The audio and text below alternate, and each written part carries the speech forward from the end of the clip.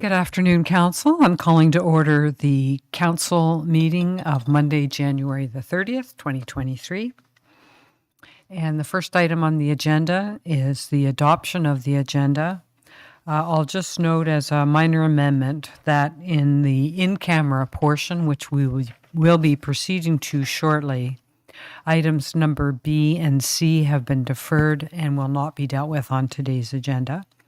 But other than that, I have here that the content of the council agenda for January 30, 2023 be adopted as presented and just amended.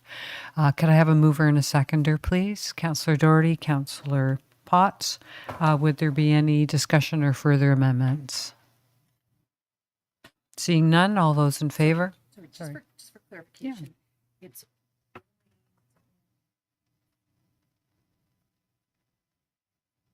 Okay, we're all good. All those in favor? Thank you, that's passed. Are there any declarations of pecuniary interest? Go ahead, Councillor Jeffery. Later in the open session with respect to the budget bylaw, I would ask you to sever the vote between excluding permanent part-time employment as a family member is an employee of the town under that designation. Okay, thank you. Thank you. Mayor Hammond. Yes. I just with Councillor Jeffrey's declaration, I too have a family member who is working as a casual laborer. So if it does come to vote, I would have to ask for severing of that. All right. Not sure how that exactly needs to be done, but we can talk about it at the time. Yeah, it'd be great if you could come back with a section in mind. Councillor Potts. Yes, thanks, Mayor Hamlin. In regards to the public session in 16.2, I've consulted with the Integrity Commissioner, who advises that notwithstanding my brother have been named in the item, that reference does not amount to a disqualifying interest for me, given the absence of a pecuniary or a special interest for my brother in the report. So I'm able to fully participate in the council discussion. Thank you for advising us of that. Yep, thanks. Right, seeing none other.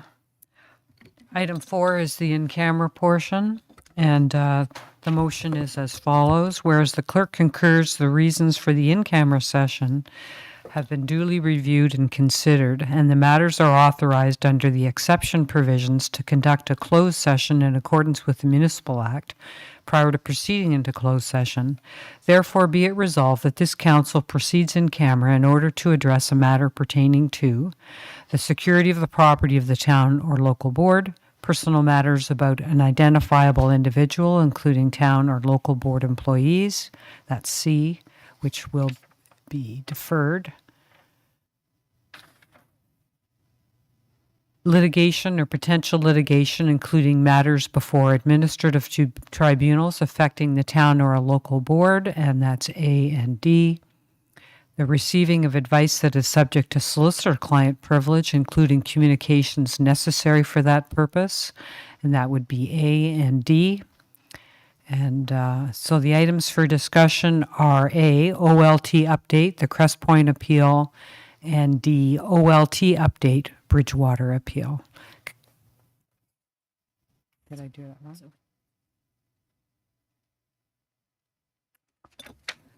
Okay, so the items for discussion, if you could ignore what I just said, they are instead B, proposed land acquisition, and C, Cuthbert Estate.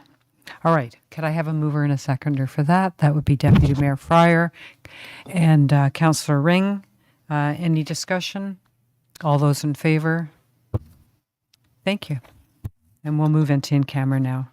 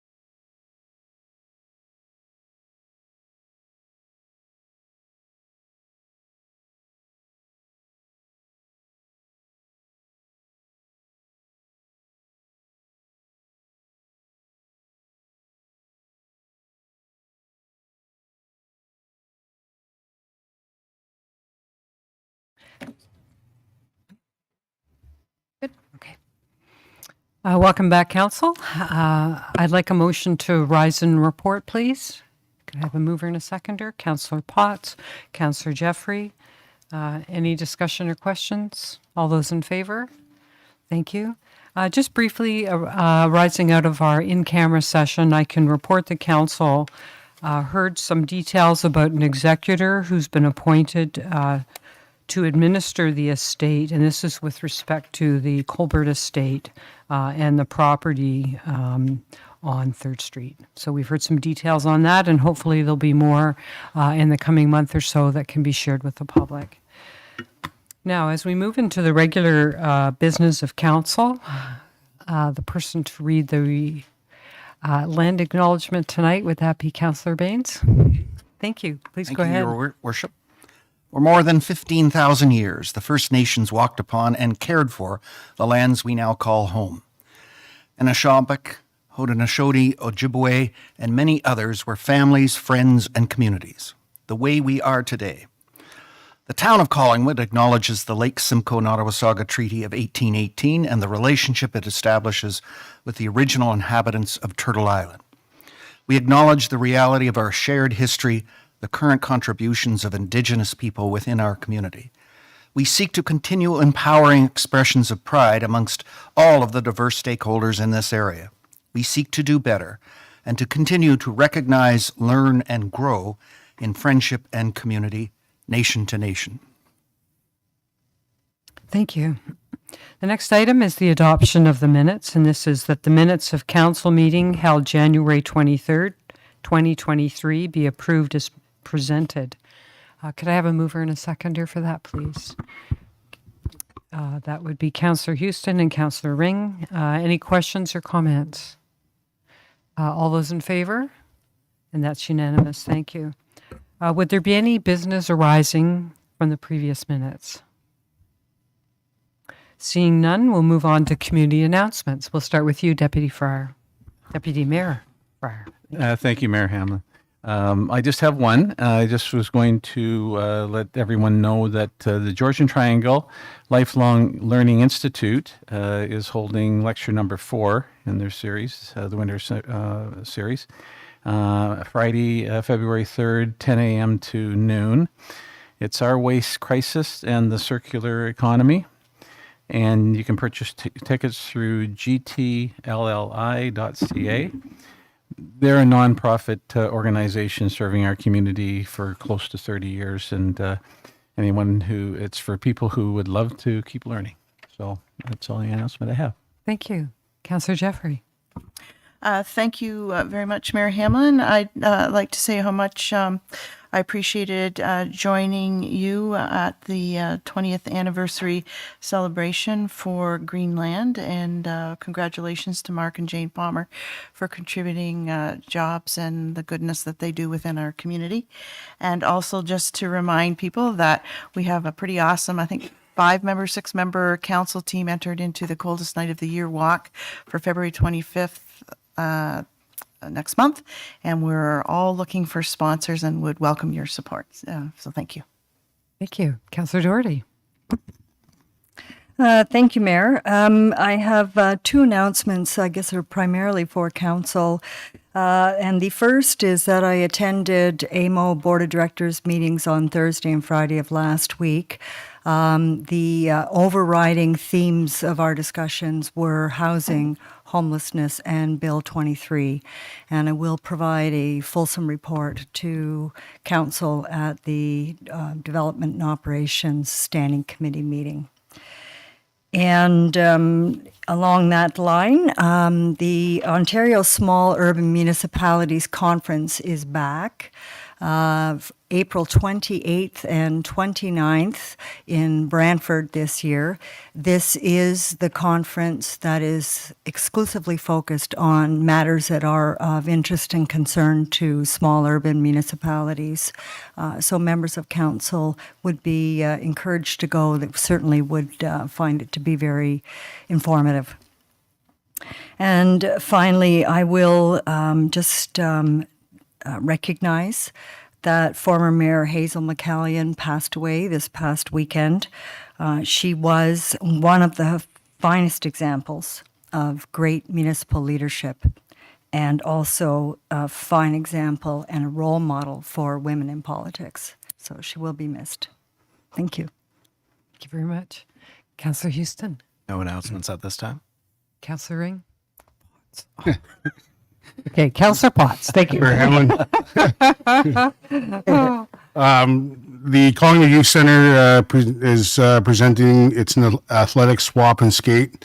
The event's February 5th from 12 to 7 p.m.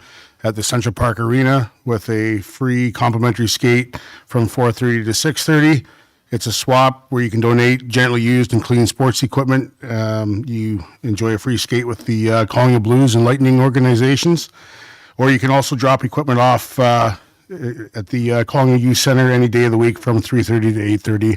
For additional information, you can reach out to the Youth Center, and I think it'll be a great thing for the municipality and the community.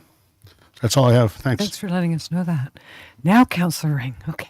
Thank you very much, Mayor Hamlet. Excuse me. February is Black History Month in Canada. It's time to recognize and celebrate the past and present contributions made by the Black community. To launch Black History Month on Wednesday, February 1st at 4 p.m., the Town of Collingwood will have a flag-raising ceremony at the Collingwood Public Library. Everybody is welcome. That's all I have, Mayor. Thank you. Councillor Baines. Thank you, Mayor Hanlon. I'm delighted to report that this coming Thursday, February the 2nd, at Craigley Ski Club, the Georgian Triangle Humane Society will be hosting its annual ski day. And all members of council, the public, everyone, you don't have to be a citizen of Collingwood, are encouraged to come and to help out the Humane Society in its efforts to provide good quality care to all of our pets. It's going to be fun. There'll be a silent auction, a number of different races, great meals, snacks. Encourage everyone. $150 or $75 if you happen to be a member of the club. So please come out and support your Humane Society. Thank you. Thank you. Councillor Perry. Thank you. Just want to announce that this Thursday, February 2nd, the Collingwood Library has a virtual author event starting at 1 p.m. Carolyn Bishop will be discussing her novel, The Other Daughter, about a London journalist who reports on the fight for women's rights in the 70s in Switzerland, and the daughter who uncovers the long-buried truth about the assignment years later. The Simcoe Author Talk series is done in a partnership with libraries throughout Simcoe County. You can register for this author talk through the coming events link on our homepage, collingwoodpubliclibrary.ca, or through Eventbrite. Also, a clothing pop-up is taking place at the library on Saturday, February 11th from 10 a.m. to 12 p.m. All items offered at the pop-up shop will be free, and shoppers will get to browse a wide variety of selections. Clothing donations are limited to 2 bags per person and are being accepted at the library on February 9th from 4 till 7 p.m. That's it. Thank you. Thank you. My community announcement tonight is also about Black History Month. I wanted to mention that a proclamation will be read at the flag raising, and it will include that this event, which is Black History Month, was started by Jean Augustine, who was the first Black Canadian woman elected to Parliament in the mid-1990s.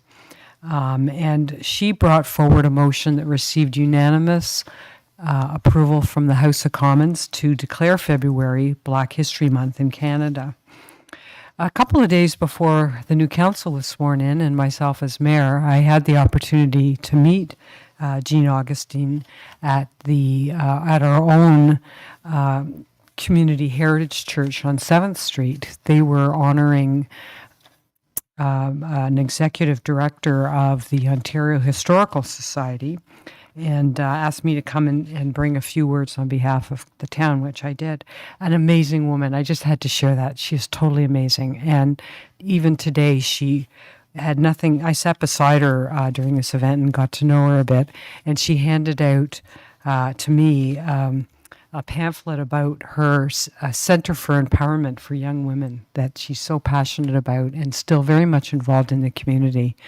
And also, I'll just mention that I found it's a bit fitting that today on our agenda we'll be asking to approve a bylaw to designate that very church on 7th Street, which I'll just remind you here. It was a significant landmark of direct descendants of those who established a flourishing black settlement in Collingwood. This property had direct association from the 1870s with settlers of African descent who started to arrive in Collingwood as early as the 1840s. So there's a whole report about the history of that church and its importance to the Black community as part of our agenda tonight. In addition to the flag raising that Councillor Ring mentioned, also on Thursday, February the 23rd at 2 o'clock, the Collingwood Public Library is hosting Janie Cooper Wilson, a highly accomplished local historian who will discuss Black history and how it connects to the Collingwood area. And also, the staff's been busy about to launch a storyboard project, which shares the history of the Black community leaders.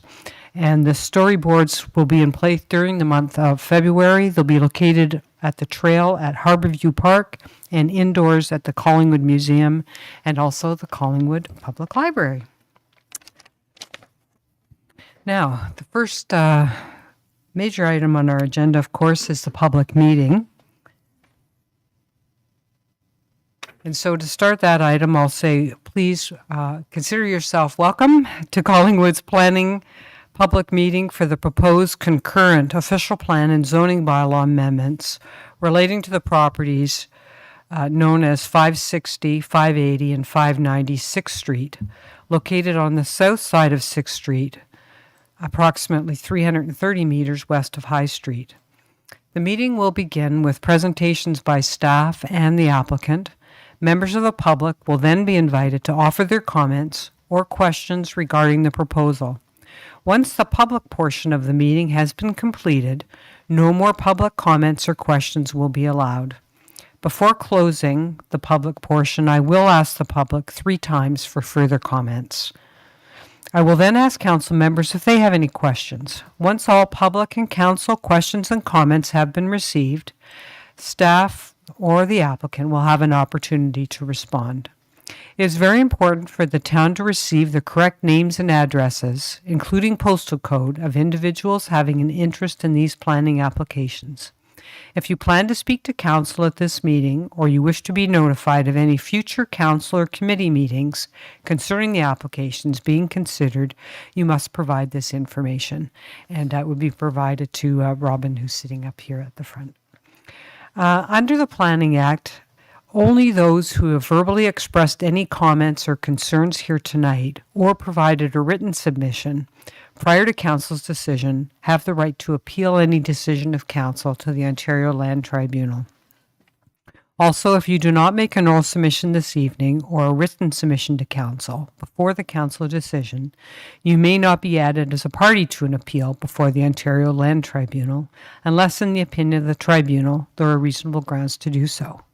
And tonight, council will not be making a decision. Tonight is simply the public meeting portion where we hear questions from the public and council. This meeting is being recorded and streamed on the municipal YouTube channel and broadcast on Rogers TV.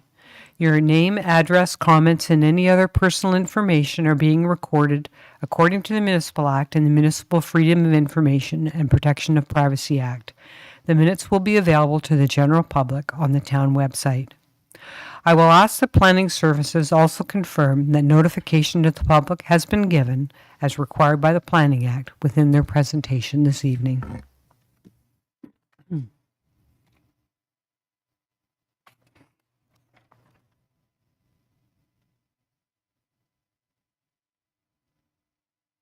Okay, off to staff, yeah. Okay, so at this point, I'm going to turn the meeting over to staff for their presentation.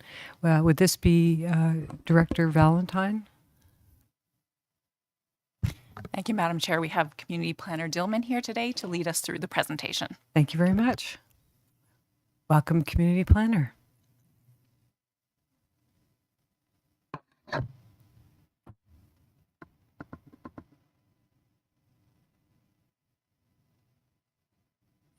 As Director Valentine mentioned, my name is Cassandra.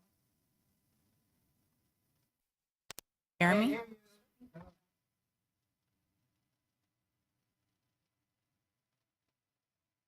That better. It seems on. It's quite close to me. Am I too tall for the mic? Well, good evening, Madame Mayor, members of council, and residents. As I mentioned, my name is Cassandra Dillman, and I'm the community planner assigned to the file. A proposed official plan amendment and zoning bylaw amendment at 560, 580, and 590 6th Street. Next slide, please. This meeting will follow the town's standard format for public meetings. The remainder of the meeting will consist of an overview of the public notice, an overview of the applications and the amendment review process, a presentation by the applicant, and then the meeting will open to receive any comments by the public and followed by questions and comments from council. Next slide, please. In accordance with the Planning Act, I can confirm that public notice, the notice of public meeting, was published in the Collingwood Connection newspaper and circulated on January 5th, 2023. Notice was also given by ordinary mail to every landowner within 120 meters of the subject lands. Next slide, please. This slide provides a general overview of the development process. So the application, first there was a pre-consult, and then the applicant made their formal submission under the Planning Act on August 25th, 2022. The application was reviewed by Planning Services and deemed complete on October 14th. A notice of complete application was then published in the Collingwood Connection on October 27th. Step 4 then involves the circulation of the submission to various town departments and external agencies for review and comment. The statutory public meeting is tonight, and we're here this evening to learn about the proposal and to receive comments from the public and council on the proposed applications. I'll return to the slide later and review the steps following tonight's meeting at the end of the presentation. Next slide, please. There is a little bit of history on this file, so I'll provide a brief overview before getting into the applications tonight. The western portion of the lands, 580 and 590 6th Street, were the subject of a former official plan and zoning bylaw amendment and draft plan of subdivision. These files were approved by the Local Planning Appeals Tribunal, LPAT, in 2019. This was to permit a 64-unit apartment building and 40 townhouse unit residential development. The official plan policies and the zoning, they remain in effect.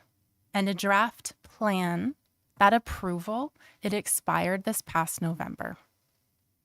As a result, the applicant has applied for a new series of concurrent planning applications, and they're being brought forward tonight for the town's consideration.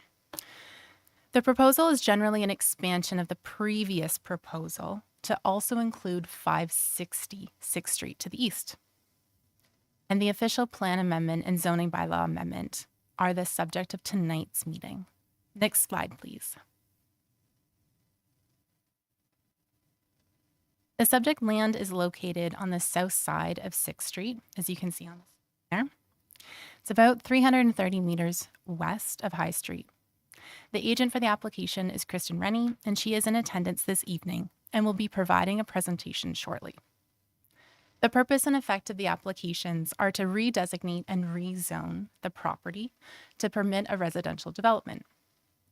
This would include a total of 347 dwelling units, 272 apartment dwellings, and then 75 townhouse units. The site is bound by 6th Street and an industrial park to the north. Lands are designated residential to the east, and to the south, the Creekside subdivision. Residential lands in the Black Ash Creek are to the west. The subject lands are designated residential in the town's official plan, and the eastern portion is currently vacant. There's a single-family dwelling and an accessory structure on the western portion. I will also note that we have received an application for a draft plan of subdivision. Next slide, please. So to provide a bit more context for the development and the proposed amendments, it can be useful to see the draft plan, which is shown on the screen right now.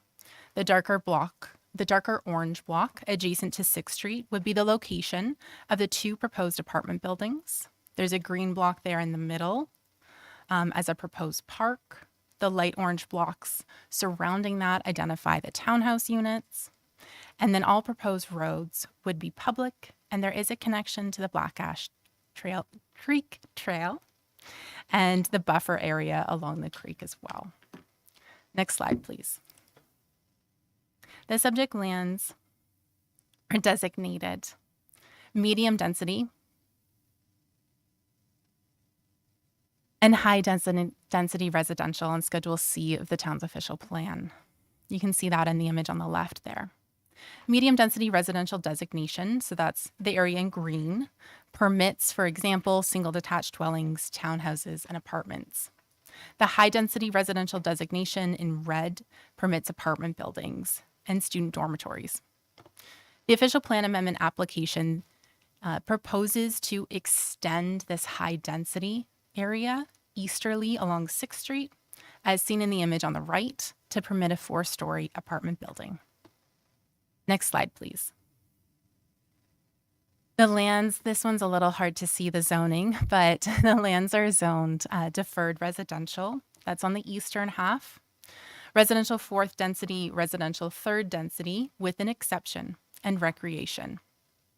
Exception 57 recognizes a minimum lot frontage of 6 meters and a minimum lot area of 212 meters. Both that R4 and R3 zone have a holding zone applied to it. So this requires the confirmation of adequate and functional municipal servicing prior to that hold being lifted. The R4 zone permits apartments, nursing retirement homes, and nursing facilities, for example. R3 zone permits, for example, apartments, duplexes, single detached dwellings, semi-detached, and townhomes. Next slide, please.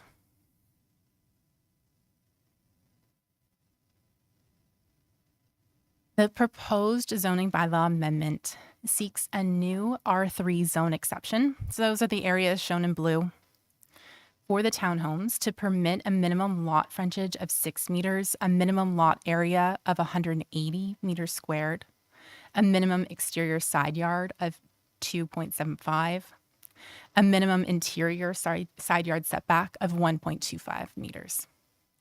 I will note that some of the lots will conform to the R3 zone standards, and the agent for the application will review this in more detail. The R4 zoning is proposed to extend easterly along 6th Street, it's the area there in red, to permit the proposed apartment building. Sorry, excuse me there. The same H12 holding provision would be applied to the R4 and R3 zones. A park is proposed in the center of the development, which would be rezoned to recreation. No changes are proposed to that existing recreation zone along the Black Ash Creek. Next slide, please. Staff have received a few comments regarding this application. So the County of Simcoe, Enbridge Gas, Simcoe County District School Board, and some town departments have supplied either a no objection or their standard conditions. Since these slides were published, we have received 2 written comments prior to the meeting tonight. So Robert Johnson had questions pertaining to the zoning approvals and permitted uses, if the development had any affordable housing units, traffic, grading, and drainage. Doug Mitchell also supplied written comments and had questions pertaining to parkland, drainage, tree removal, and fencing. Next slide, please. As I mentioned, we're back at the development review process. So after tonight's meeting, there is an application refinement. So considering all the comments that are received at the public meeting tonight, and then writing a comprehensive staff report and providing a recommendation on the applications. This will first go to the Development and Operations Services Standing Committee and then to Council. Council's decision on the official plan and zoning bylaw amendment would occur at a regular council meeting. The decision to adopt or refuse that official plan amendment, and then to approve or refuse the zoning bylaw amendment. If the official plan amendment is adopted, there is notice, and that's circulated, posted in the paper as well, and circulated to neighbors. And then an application package is submitted to the County of Simcoe, as they are the approval authority for the town's official plan amendments. If that application is approved and no appeals are received, both the amendments would come into effect. Next slide, please. Members of the public can check the town's website to review committee meetings and agendas. There's also an option to subscribe. If anyone would like to provide written comments, please email me at cdillman@collingwood.ca. My email is on the screen there. And I'd like to remind everyone that tonight's meeting is to receive comments on the application from the members of public and to share information on the proposal. This concludes my presentation tonight. Thank you, Your Worship, Council, and members of the public. Thank you very much, Community Planner Dillman.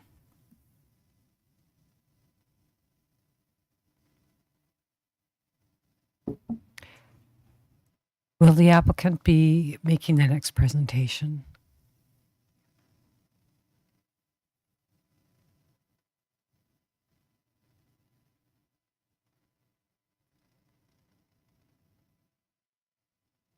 Madam Mayor, members of council, town staff, my name is Kristen Rennie. I'm a registered professional planner and I'm the owner of Georgian Planning Solutions. And I'm also the agent for the property owners of 560, 580, and 596 Street. Next slide, please. But Robin's my person today. As Cassandra mentioned, the purpose of the public meeting tonight is to consider an official plan amendment and a zoning bylaw amendment to implement a proposed plan of subdivision on the subject lands.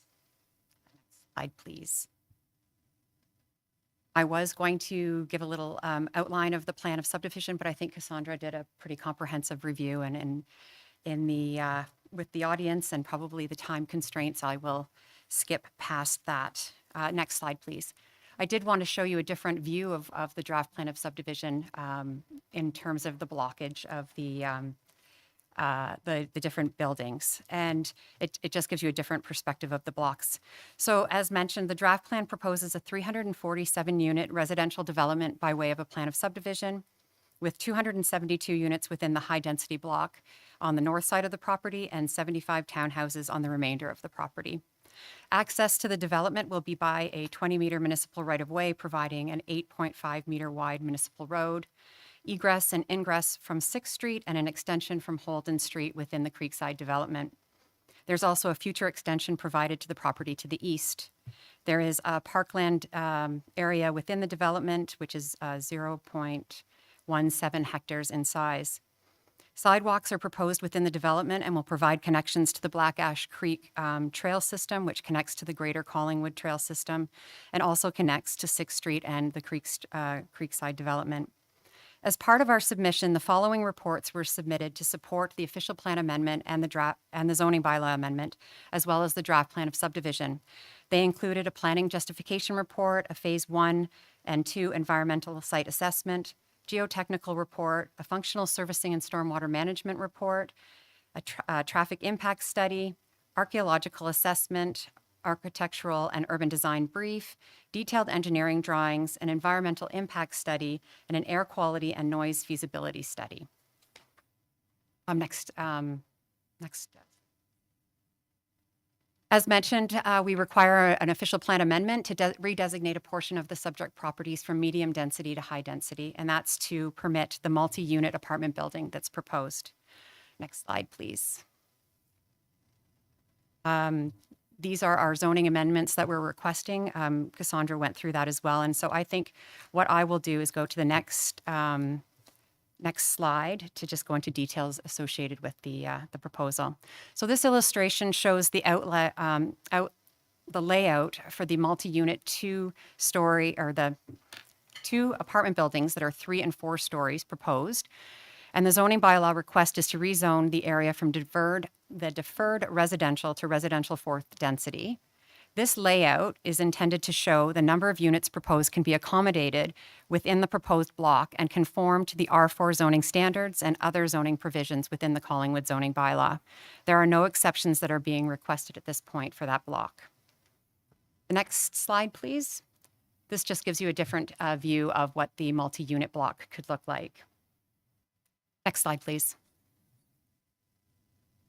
This slide shows the townhouse blocks, which is the next section that I'm going to speak to in regards to the zoning bylaw amendments requested.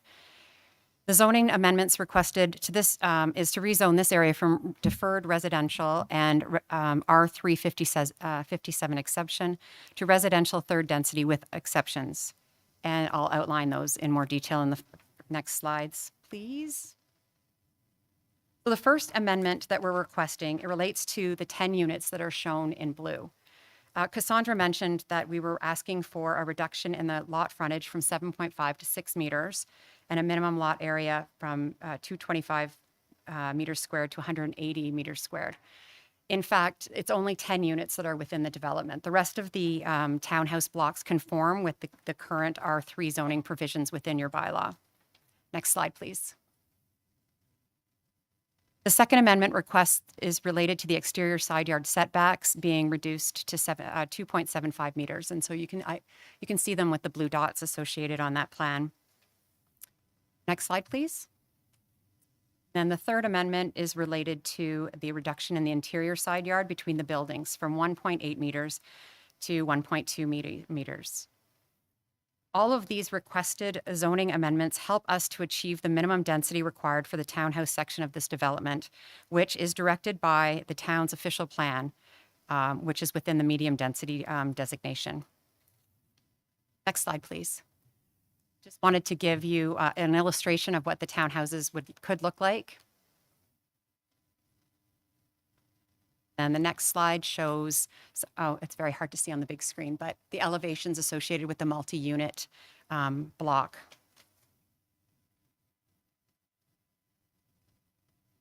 I'm now, next slide is fine. And actually two, if you can go to the next one. I'm going to invite Paul Husson, who is our consulting engineer on the file, just to speak to some of the engineering aspects of the proposed development as well.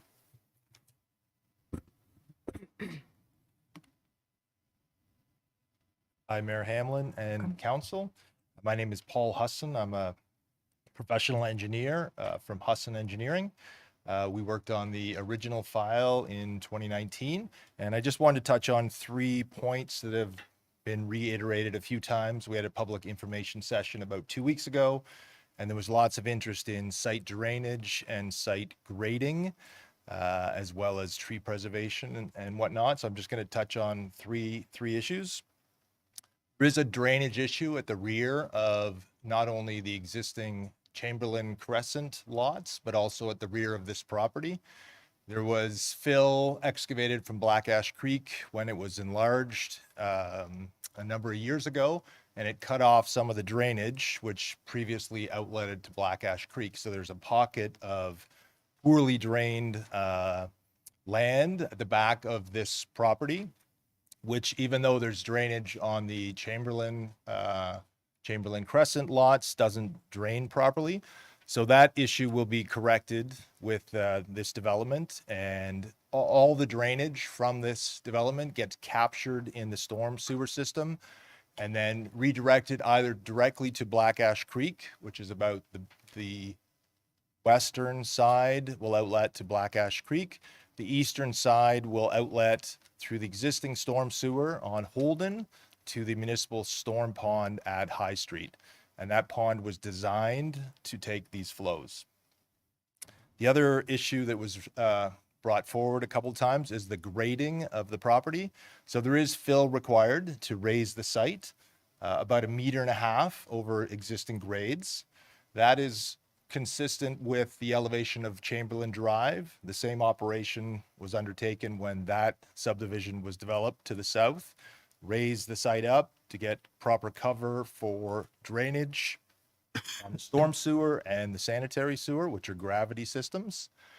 The lots at the back, the shared property line is the existing elevation that was there, you know, before the Creekside development went. So it's a low area, and that's why there's been drainage problems. So development of the north portion of the site will actually improve the drainage in that area. The last thing I wanted to speak to is the existing trees and timing. So there are the property is treed right now, but there's no plan to retain any trees because it's a low area and the site can't be developed with the existing trees, and the drainage problem at the back cannot be resolved without removal of the trees. Trees were left. There was some talk about leaving a strip of trees at the back, but that's the lowest portion of the site where the water collects.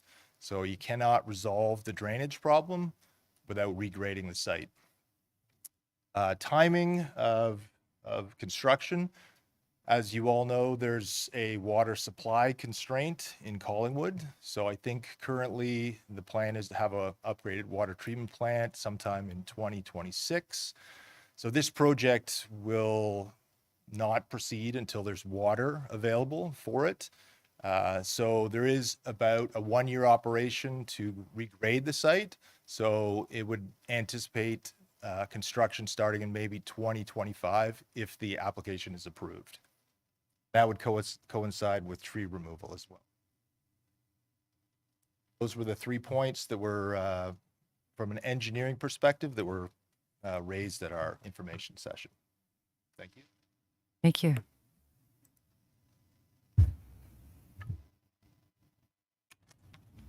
Director Valentine, are there any other presentations from staff or the applicant? No. Okay. So at this point, we'll hear from the public.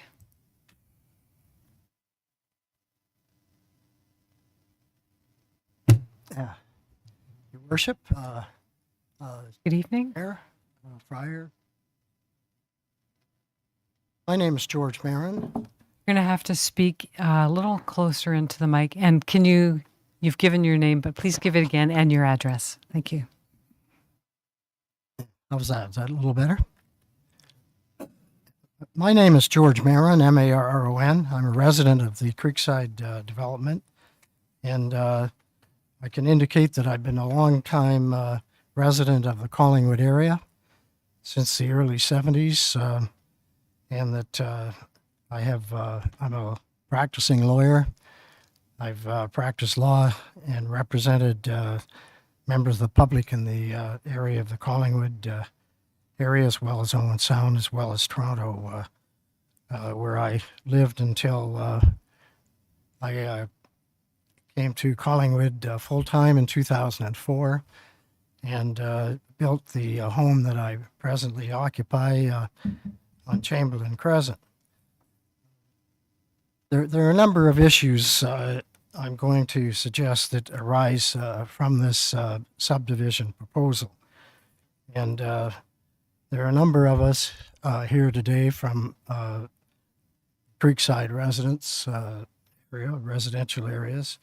And so I don't propose to explore all of those areas, but I can indicate to you that we've had numerous conversations amongst our neighbors, and hence my request to address you in the first instance in order to outline some of the issues in a general way and then I'll defer to some of the other individuals. So hopefully we'll keep to a minimum any repetition of any of the points that we wish to make. But the thing that concerns me is the fact that the applicants here are not identified. We're dealing with two shell companies, and there's a lack of identity of the applicants. There are a number of significant issues to be addressed in this subdivision plan, and it's important, I submit, to understand who the actual principals are, corporate principals if they are, or individuals. In other words, the operating mind of these limited companies. So who are these people? We have no idea who we're dealing with. We have any idea what they've done, what's their track record, what's their reputation. Town of Collingwood investigated any of the prior developments in which they may have had some activity. Has there been any homework done? And who are we dealing with? That's the first issue that concerns me.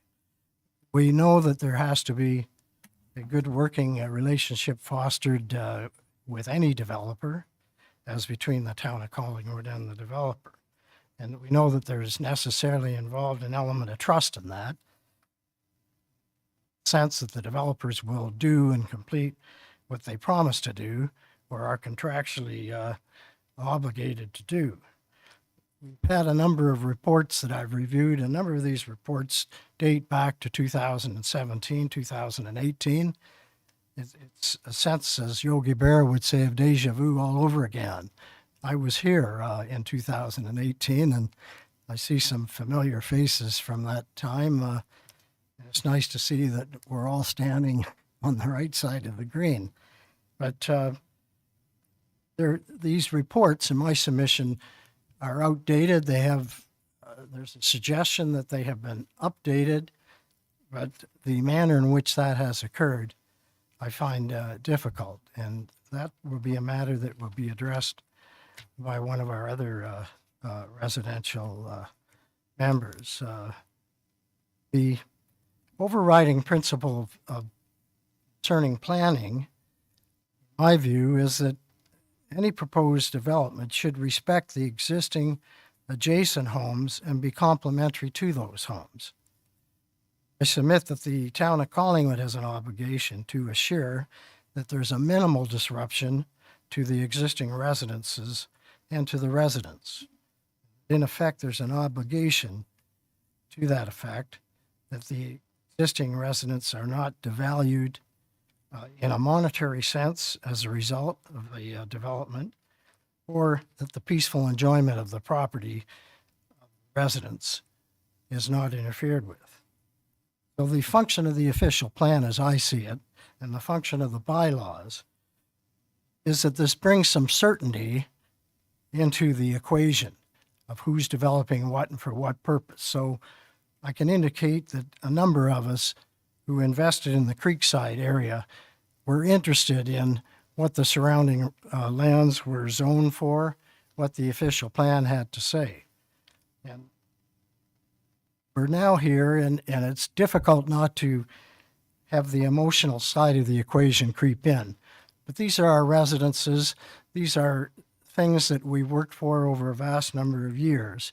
And in large part, they fulfill and form the majority of anything that we work for and have accumulated. They are assets that are primary assets and important to our residents. And because we have spent the care and the time, and because of the official plan and the bylaws, we are requesting town basically protect us.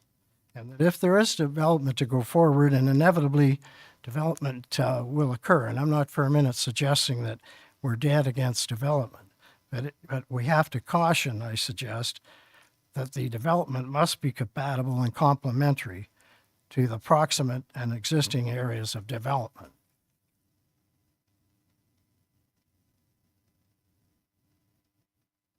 Now, when we were here in April of 2018, that's my recollection, it may have been 2019, we're dealing with the two parcels, the parcel 580 and 590. And there were concerns that we expressed at that time. And so the way I see it is that everything that has gone before us to today's date, or at least till November of 2022, has been shelved. And I'm wondering what, if any, recourse the town has for all the effort that the town has put in and the inconvenience what this has caused adjacent residents, i.e. the Chamberlain Crescent and the Creekside residents. Once again, as I say, the fact of the shell companies, limited companies, they exist for a reason, I suggest.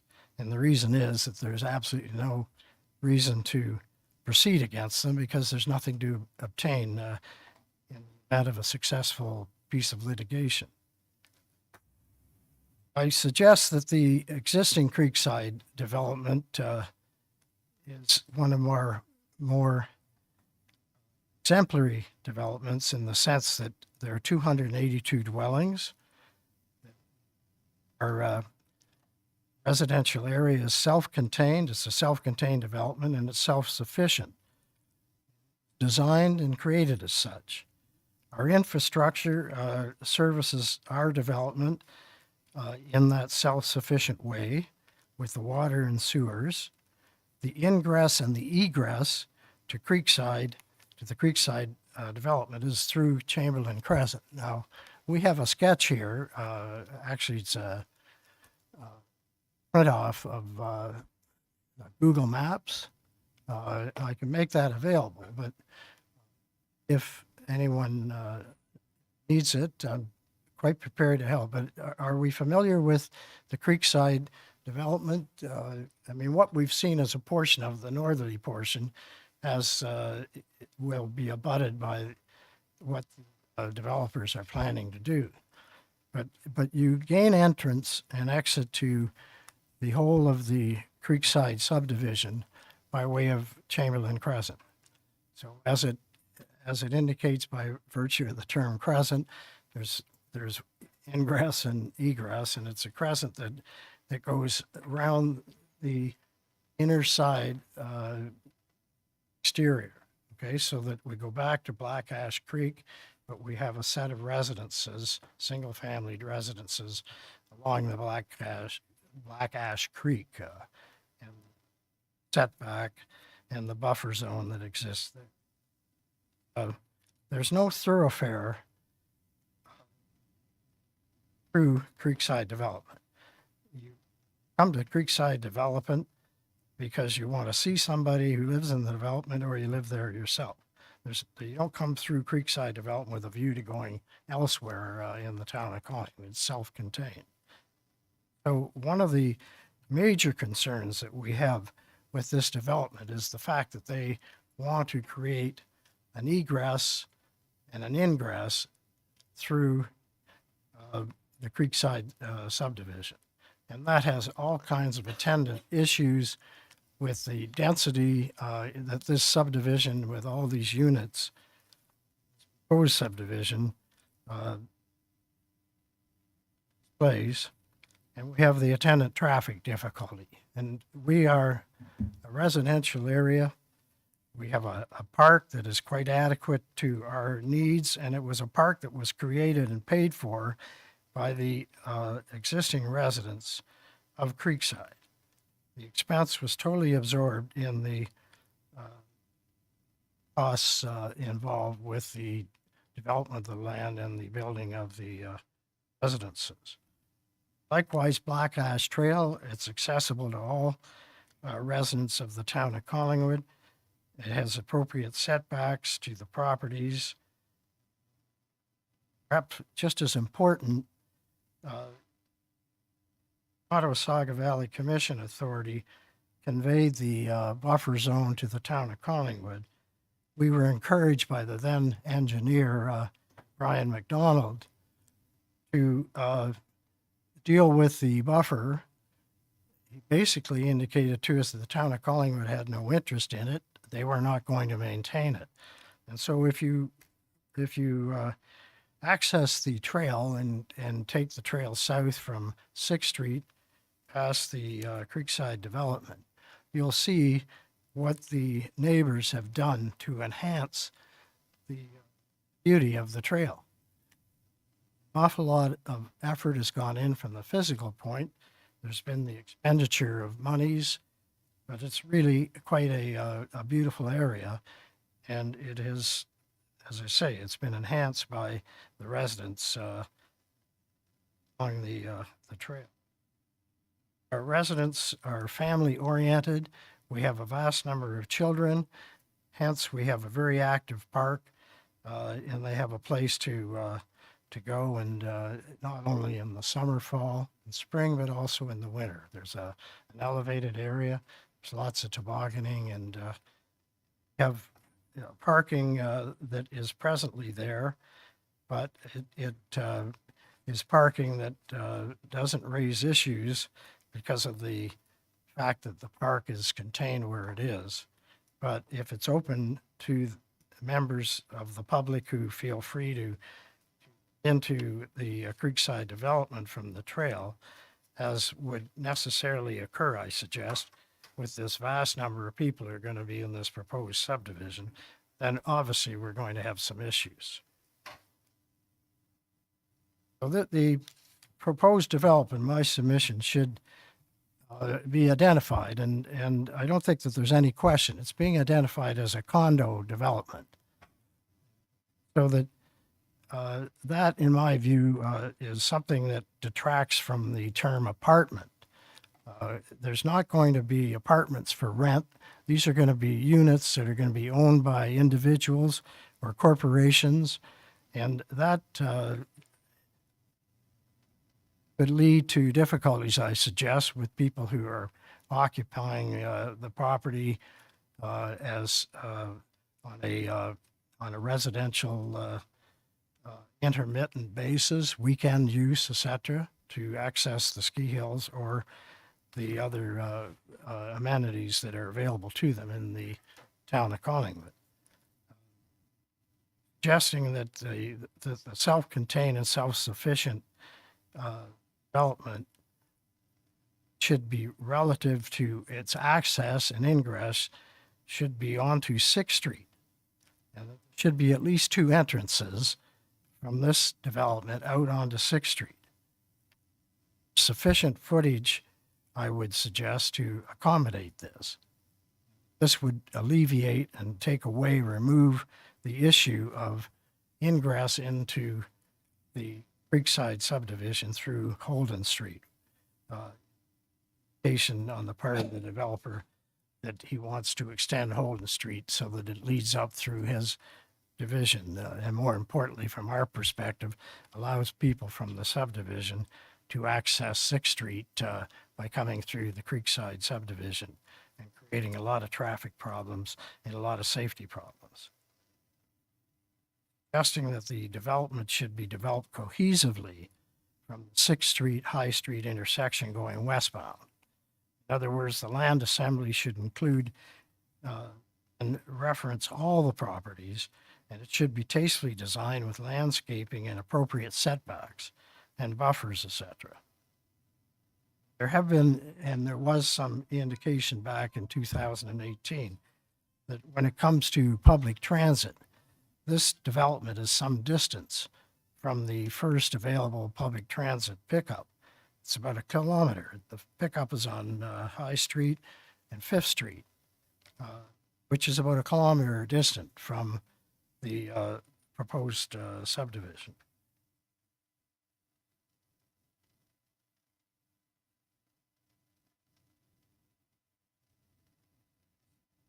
Turns the Holden Street. I'm suggesting that the access route should be abandoned, stations as stated, and I'm suggesting that at the very least, if it's not abandoned, that there should be a form of swing gate constructed. and that would service any emergency difficulties that the subdivision may be subject to, in that it would allow access from a third point. Want indicate that to be there for emergency purposes, and that therefore we would restrict the vehicular access. Parkland that's been proposed, initially it was cash in lieu of parkland.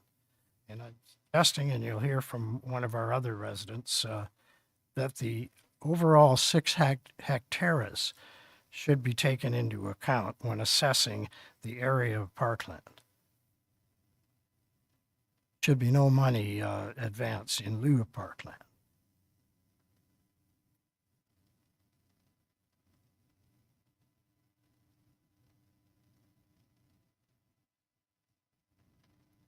We have difficulty with the fact that we are going to be looking at, I mean, that 1.3 meters of soil fill was mentioned.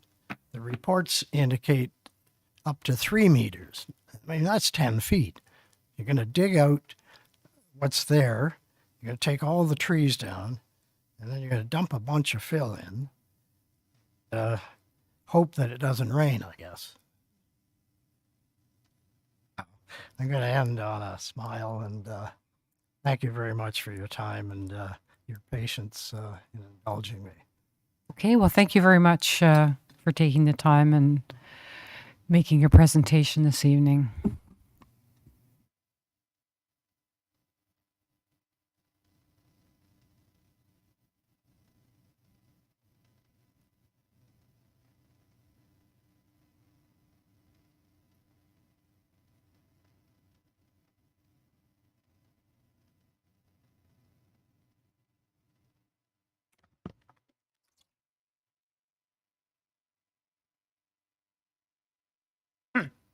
Good evening, Mayor Hamlin, councillors, and staff. My name is Michael Olenek. I live at 35 Chamberlain Crescent. First of all, I'd like to start by saying I'm in awe. We heard a list of all of the reports that get generated as part of a development like this. There are over 1,700 pages of information that I'm sure people are reviewing. I'm going to focus specifically on the traffic study. So the traffic study is 179 pages. I got tired of flipping back and forth on my monitor, so I had to go out and print it. This isn't even all of it. There's another 44 pages. So 179 pages. And I once had a professor that said, if you're going to write a long report, you better make sure the summary and the conclusions are good, because that's what people are going to read. So next slide, please. So a little background. We've heard this already. 272 apartments, 4 buildings, 75 townhomes. Basically, almost 800 people are going to be inhabiting this development. The conclusion presented in the traffic impact study, directly from this study, says the development will generate 142 morning peak hour trips and 150 afternoon peak hour trips. In summary, the proposed development will not cause any operational issues and will not add significant delay to the local roadway network. Right out of the report. And quite honestly, this gets mentioned. That's a conclusion in the report, so it gets mentioned. I know, Kristen, you've got it in your report, because we take that as the truth. So last week, I attended the Eden Oak presentation, because there are a lot of similarities between their development and ours. And one thing that struck me is when people are talking about being on Raglan, and I'm on Day and this person's on Linton, these people are passionate about their neighborhood, and they make these statements assuming that you know exactly what they're talking about. So if my helpers could you're just going to hold it up here. I just want you to, George alluded to what the development looks like. Maybe to the side there a little bit so other people can see. So I'll try to make the presentation short so that your arms don't get tired. So So what I want you to do is be able to see some of the streets that we refer to. I put the proposed development area in there. We talked about Chamberlain. You've seen the maps already. So considering that the Eden Oak development had to go through a similar process, I figured they also had a traffic impact study. Could you go to the next slide, please? So the left side of this slide will show you what we talked about on the previous slide. That's a summary from this report here. I looked at the Eden Oak report conclusion. That's a development that'll have 1/3 the number of dwellings, half the number of peak trips in the morning and night. And the conclusion from that report is the proposed development will result in additional traffic volumes to local roads. Wanted to put that in perspective for you. So let's go to the next slide, please. So let's go back and think about what they did here. So the developer bought in 2017, he bought 596th Street. So where the red stars are, in 2017 decided we better do a traffic study, the 2 red stars. So what it's going to impact is 6th and Stewart and Chamberlain North, Chamberlain and High Street. So those are the 2 spots that data was collected. That's in this report. A year later, hey, maybe we should collect some other information. So let's look at 10th line and 6th, and let's look at 6th and High. So now we have 4 data points, 2017, 2018. So what do we do with this? With this information, with these 2 studies, we extrapolate the data. So the developer wants the traffic study to show you what does the traffic look like going forward. So we use data from 2017, 2018 to predict, and we label it in the report, existing traffic volume for 2022, 2026, 2031, and 2036. The existing is not actual. We've taken data from 5 years ago and said, what does the traffic look like today? I took all that information and I plotted it. And guess what? It's a perfectly straight line. All of those intersections are all straight lines at a growth rate of 0.5% per year. So we've just taken a factor and said that's the way it's going to grow. Next slide, please. So what is my concern here? That we take data from 5 years ago and we extrapolate, we call it existing. I'm sorry, you could call it predicted, you could call it calculated, you could call it something else. Existing would give you all the impression that that's what it is today. It's not. The report refers to level of service, 2022 level of service. That basically says, when I get to Chamberlain, when I drive out Chamberlain and I get to High Street, the level of service is how long do people have to wait? Okay, well that was based on old data extrapolated. In reality, the delays at Chamberlain are much higher to get out of the subdivision. Why? Because the population has grown. Secondly, COVID. People are living up here. People realize they can live at their vacation home and they can work and do their jobs. So the population has grown. So the traffic growth rate is 0.5%, but in reality, census data says we've actually been growing at 13.8% over 5 years, 2.8% per year. So we're off by a factor of 5. All right. And now if you take the information that's in the report that shows all the developments for the next 10, 12 years, it shows that we're going to add about 6,100 units or 15,000 residents. That population growth would be about 59% or 5.9% per year. Now we're out by a factor of more than 10 in terms of traffic flow. Next slide, please. So I won't spend a lot of time here. The 2 lines that go in a straight line, that's basically the traffic information that says, hey, we're growing at a rate of 0.5%, and you can see the population grows at a much faster rate. Next slide, please. So within this report, the traffic consultant's able to tell you where all these 800 residents want to go.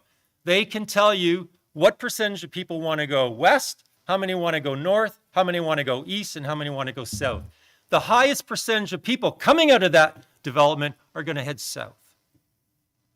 28%. That's from the report. I didn't make that up. Next slide, please. So now the report, these are images taken from the report. So what he's done is said, hey, here's what the traffic volumes look like. So all those small numbers are the numbers of traffic flow based on 2017 data for 2026. So that's pre-development. We go to the next slide, please. This is the slide post-development. Can anybody behind me tell me what is missing from this slide?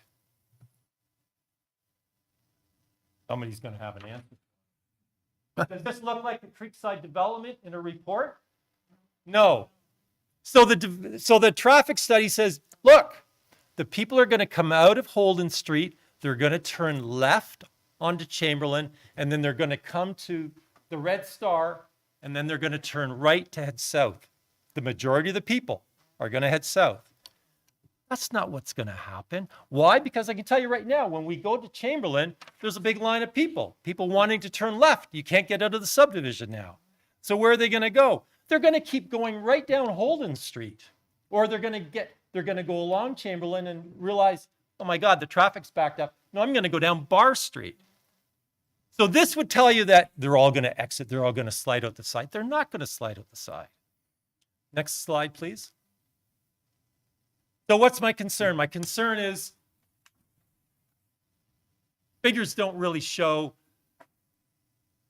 that they're just going to use Chamberlain North. That's not the case. The majority of the people are going to drive through Creekside, heading south to get down High Street to head south. But think about the people. If all those people are heading south, they're going to have to come home again. So they're going to come back. So when you come up High Street, you have three options. The people in the new development. You can take Chamberlain South, you can take Chamberlain North, or you can go up to the traffic light. The traffic light from Chamberlain North is another 385 meters, and you've got a traffic light. I'm going to tell you that most people are going to say, I'm not going to the traffic light. I'm going to cut through Creekside. I can tell you that I generally take the Chamberlain South entrance, because High Street narrows into one lane. So for me to make a turn, it's easier. I can find a gap in the traffic and in I go. So once you come in there, I come up one of the streets, I come up either Holden or Davis, go to my house. Sometimes I actually go all the way around Chamberlain back to my house because I don't have to stop at a stop sign right into my driveway. So that's what's going to happen in reality. Everybody coming in and out of that subdivision is going to come through there, and probably Holden is going to be the street that takes the brunt of the traffic. Yeah, and the last point there is the turns at Chamberlain Crescent. When I see people turning left, several years ago, it was easy to come out of the subdivision. Now with the traffic, the higher level of traffic, it's hard to get out of there. And I see people, the lineups are longer. So when you're the first person in line and you know there's 4 or 5 cars behind you, you take chances. I've seen people whip out of there and the accidents are close. So I'm just saying people are taking chances because of the higher volume of traffic. So next slide, please. Okay. Conclusions, last slide. No, sorry, this is the last slide. Okay, so I'm very concerned about using old data to call what is existing traffic flow, because that's not accurate at all. Because it doesn't really take into consideration the COVID and the population growth. The figures used to show traffic flow through Creekside does not truly show the subdivision routes in here. It doesn't show you the entire subdivision. And it will significantly increase. It's going to be an easier path to get through and get out of the subdivision. Last comment. I looked on a map and I tried to figure out what other subdivisions were created where a new subdivision was created close by. Looked at Mare Mills, you look at Georgian Meadows, you look at even the new ones, Summit View. All of them are self-contained. They've got a spot where you can go in and a spot you can go out. Nowhere is there ever a new development where you actually take a path through an existing neighborhood to exit, because it's the easiest path to get where you're going. So that's one of my concerns. And I think, if you go to, I think that's the last slide. That's it. Thank you. Good job, guys.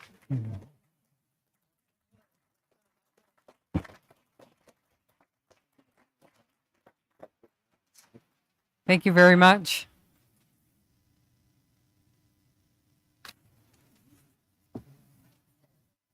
Good evening.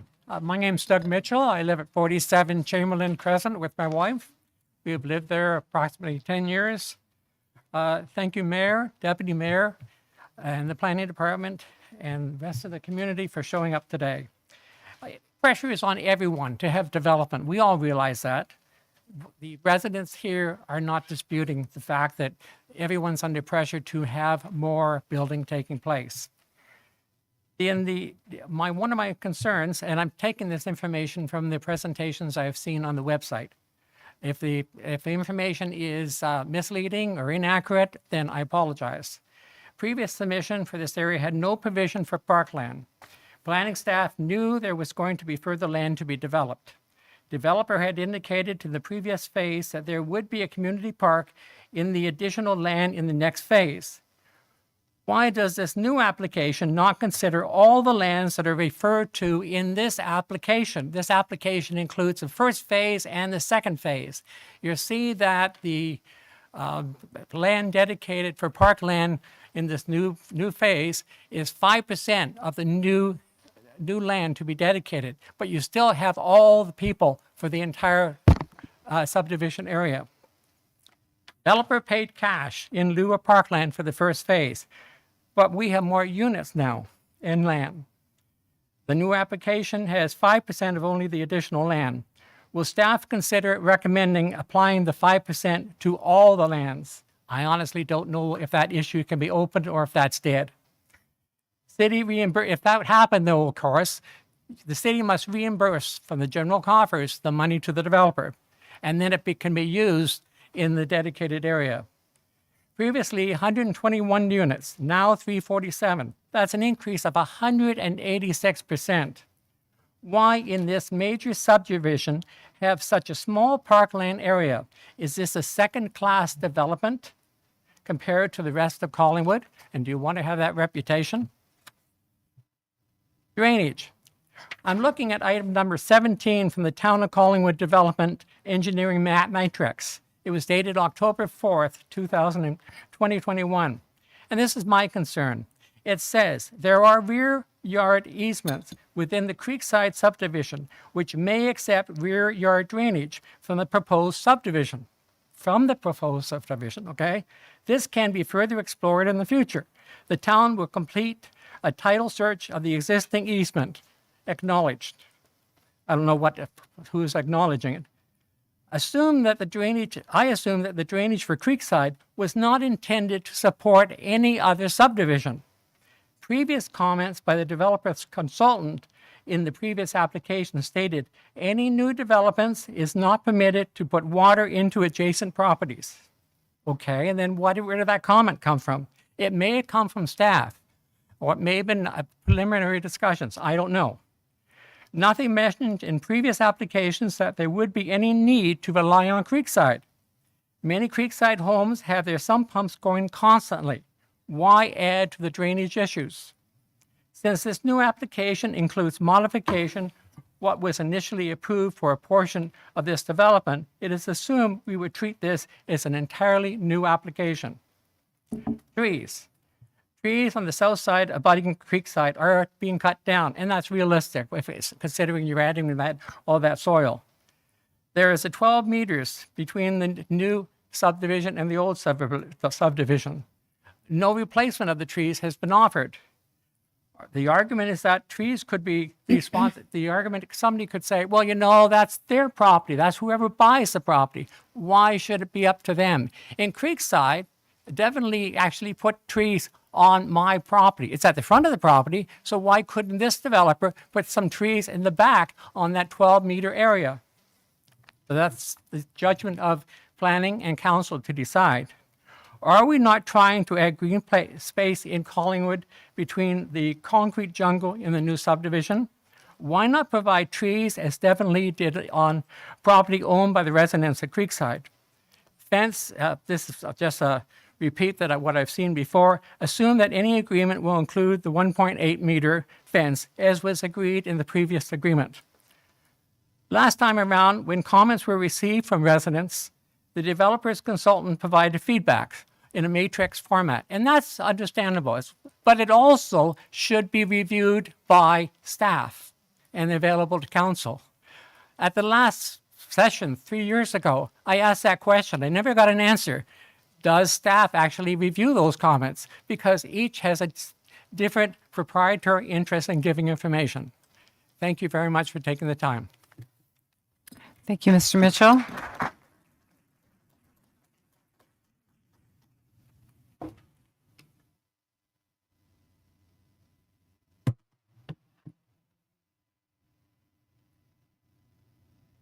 Madam Mayor, Council. Madam Mayor, Council, good evening. My name is Ian Cartwright. I'm a resident, owner and resident of 316 Holden Street, Lima 9 Yankee 0 Echo 1. So first let me say that I sincerely hope that the town is here this evening to listen and give proper due consideration and attention to the concerns of the local residents, many of whom are here tonight, rather than appear here today simply to confirm adherence to due process. First point. Secondly, I wish to emphasise a few contextual points which I think are relevant. The first is that whereas Collingwood enjoys hosting and the economic benefit from our out-of-towners, in particular those from the GTA, Collingwood is not Toronto, and we do not need to make Collingwood look like Toronto to make them feel welcome. People visit Collingwood because it is an escape from high-density urban living, not because it is high-density urban living. Second point, no doubt, is that with the correction in house prices and the increasing cost of capital, the financial viability of developments has become challenging.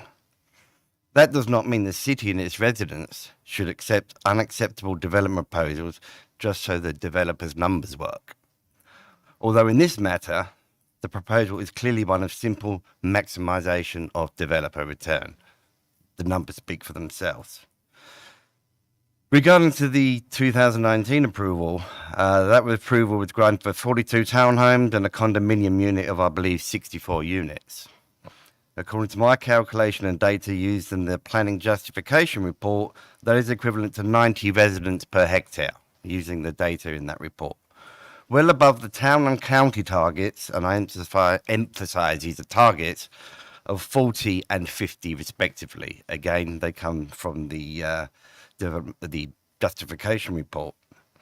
The current proposal seeks to increase this another 50% to 137.7 per hectare. This is no more than simple developer greed, dressed up in some fantasy story about how they are helping Collingwood. Now, our first speaker mentioned the two corporations and their anonymity. My understanding is that one of the applicants is the former applicant of 580, 590, 6th Street.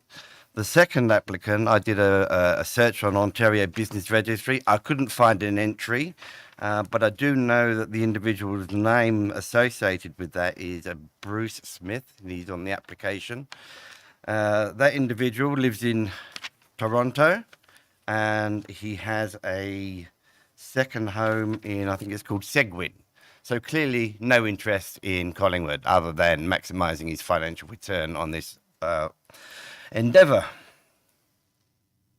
A few other points that I would echo from our previous speakers. Regarding the traffic study and the comments made thereof, absolutely 100% endorse that. I mean, and I should add that let's not kid ourselves. Many of these reports that attach to these development proposals are bought by the developer. They will give you the results the developer wants. And it's only by the judicious investigation and interrogation of these reports that the truth or the reality comes to light. So to the person, our speaker that addressed the traffic study, kudos, because that is what needs to get done in these reports to find out the reality. Holden Street will actually become a rat run for the very reasons explained. It's a wide street. It won't be tolerant to slow moving traffic. It will encourage fast moving traffic. And echoing the sentiments previously, the new development should have its own dedicated egress and access onto 6th Street. with the very sensible suggestion that Holden Street be locked off with some kind of emergency services only gate. So, my personal comments, the development next to Creekside will be a stark and ugly contrast.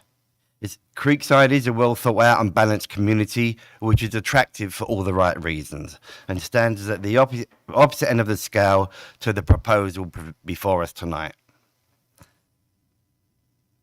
And that is facilitated by shrinking lot sizes and setbacks to unrealistic values. The previous planning application was a concession that reduced the lot sizes. Now we're going down even further. For what? What is the benefit of decreasing those lot sizes? It's not for the benefit of Collingwood, it's for the benefit of the developer. And we are creating not sustainable housing, we're creating miserable living conditions for many people.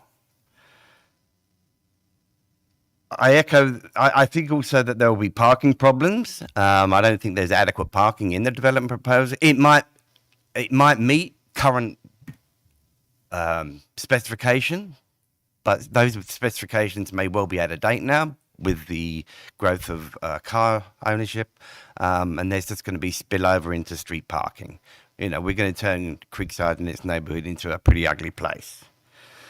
But my greatest objection to this proposal is that deserves refusal for failing to comply with the town's water and wastewater allocation policy of March 2022. And this is the matter that really piqued my attention and got me really going. Unfortunately, the information on the website doesn't really give a lot of information and background to the production, I think, of the capacity allocation chart, which is a scoring based upon certain criteria on which the town will provide or not provide water to the proposed development. And that chart, which is the greatest evidence of self-serving fantasy of this development, and its blatant misrepresentation in this form is both cause for concern for the person or persons who compiled it, and evidence that this developer will say what is ever needed to get approval. And let me elaborate. The capacity allocation chart is a set of criteria which give points for certain achieving or certain characteristics of the development, and they sum to 110. And whatever approval means or minimum points required, and again, it lacks context in the information on the website, so I wasn't able to get to the bottom of that, but there's a minimum requirement of 55. Now, I don't know who compiled this report. I have assumed it's the developer, but I stand to be corrected. Well, the developer has gone through that tabulation and given itself 91 marks out of the 110, way above the 55. So I got to go through that line by line, and I come up with a pretty conservative, reasonable valuation of 33. Let me tell you some of these points where they've scored themselves where no points were actually due. So one of the ones was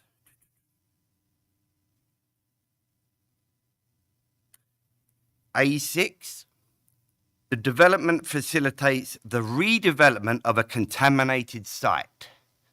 Score 2.5 points. Developer has given himself 2.5 points. This is not a contaminated site. You're not redeveloping a contaminated site. So how can you give yourself 2.5 points?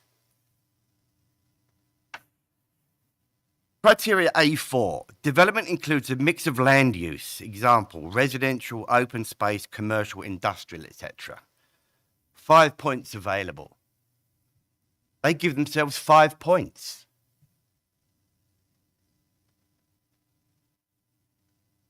Their comment, this property is proposing a mixed-use development. It includes 75 townhouses and 2 multi-unit apartment buildings. Different kinds of residential is not a mixed use. It's residential. The open space and parkland are mandatory requirements. You don't get points for doing what you should do anyway. Okay, let's find some more.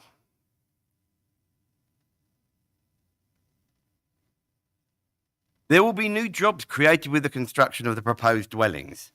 So this was 1 point for every 5 jobs up to 5, and they give themselves 5 marks for this. Now, typically when government talks about job creation, it typically means, and it's applied to mean, full-time sustainable employment. New jobs into the area, not transient construction jobs. Many of those won't be from here anyway. But this one I really like. In addition, the developer has used local consultants, engineers, planners, etc., to prepare the submission and work through the approval process. Okay, so I've done some digging. The architects, CMP Architects from Toronto, Hudson Engineering from Markham for air quality and noise, RWDI from Guelph, Golder Associates, Mississauga for the geotechnical report, and for the ESA and the update, Golder WSP from Whitby. The only person I could find that had any attachment to Collingwood was the developer's representative. One person, and yet make these sweeping statements about how they've engaged local businesses. Now, the purpose of this elaboration is to show you that these are words on a page designed to get a particular response, but they're misrepresentations at the best, they're out and out lies at the worst. This one really, really tickled me, and my fellow residents will love this. Development supports the goals and objectives of an applicable economic development master plan. It will help to support Collingwood's desire to promote the Collingwood lifestyle with a development that provides direct access to trails, bike walking that allow access to the entire town. But the most repeated accolade of this development is that it connects to the Black Ash Creek Trail, and with very little effort on behalf of the developer. And anyone who thinks that high density living in apartment condominiums is Collingwood lifestyle is delusional. Collingwood lifestyle looks more like Creekside. And I have to address this issue as well that has come up on many occasions tonight. We keep hearing about 2 condominium buildings on this development. Now, how many did you see? 4. I don't know whether putting a little box between 2 big buildings magically makes them 1 building, but every effort has gone to promote this as 2 buildings, perhaps because this development is roughly double the size of the previous development, which approved 1 condominium building, and presumably probably wouldn't get too much resistance if we doubled up the previous one and had 2 condominium buildings here. It'd be very difficult to refute that based upon the previous application and its approval.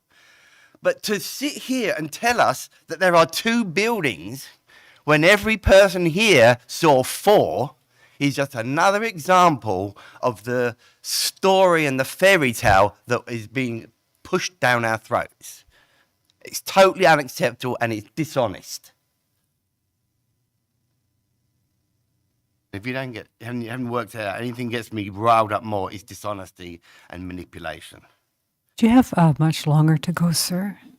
No, I could wrap this up now. I think my message has been put across, and I will. You've done a good job. I will submit this in full detail in writing to the council. That's really good. Thank you so much.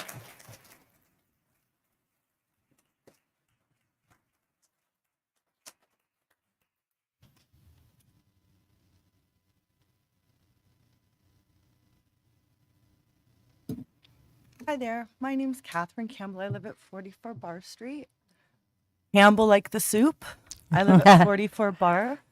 I'm a new resident to that area, but not to Collingwood. So I moved in this July, and I was requested by your bylaw officers to join this December 12th because 3 weeks after I moved in, I was visited by your office with regards to a complaint from my neighbor from an ongoing sump pump.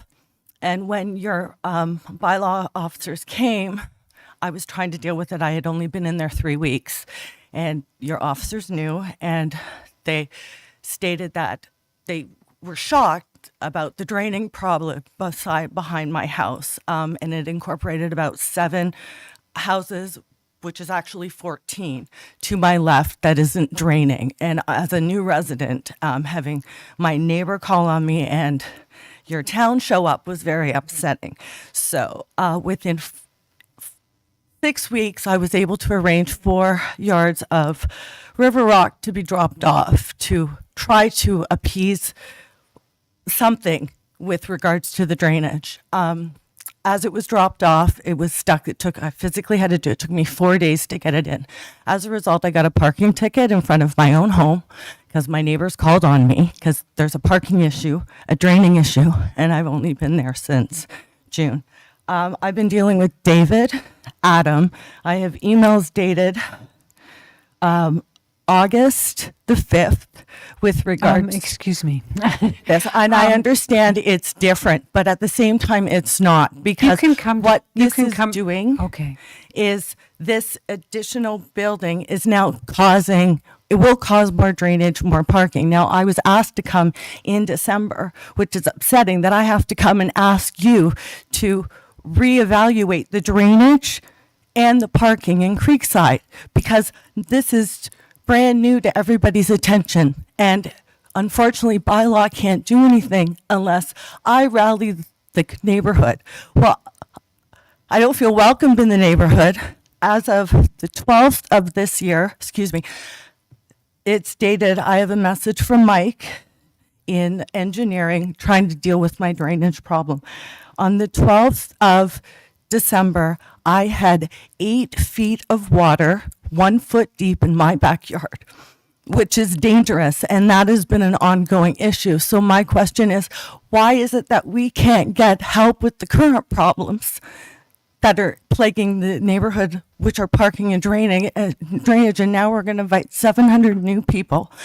We're going to raise the area, increase the drainage, and I am desperate for help, and I'm told I need to come here and beg you in December. Well, that didn't happen. I would like to thank one of the nice neighbors in this committee that came around to advise me of this new building, because I wasn't told.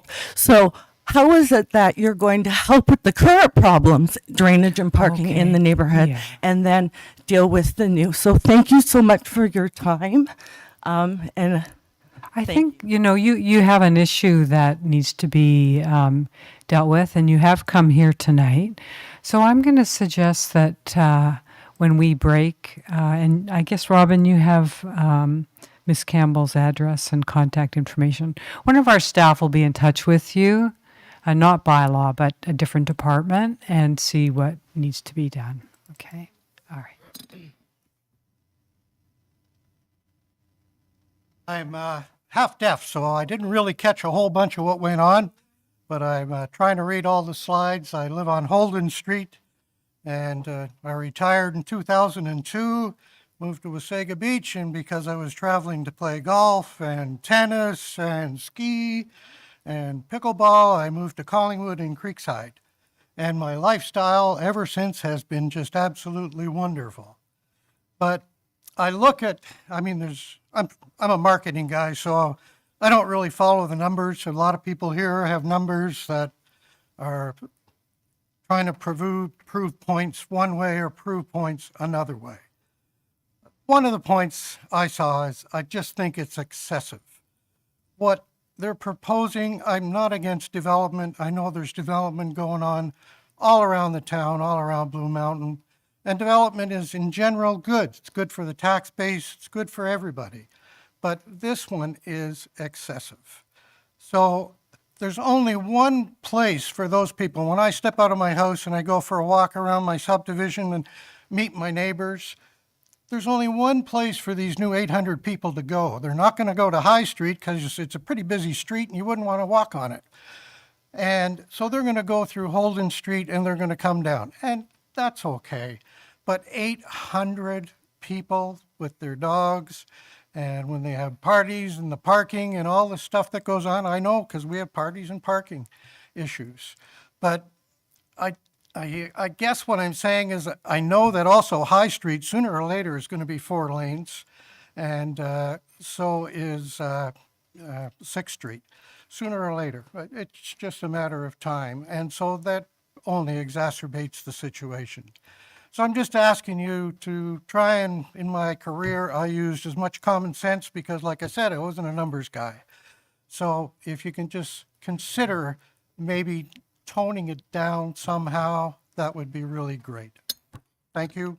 Thank you, sir. Could you just give your name and address, please? I was on my way to Walmart at 5:30 and I ended up here. Sir? Hold on. Sir? Oh, okay, Robin, look at him.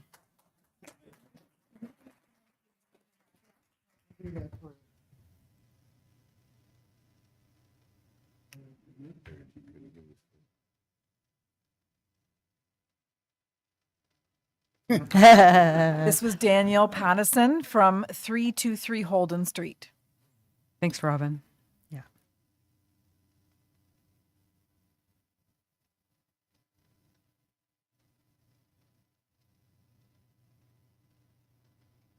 Mayor, Council, my name's Alicia Marshall. I too am a resident of Creekside. I reside at 318 Holden Street.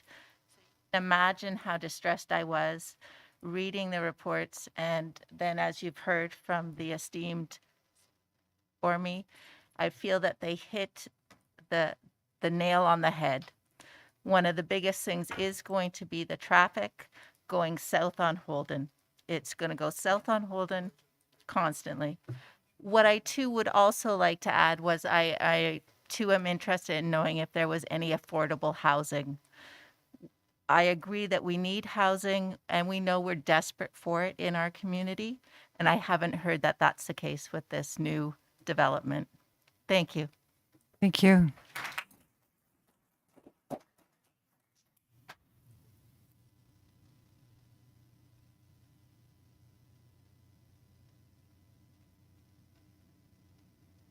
Mayor, Council, thank you for taking your time. I'm sure the residents here really appreciate it.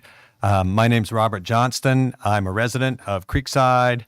My address, I sent a note to Cassandra, but it's 13 Chamberlain, L9Y0E3. I just wanted to make one quick comment about drainage and groundwater in Creekside, which is a real concern. When I first moved here, I think the insurance companies realized this, because when I moved here from a similar house in the GTA, my insurance doubled largely because of groundwater claims in the town. So I think it's a problem in the area. When I looked at the studies from the applicant, there's a study titled Functional Servicing and Stormwater Management Report. They say that the groundwater and the runoff from the 560 property is intended by the town to run east towards the pond, which is out along High Street.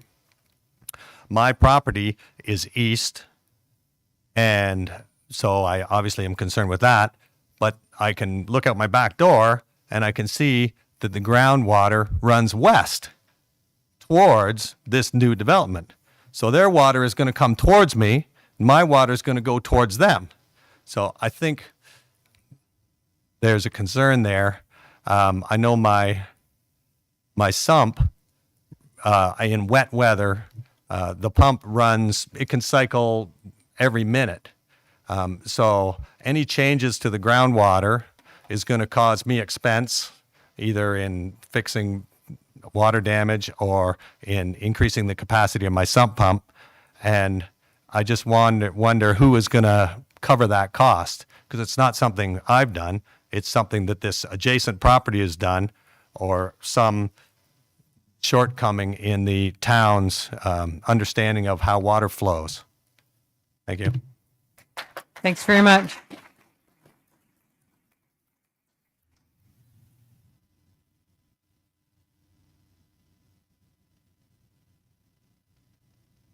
Worship Mayor, Deputy Mayor, councillors, staff. My name is Dennis Waddle from 7 Chamberlain Crescent.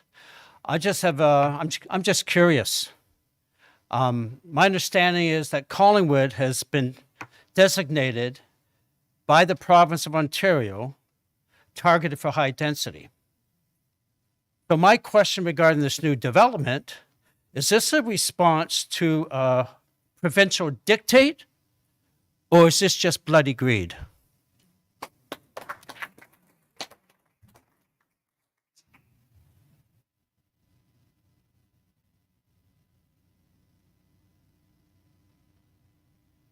Good evening, Your Worship. Good evening, Council. For the record, my name is Jameson Bell, Jamieson, and I am a resident at 15 Chamberlain Crescent. I'm not going to beat a dead horse. I back onto the new development. Right now, I look at a lovely field and trees, and I will be looking at 17 townhouses if this development is allowed to go forward. That's all I have to say. Thank you.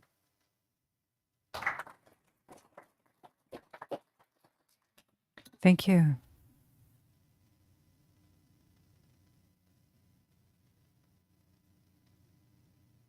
Clerk Thomas, is there anyone online who would like to address council? Thank you, Worship. We do have a number of attendees participating remotely. If they would like to address council this evening, please press the raise your hand feature at the bottom of your Zoom screen. I have an individual, Keith Dobson. Mr. Dobson, go ahead.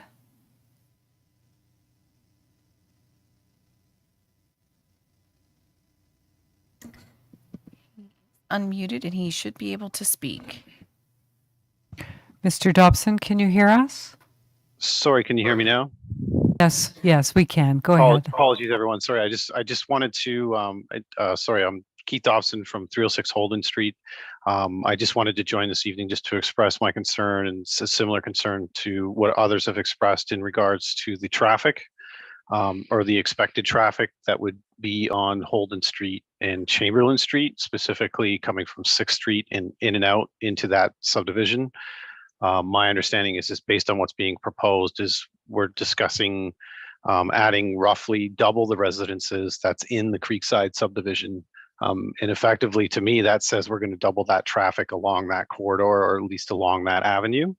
And just to add to that, I can express myself that, I also have drainage issues as far as, the subdivision as a whole. My backyard is always soaking wet, and I have also experienced parking issues on Holden Street with several neighbors having more vehicles than their driveways can contain. So it's something to think about as things grow.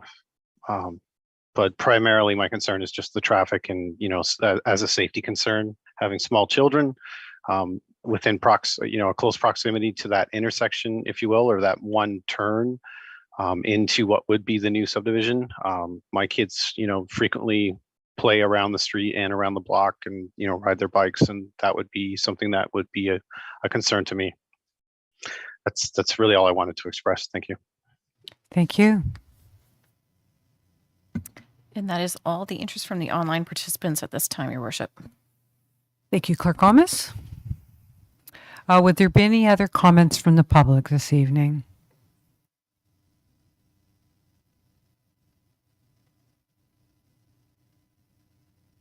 Hello, my name is Brett Plummer. I live on 51 Donald Avenue. I shared a graphic. I'm not sure if you could pull it up. I'll begin. So I'm happy about the trail connection, and I'm okay with high density. I think it can be done in a good way that doesn't increase the amount of traffic so much. I have a few suggestions. One is noise barriers along 6th Street to make it more pleasant for the people who live there. More park space, but also, I think most importantly, allowing some mixed use, like corner stores, so that people don't have to drive for every trip. They can do more things in their neighborhood. I think that would make things a quieter, healthier, safer place to live if you can do more things in the neighborhood. Thank you. Thank you very much.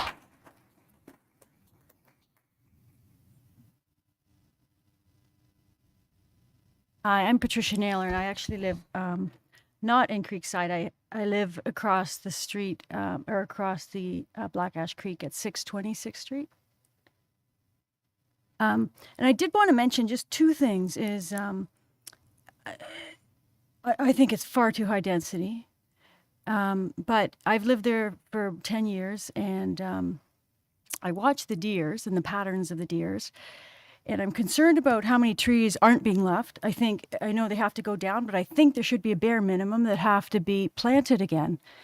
I think we need that. And the deers actually drink at Black Ash Creek. So I watch them at night. We used to have about, I don't know, maybe 12, 15 deers a week on the property. I see about 4 a summer now. Sometimes they lay their babies are born there, but very rarely do we see them now. They still need to access the water. We're taking away so many trees that there's nowhere for them to live, and I do believe we have to share with the animals that live in Collingwood. We're building at the top of the mountain too. They're running out of place to go, and I just want to make sure there's a bare minimum of trees. I even think we need corridors of trees, maybe between Creekside and this development. There has to be something more than nothing and just roads, because they also lived here, and I've just seen it diminish as the development has increased in Collingwood, and it doesn't seem right.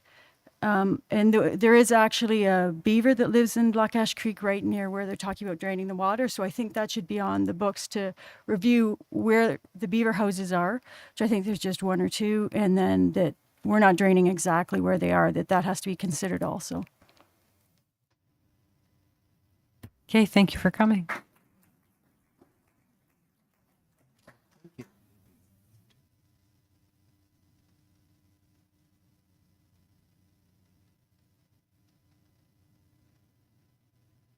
Thank you, Mayor Hamlin and Council, and thank you for allowing us to speak tonight. My name is John Giffen. I'm at 8 Patton Street in Creekside. I'll be very brief. Collingwood is not finished growing by any means. We're going to continue to grow in this community. But now more than ever, we need smart development. And this is not smart development. We have a developer who's going to build and leave, and the residents of Creekside and the neighborhood here are going to be left with all the problems that they're going to create here. So I think we should be very, very careful in our next steps in approving this development. And what are we going to look like 5 years from now and 10 years from now? Like, this has all the potential to be a disaster. You know, especially in our neighborhood, we've got kids that are, they can play on the streets here. We've got parks and everything else. You know, what's that going to look like when we've got double or triple the traffic coming through our community here? So, thank you very much. Thank you.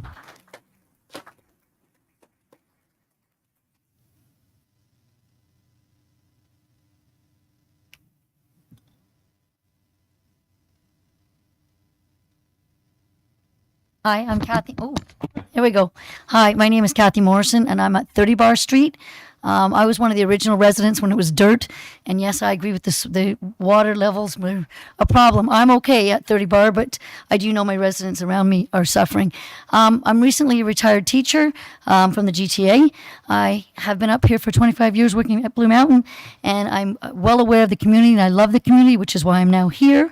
And the fact that you're considering making it high density, the reason I came here was because of the lifestyle, the people, and what we got from the community. By putting in this high residence at that corner, I think we're creating a lot of issues with traffic, young children, if there's school. I know we only have a number of schools in the area. What is going to happen to these children?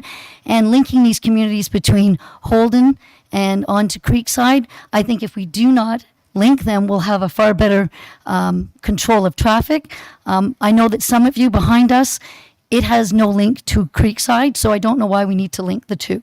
So if we can keep that a separate entity, that might help resolve some of the issues with traffic, allowing children to be on the streets, and of the flow of traffic, like I say, onto 6th and onto High.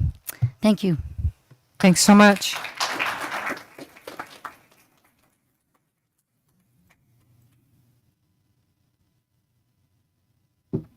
Are there any other comments from the public? This is my second ask. Okay, third and last, are there any other comments from the public this evening? Seeing none, thank you very much. I'll close that public session, and I'll ask council now if they have any questions or comments they want to make at this time.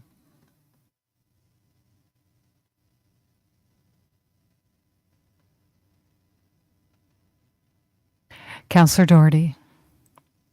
Thank you, Mayor. I have a couple of questions. The first has to do with trees, and I do understand that there is no tree preservation plan because of the need to increase the height of the lands, and also because there are no significant trees in the current area. However,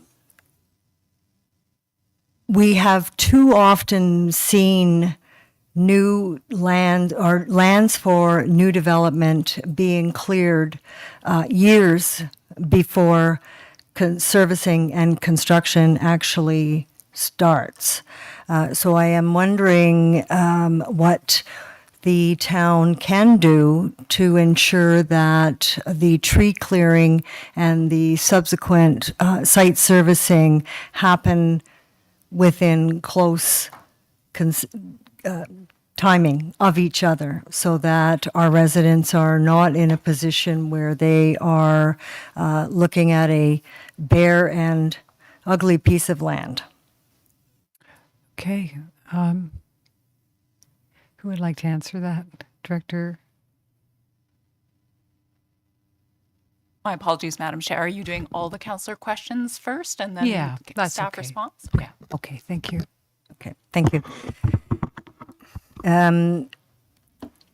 The second comment and question that I will make with regard to the tree canopy is the urban design recommendation indicates that there will be a large number of trees planted on the fronts, the boulevards of all of the properties, and also on the rear of all of the properties, and in particular along the back of the lot lines between Street A and Chamberlain. So can I get confirmation that that is in fact the case, that there will be substantial replanting of trees? Thank you. Deputy Mayor? Thank you, Mayor Hamlin. And I just want to ensure that we'll get some detail in regards to affordable housing as an explanation when the questions are being answered. Okay. Thank you.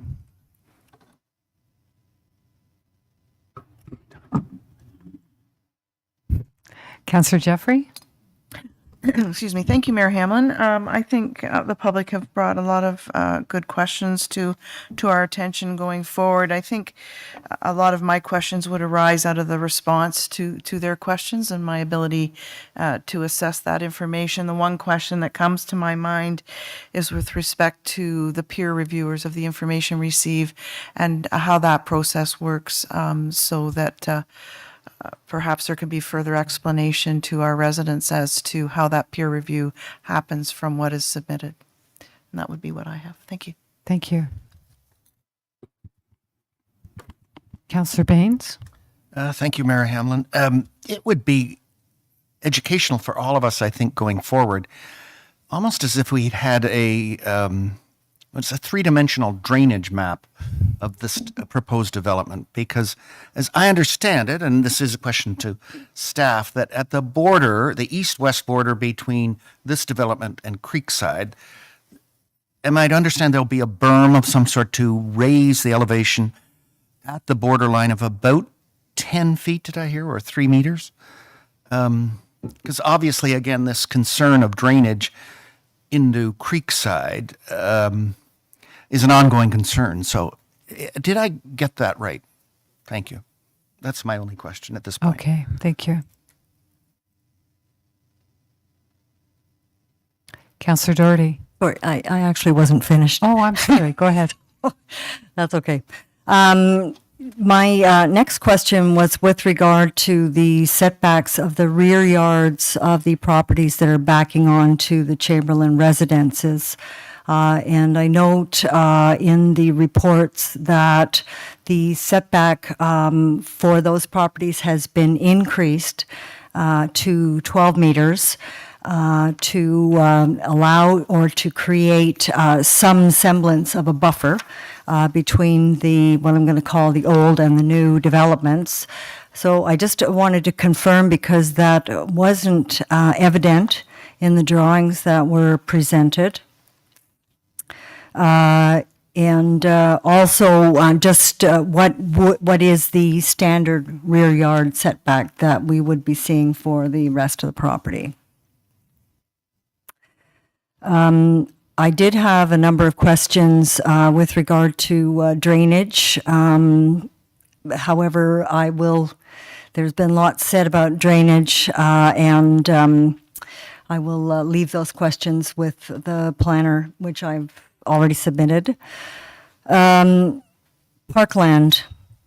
It appears that there is only 3% of parkland on this property, and I am wondering, I realize that the original application was 2% or contemplating 2% in lieu of parkland. However, this is a expanded development, so I would echo the questions and comments of some of the residents that the parkland dedication should be 5% for this property. Relative to affordability, my first question would be, because it wasn't clear to me, sometimes the high-density buildings are called apartments, and sometimes they are called condominiums. So I wanted to clarify, are these for rent or are they for sale? And my second question is, will some of these residents be affordable, and very specifically to the 30 to 60 percentile incomes, which is how we define affordability in this community? And also, or I should say finally, there did not seem to be any elevations submitted with the materials that we were provided, or at least detailed elevations, and I'm wondering if I should have expected to see those, or will they be forthcoming?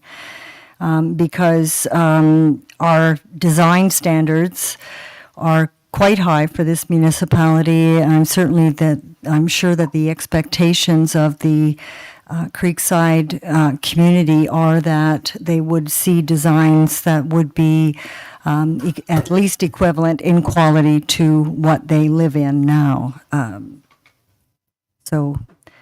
I believe that that's all that I will ask. As I say, I submitted a number of questions to the planning department, but these can be answered in due course. Thank you.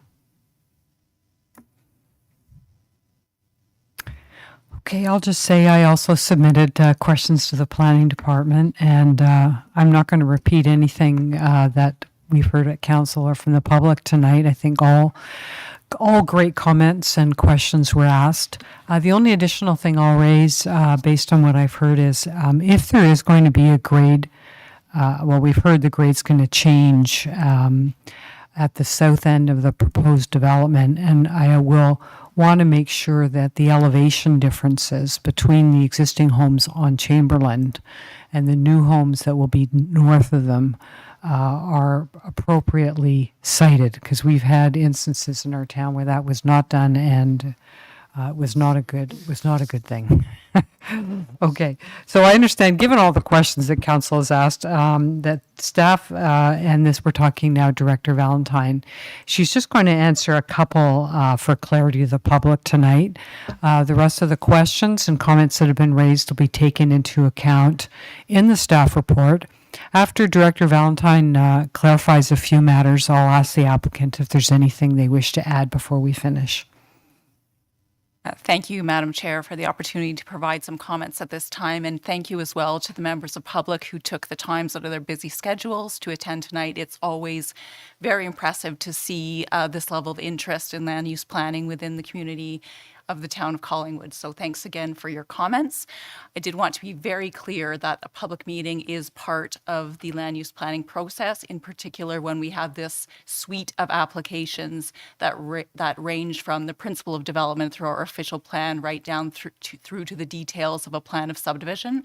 So the reports that we hear talked about tonight and the peer reviews and the reviews by staff don't get finalized until we hear all of the commentary, and there's addendums and responses that would be expected as a next step from the applicant, as well as the review of staff. So certainly one of the questions raised was whether staff and peer reviewers have the opportunity to review these documents, and that is the typical course. So there would be potentially responses to the developers' submissions and reviews by third parties without any financial interest in the development. I also did want to indicate that as registered professional planners, our role is to provide the best possible planning advice through to our council to allow them to make a decision in the interest of the community. Part of that is to review the materials against the planning policies that are in place and what represents good planning in Ontario, the County of Simcoe, and the Town of Collingwood. This does not, though, consider who the owner of the property is. That's not a planning consideration. We evaluate the planning merits of the application. Council is more free to consider other aspects of the proposal, but from a professional planning perspective, we will be looking at the merits of the application, not who owns the application or may own the property in the future. With respect to affordable housing, which has come up a number of times from our council and as well through the public at this meeting, at this time, there is not a component of this application that will meet the definition of affordable housing that we have set, being the 40th to 60th decile income levels. However, I would confirm that it is the information that we have at this time is that the apartments will all be rental. They are not intended to be condominiumized. So I wanted to ensure that that was clear. So there is quite a bit of rental stock that will be provided as part of this application. We also have a number of tools through construction mitigation plans, future site plans, as well as agreements with the municipality through the plan of subdivision to address a number of the matters that were raised today to minimize disruption to the neighboring members that are here today, and as well to address trees and other key aspects of the proposal that have been brought forward today. So all that to say, thank you again. We are listening. We have heard your questions and concerns, as has the applicant. We know there's been a number of very technical matters that have been raised today, and we're still in the process of looking at those. However, as Madam Chair has indicated, we do have the planner and the engineer here from the proponent today, and they may have some quick low-hanging fruit answers for you, but we will be providing a full and complete staff report and analysis of these applications before moving them to council for consideration of a decision. Thank you, Madam Chair, for the opportunity. Thank you very much. Yes, go ahead, Ms. Rainey. Madam Mayor, oh, is it on? Yep, it's on. Thank you. It's been a very informative night. It's been a long night. There's lots of concerns that we need to take into consideration. And I think at this point, from a comprehensive review, we'll wait until we have some comments back from the staff, from the other departments within the municipality and other agencies that have been circulated the documents, as well as any peer review comments that might come forward. I think it would be a lot more efficient to move forward that way. And we'll work on a regular basis with your planning staff to work through them. Thank you. That's great. Thank you so much.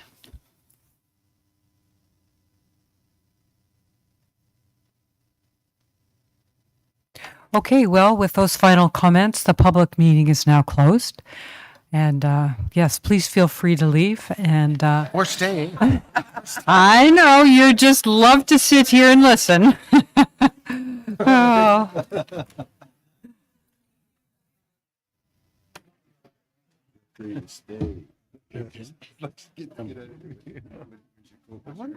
She's Out of this. I got to the end and I realized. yeah. So I just added. Oh, okay. There is Randy. Yeah.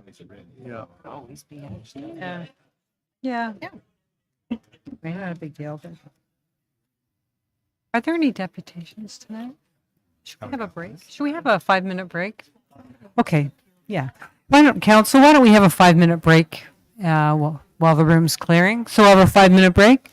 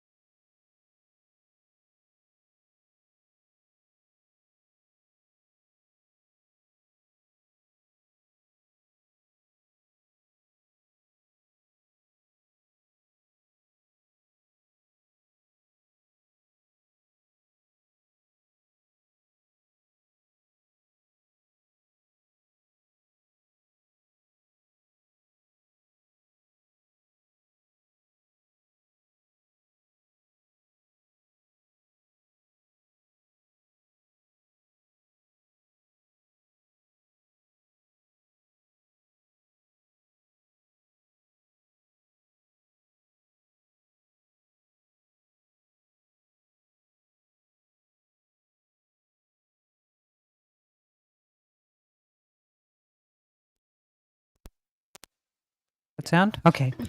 Council, we'll get back to work here. So number 9 on the agenda is the next matter before us. Are there any deputations tonight, Madam Clerk?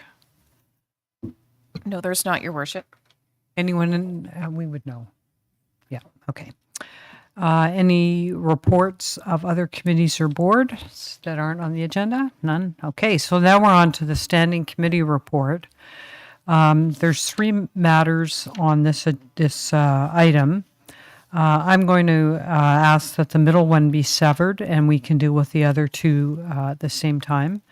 So I'll just read in the 2 that can go together. This is 11.1, that Council received the Development and Operations Services Standing Committee report from its meeting held January 16, 2023, and hereby approve the recommendations contained within the report as presented. The first one is P 2023-01, Heritage Designation Bylaws, that staff report P 2023-01 be received, that bylaw number 2023-008 being a bylaw to designate the property municipally known as 310 7th Street as a property of cultural heritage value or interest under Section 29 of the Ontario Heritage Act be enacted and passed this 30th day of January 2023, and that bylaw number 2023-009 being a bylaw to designate the property municipally known as 294 Beach Street as a property of cultural heritage value or interest under Section 29 of the Ontario Heritage Act be enacted and passed this 30th day of January 2023. And further, and this is with respect to report P 2022-19, minimum maintenance standards and levels of service, adoption of a new level of service policies and minimum maintenance standards, ensuring the municipality meets provincial requirements. The Council rescind bylaw 2010-056 in its entirety, and that Council adopt and approve Ontario Regulation 239/02, amended by Regulation 366/18, being the minimum maintenance standards for municipal highways for roads within the Town of Collingwood, and that Council approve the attached level of service policies for roadways, winter, sidewalk, and snow removal. Could I have a mover and a seconder, please? Councillor Doherty, Councillor Perry, thank you. Any comments or questions? Seeing none, all those in favor? And that's unanimous. The other item is P 2023, Proposed Concurrent Official Plan and Zoning Bylaw Amendments. This is for the Georgian Bay Hotel.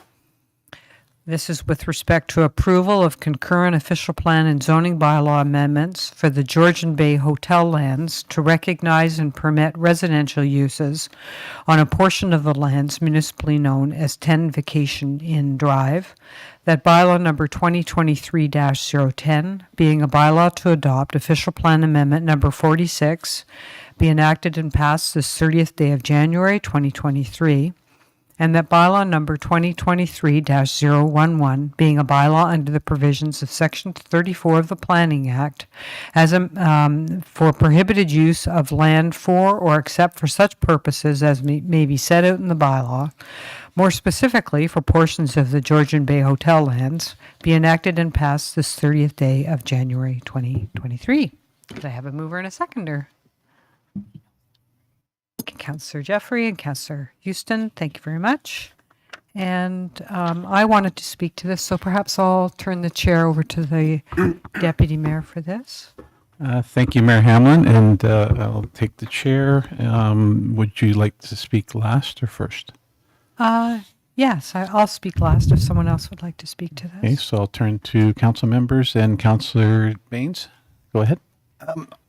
Perhaps it's just being new to the whole process of governance as a new council member, but I have concerns about this development, particularly with all of the various interlocking jurisdictions with the numerous condo corporations, etc., and the private roads and much of the infrastructure regarding sewers and water. And I know others might share this as well, but based on what I've seen, that there are assurances from staff that we can get into the weeds of this, if you will. as this development application proceeds, I'm prepared to cautiously support this, but as I said, perhaps I've got to go back to school and 101 governance, understanding the appropriate place to wade into the weeds on these sorts of applications. That's just that I'll state. Thank you. Thank you. I'll ask if anyone else on council, the councillors would like to speak. Not seeing any. I will turn to Mayor Hamlin for her comments. Yes, thank you. I have a question. One of my issues. I have two really things on my mind. One is with respect to servicing, and quite often in our community, we do have holds on zoning bylaws, as they're called, which says that the zoning is in place, but it can't be relied on until, and the usual reason is servicing is in place. And in this case, the servicing isn't at the lot line. They have to, as I've read the staff report, they have to have agreements entered into with other parties, and there's some consideration of issues that has to go on before servicing's available.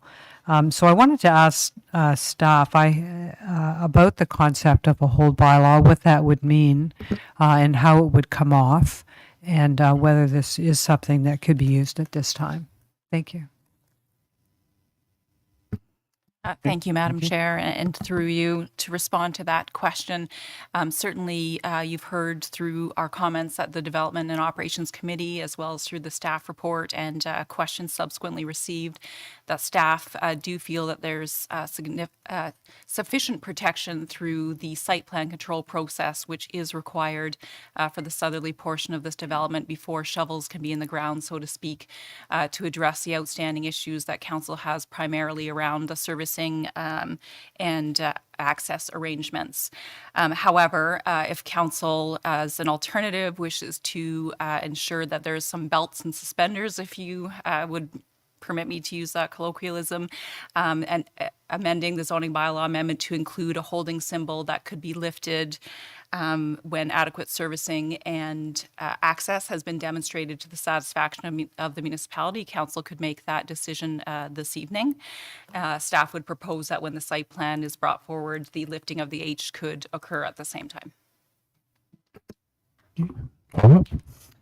So I would like to make a motion to that effect, that a hold be placed on the zoning until adequate servicing and access is arranged for the property. And would there be a seconder for Councillor Doherty? And we'll speak to that first. If there's any councillors who would like to speak to the motion. Councillor Jeffery. Thank you, Deputy Mayor. No, just through to staff and the impacts or any complications in terms of placing that H on. That staff are okay recommending that going forward? Director Valentine. Deputy Mayor. Thank you, Chair, and through you to the councillor. I would be perhaps hesitant. I've just in repeating my last comments that staff stand by our original recommendation. But should council wish to have that additional level of protection and that additional process, staff would be would understand that council's perspective and would move forward to ensure that the balance of the process is streamlined for the proponent, and that would be the lifting of the H and the site plan moving forward concurrently as the next step on this development. So staff would have no concerns, but also would suggest that what was previously recommended would also be supportable. Thank you. Okay, Councillor Doherty. Thank you. I'll be clear that I support this development in principle. However, there are definitely complexities associated with the servicing of these lands and the access and egress to these lands. And also because the servicing would not be what we would consider today to be best practices, I would be very supportive of the notion of adding an H and ensuring that all of these matters are addressed fully to the satisfaction of staff and council. Thank you. Okay, any other councillors wishing to speak?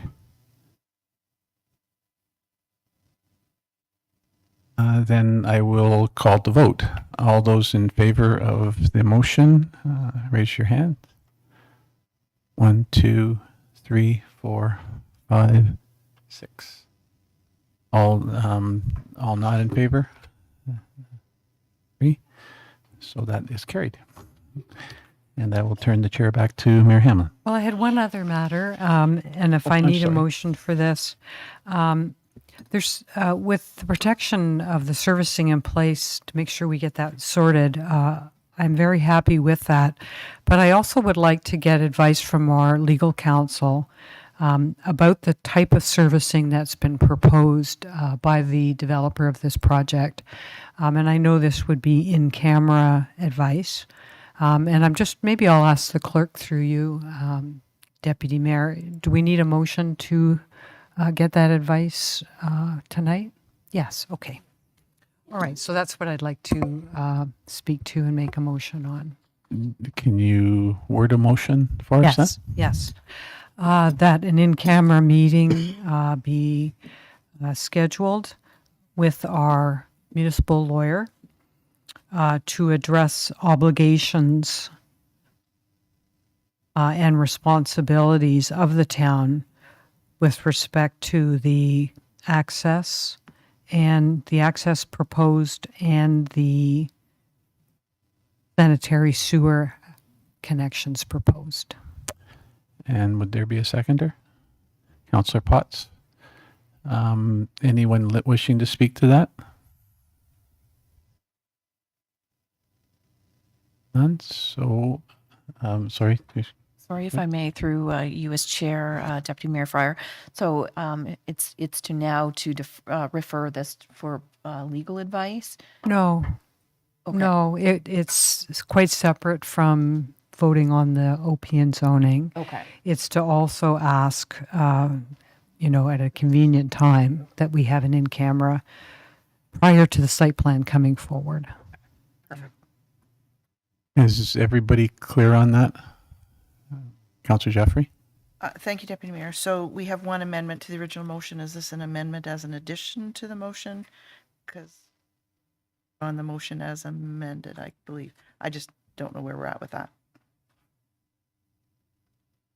So you're correct. We'd have to, and Clerk Holmes, go ahead. Yeah. Certainly, this could be an addition to the motion. So it'd be another amendment that we'll add to it, and then we'll have to approve the full motion as amended twice. Any other comments with regards to the clarification by Mayor Hamlin? Not being any, I will ask for all those in favor. 1, 2, 3, 4, 5, 6, and opposed 3. So that carries. And I will complete the task, which is to now entertain the original motion with the amendments. Is everybody okay without them being read? Are you know? And so the original motion. Oh, sorry. Yes, Director Valentine, go ahead. Sorry. Thank you, Chair. And just seeking quick advice from the clerk, we just want to ensure that what council is passing tonight in terms of the zoning bylaw is amended to include the H. What is the process for us to do so? Is that sufficient to do through a resolution and then circulate the amended bylaw with the notice of decision? Correct. Thank you. Okay, any other comments? Look like it. Okay, then I'll call the vote. All those in favor? And that's unanimous. Thank you. And I will turn to Mayor Hamlin to take back the chair. Thank you, Deputy Mayor Fryer. The next matter on the agenda is number 12, and we have 3 staff reports under this item.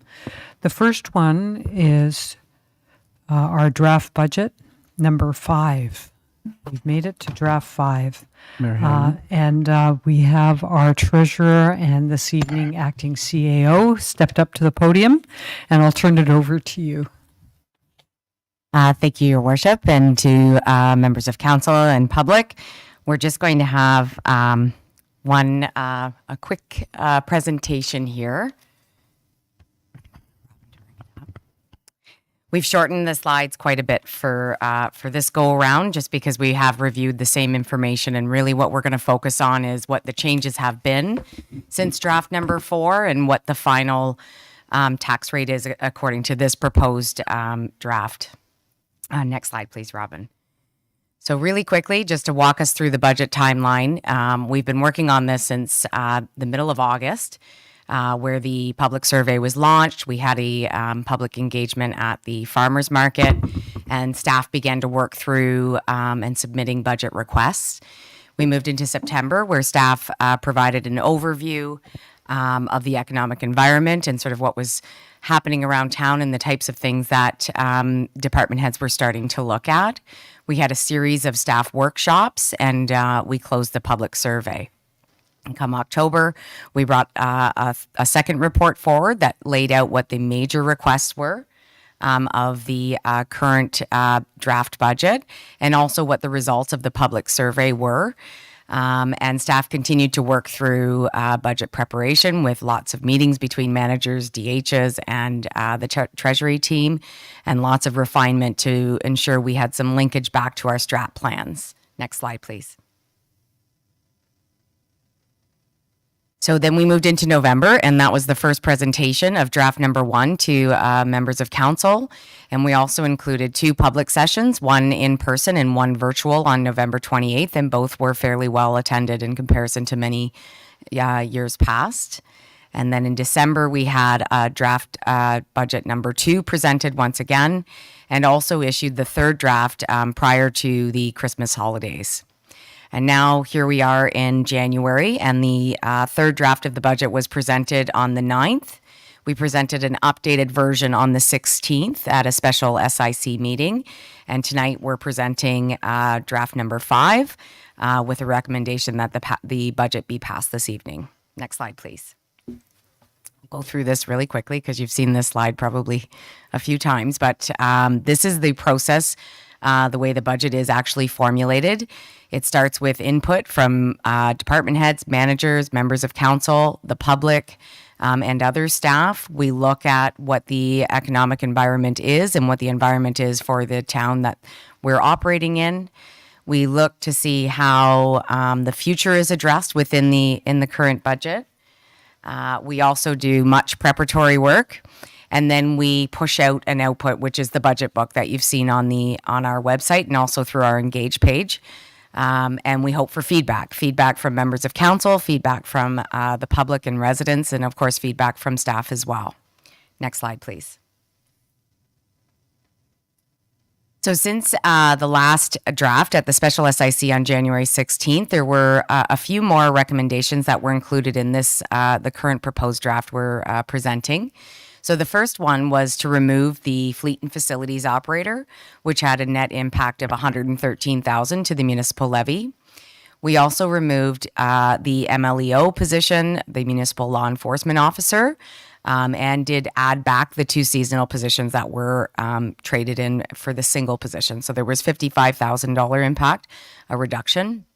We reduced the transit technician position from a 1 FTE or a full-time equivalent down to 0.5 of an FTE, which further reduced the levy by $45,000. And then we had a notice of motion to include some additional costs for AMO board expenses this year. So we increased it by $3,000. And finally, there were a number of 2022 projects that are currently in progress that have been delayed either to weather or supplier issues, and we've included those as carry forwards, but they do not have any impact to the municipal levy as they've been budgeted for in 2022. Next slide, please. So just as a reminder, staff broke down the changes from the 2022 municipal levy to the 2023 municipal levy, and we broke it into two categories. The first being unavoidable changes, which were items like the cost of living increases, contracts to unions, inflationary increases on insurance, and things like that. And then we had a second category called items for consideration. So if you're looking at the graph, the right-hand side or the blue colored side is showing the items for consideration, and the yellow side is showing the unavoidable changes. Everything you see that's a red column is negative or has a negative impact to the municipal levy or an increase, and everything you see that's got a green column is a positive impact to the municipal levy. So the second category with items for consideration included our AMP funding, both for the $314,000, which was the proposed reduction in the funding gap for the asset management plan. We also had some portion of the urban forestry unit, which has changed quite a bit since we've started this process, but is now at $140,000. And that includes a full-time arborist and some materials and equipment for the arborist to complete their role. We have some service enhancement positions at $68,000, which includes the water distribution operator. Of course, has no municipal levy impact. That's user fee supported. And also the corporate and customer services project administrator to assist in the grain terminals project. Again, there's no municipal tax impact for that because it is budgeted to come through reserves. And we have the audio video coordinator from the clerk's department of $42,000, so that staff are able to continue with hybrid meetings. Next slide, please.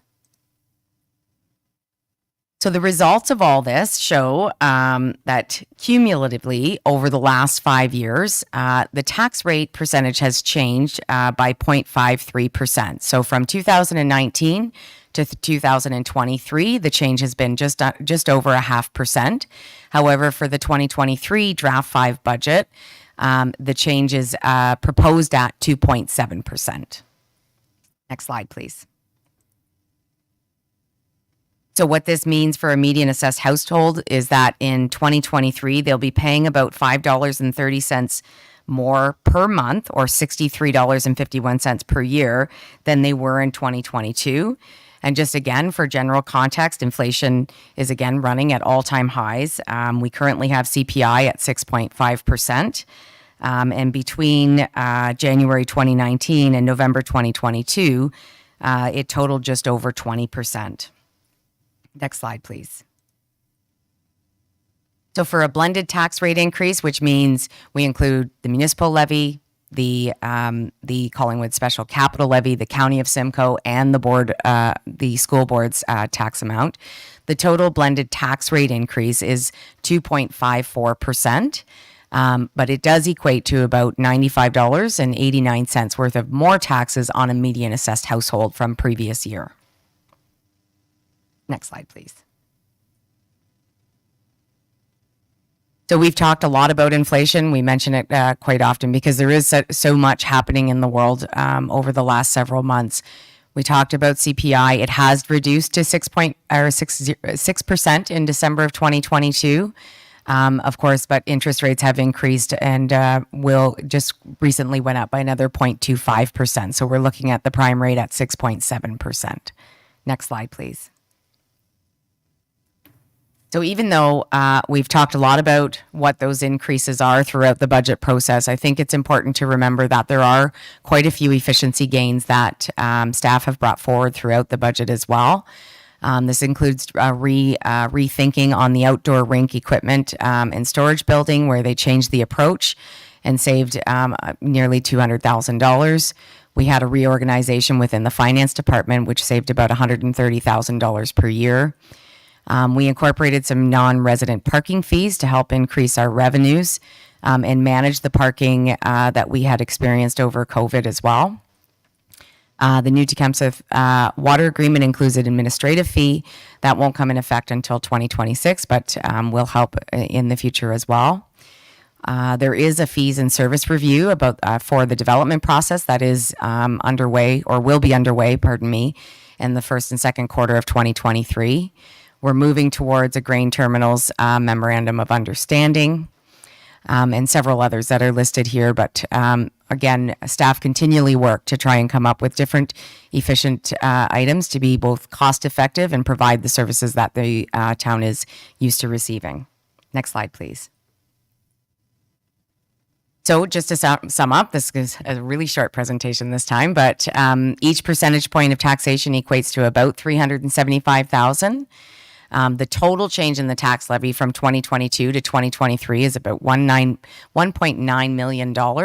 And again, it equates to a tax rate impact of 2.7%. And I think that's it. Thank you for your presentation. So I'll read in the, yes. I'd like to ask if they can be severed, the two parts of the motion. Yes. Is this, sorry, let me just read this here. Can you just remind me, is this about the temporary and permanent employees? Sorry, No. The motion reads for draft number 5 to be received the report, and then the second part is about the adoption of the. Okay, sorry, and I was also thinking about the two conflicts that you, Councillor Jeffery and yourself mentioned. Yes. So perhaps we could read that all in somehow, but I will definitely sever these two. Do you know specifically what sections that you want us to hold back and sever? Mayor Hamlin, through you to the clerk, I've declared it already. It's not really a section per se, but it is simply the category of permanent part-time employees. Wages. What does that mean exactly? So Okay, so my pecuniary interest is the fact that I have a family member who is employed as a permanent part-time employee of the town of Collingwood. So if they have pecuniary interest, I have a pecuniary interest. So I'm declaring that this evening. So I would like to just sever out so I am able to vote on all the rest of the budget except for that component, and then. So this would be the salary issues? Yes. Okay, just now I permanent get part-time it. And you salary, have the same issue? Well, let's really complicate it. Okay. I would expect that if voting on the budget happens, I have a relative who's a part-time lifeguard, so I don't believe it's permanent part-time. I believe it's under casual, but I'm looking to the clerk and. If I may assist, Your Worship. Yes, thank you. I would suggest we can just kind of lump those together and you both leave at the same time. We'll note salary-related matters pertaining to conflicts, and then. And that those are conflict of interest because of pecuniary. Then I believe I'd have to ask for the component of the accessible cab. Right. To be severed on a code of conduct situation from my previous declarations in regards to is there anything within to be fair, pardon me, Your Worship, if I can just interrupt it. Thank you. The accessible portion at this point included in the budget does not include ACE cabs. It only includes, so I think you're okay on that particular. All right, thank you we for don't have that. to worry about that one. Okay, we have another potential conflict? Go ahead. Yes, thanks, Mayor Hamlin. Just in regards to wages, I have a family member that is a permanent employee of the town, so it would definitely be a interest there.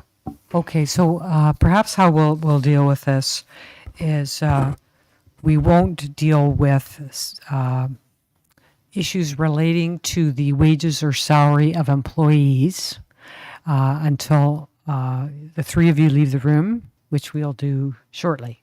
In the meantime, we'll deal with the rest of this, excluding that issue, and I'll read in these separately. So the first motion then would be that staff report T 2023-04, being the 2023 budget, draft number 5, be received. Can I have a mover and a seconder? Deputy Mayor Fryer, Councillor Potts. Any comments or questions about that? Councillor Doherty. I hope this is the right time to make a motion for change. No. So the next part of this motion is to adopt the budget. Okay. So hold on that thought. Any questions or comments about receiving the budget? Seeing none, all those in favor? And that passes unanimously. The second part is that bylaw number 2023-012, being a bylaw to adopt the 2023 budget, be enacted and passed this 30th day of January 2023. Okay, so Councillor Doherty, you're first. Thank you.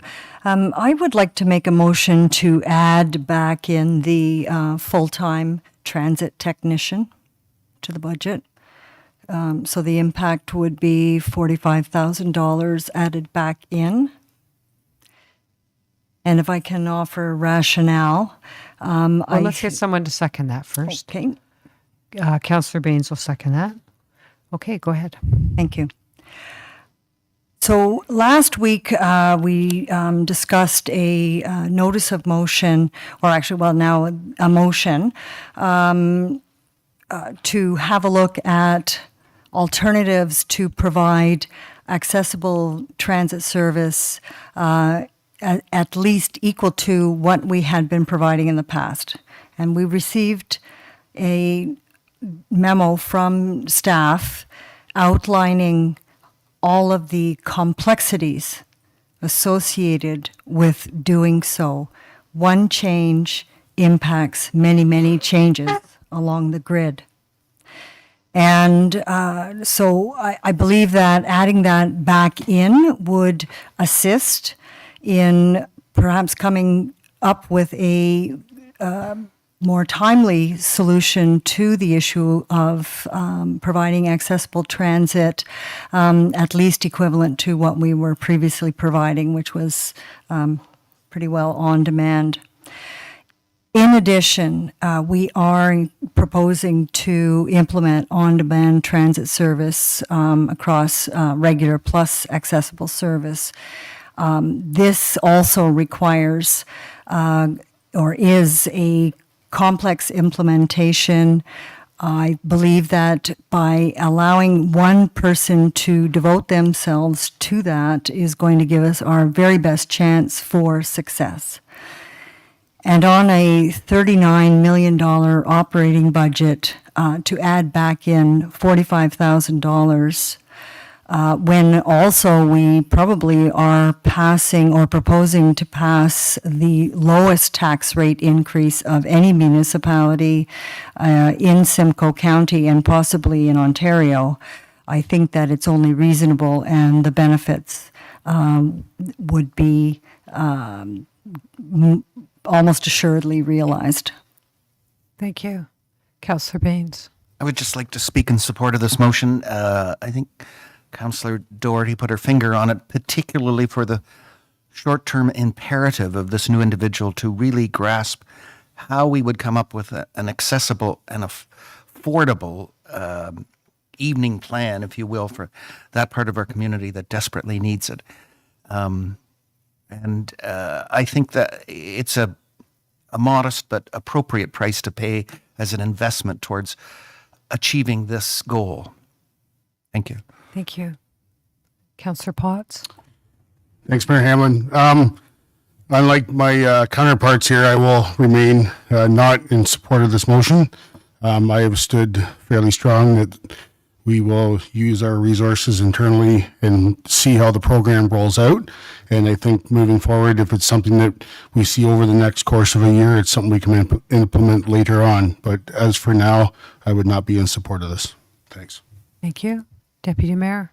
Thank you, Mayor Hamlin. And I too, I didn't support the original half, and I don't support the going to full. I have a hard time if you're going to start comparing to things. The comparison I'm going to make is that our taxes are high compared to the others in the area. So at this stage, I wouldn't be supporting. Thank you. Yes, Councillor Jeffery. Thank you, Mayor Hamlin. So we had such a long discussion with respect to this to work out where we got to. And the whole point was we added half of a full-time equivalent to the other the full-time equivalent that was already existing. So my question through to the treasurer, and I believe the CAO confirmed this at the time we had the discussion, that in fact, we are able to have 100% transit the transit coordinator is 100% dedicated to transit now, that there was the ability to absorb that other half that was being paid for otherwise. If I may, Your Worship, Yes, through you please to go Councillor ahead. Jeffery, I believe, if I recall correctly, that in fact, what the CEO Skinner was mentioning is that we would have to bring a staff report forward to see how we could reallocate the work that was being done by the current proponent.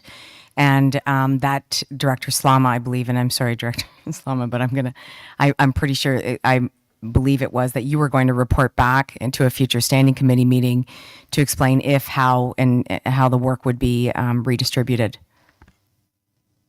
Yes, Director Slama. Thank you, Madam Mayor. Through you to Councillor Jeffery.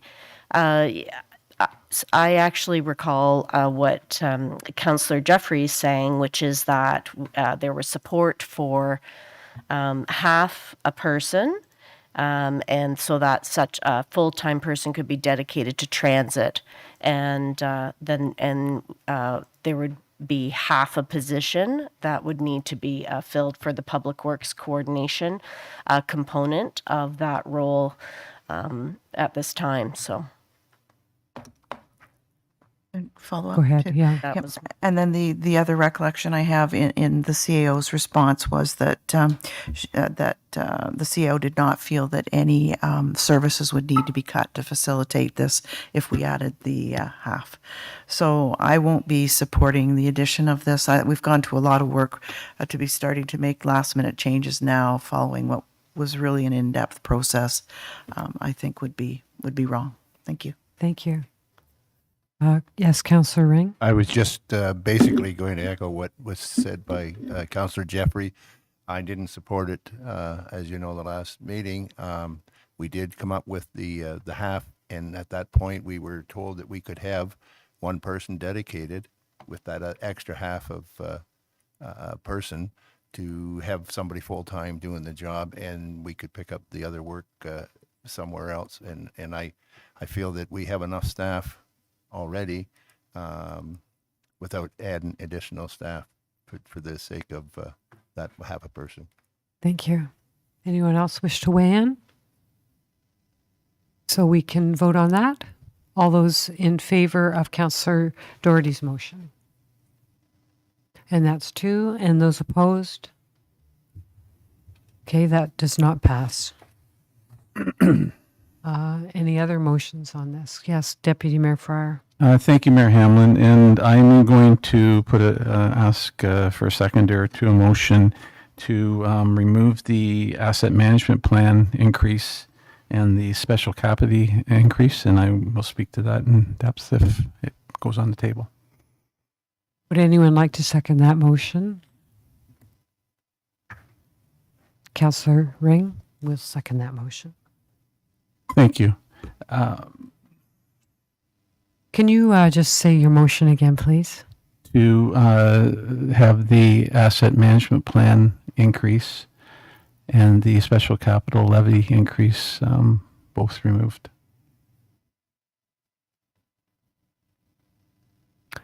Okay, go ahead. So to begin with on this matter, and I'm going to address that second part of the motion, the adoption of the budget.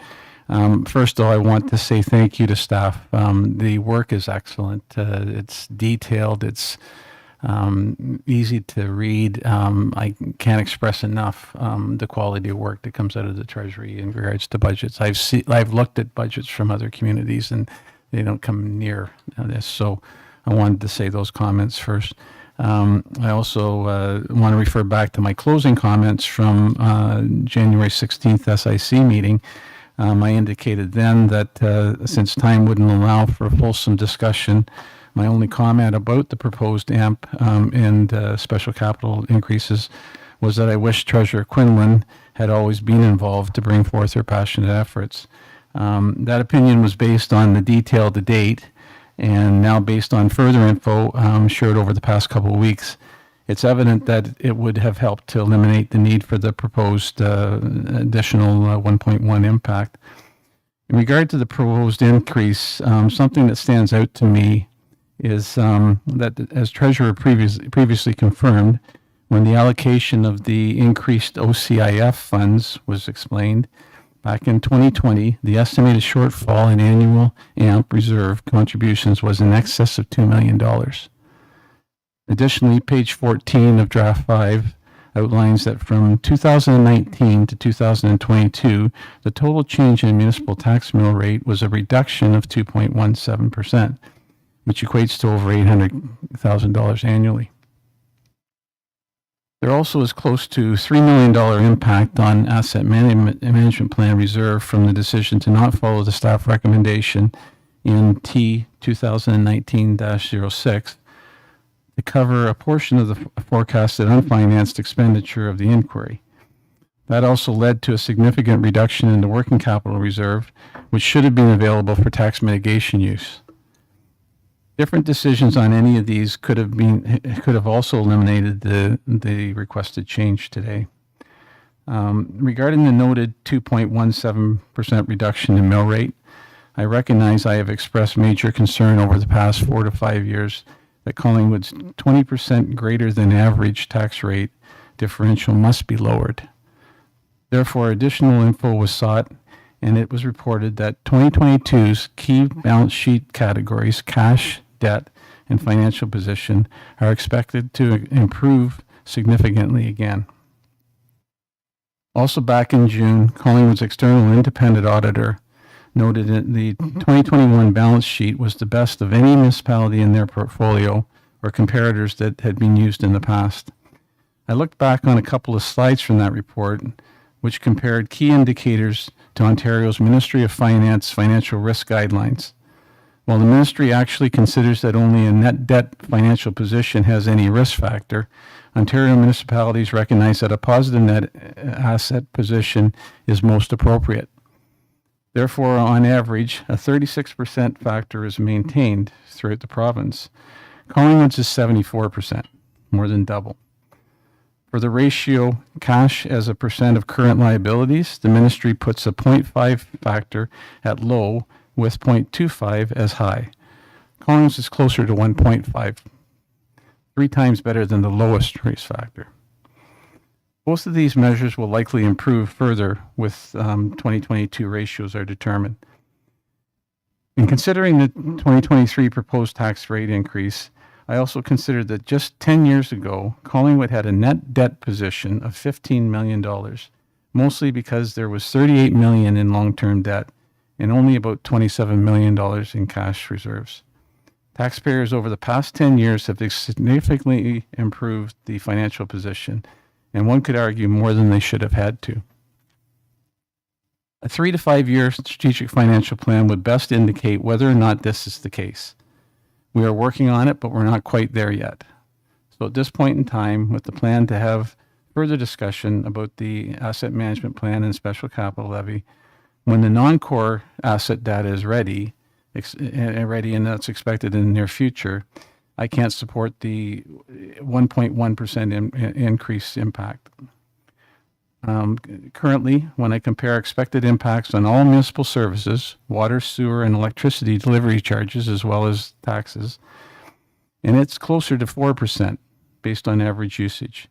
I find that excessive. Not imposing the AMP increase in 2023 and looking towards the other options that will be discussed in the upcoming review is one step that will happen.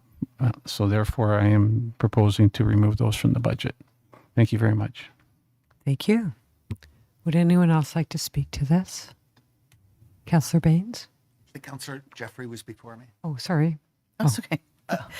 Go ahead. Just a point of clarification then, Deputy Mayor, especially for non-accountants. Are you saying by removing these that you're proposing a motion that we don't assign, as I recall, $417,000 to reduce the AMP of the $900,000 that it's currently at?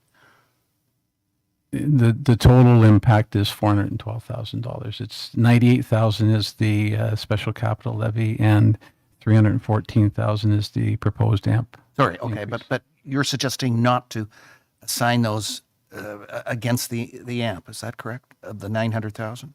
I'm asking for those to be removed from the budget, yes. Okay.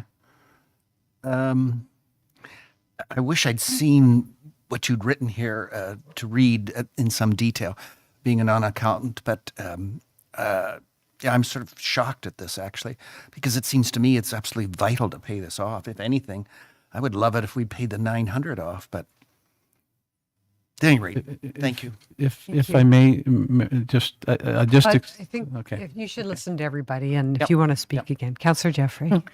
Thank you, Mayor Hamlin. So, as much as I appreciate the information that the Deputy Mayor is bringing this evening, I'm contraminded because I think that it's better to have staff's assessment going forward in terms of those forecasting. I know that with the inflation and whatnot, the pressures that we are taking a bold step here with a 2.7%.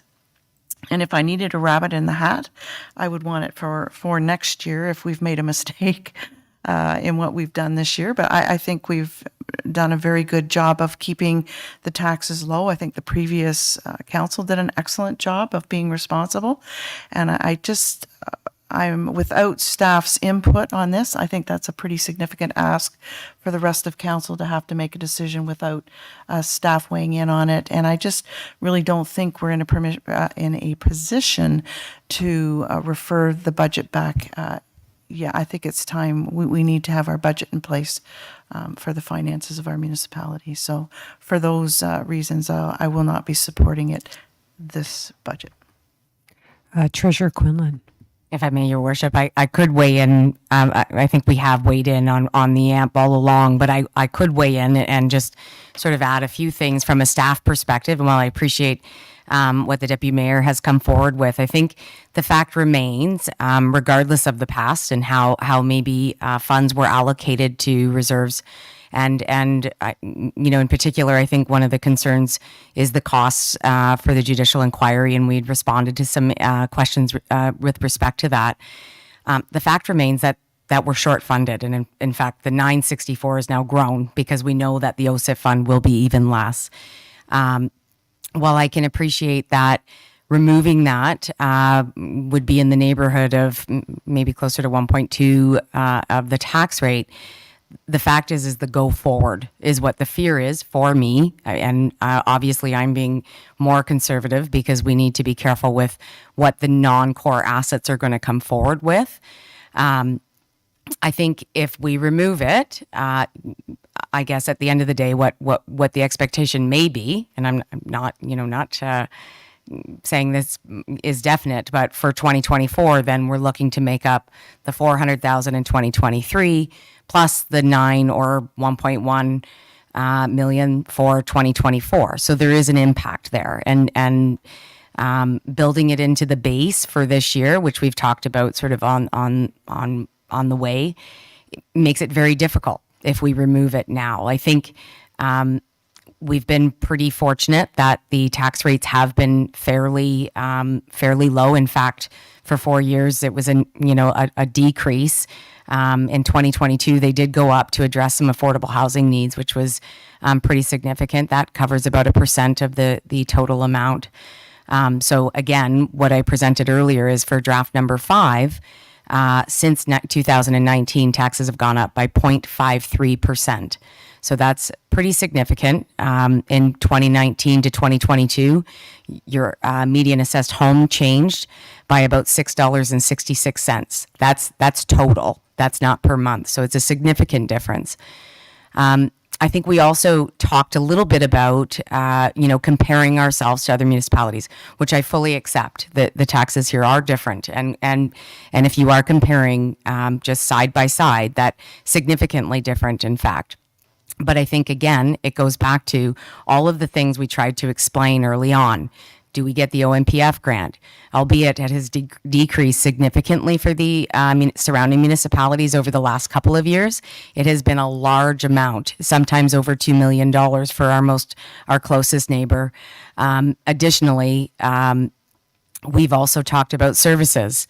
We have 2 pools. We have 2 rinks. We have, a lot of things that maybe other municipalities aren't dealing with. So again, when we're comparing ourselves, it's very, very difficult to just put us side by side and say we both should be paying the exact same amount in taxes. It's not an apples to apples comparison, I suppose. Again, staff is very passionate about the AMP, and I can fully appreciate where the deputy mayor is coming from, and do understand where the information and understand what his thoughts are for sure. I just think going forward, the AMP is going to be extremely critical, and we talk about those non-core assets.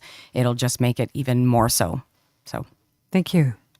Would anyone else like to speak to this motion? I just wanted to say one thing, and then I'll let you speak. I just wanted to say, I think, the asset management plan is something that the province has imposed on all municipalities in the province, because we have been dreadful in making sure we're putting enough money aside to do significant maintenance and replacement of these assets. And I'm not just saying Collingwood. This is like, we pick up the paper every day, you can see what Toronto's, the situation they've got themselves into. So and the province has now mandated not just the core assets, but as our treasurers just say, we have to now look at all the rest of our assets by this summer, and also come up with how much do we need to significantly maintain and replace those. So I think I would be quite reluctant to say that we should not be putting the monies aside to maintain our asset base. This is good management, good stewardship, and I really would myself stand behind this. I also feel at a 2.7% tax increase, we're being very responsible as a council and responsive to our community. So I'm quite comfortable with where we're at. Deputy Mayor, you have the last word. Thank you, Mayor Hanlon, and I think foremost, I want to impress upon everybody that I'm not trying to exhibit poor stewardship here. Also, as I pointed out, at the January 16th meeting, I mentioned that I was concerned about AMP and there needed to be a fulsome discussion about it. I recognize the need for good asset management planning. And we are going to have a very fulsome discussion about the non-core situation shortly in this year. And I do believe there's options that need to be considered going forward as far as the asset management planning. So that's why I was comfortable with putting this on the table, but I'll leave it to vote and we'll proceed. Okay, thank you. So seeing no other comments, all those in favor of the Deputy Mayor's motion? So that's 3, and all those opposed? 6. Thank you. That motion fails. So at this point, I'll ask those with a conflict to remove themselves, and we'll deal with these same motions, but specifically with respect to the costs related to employees.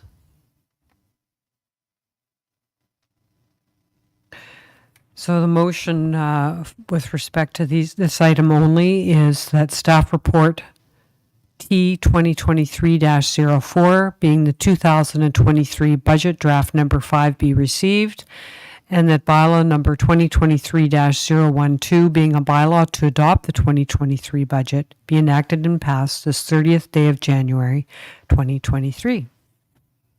Any discussion? All those in favor? And that's unanimous. Thank you. Those in the hall can return. Awesome. They're gone. Can't blame them.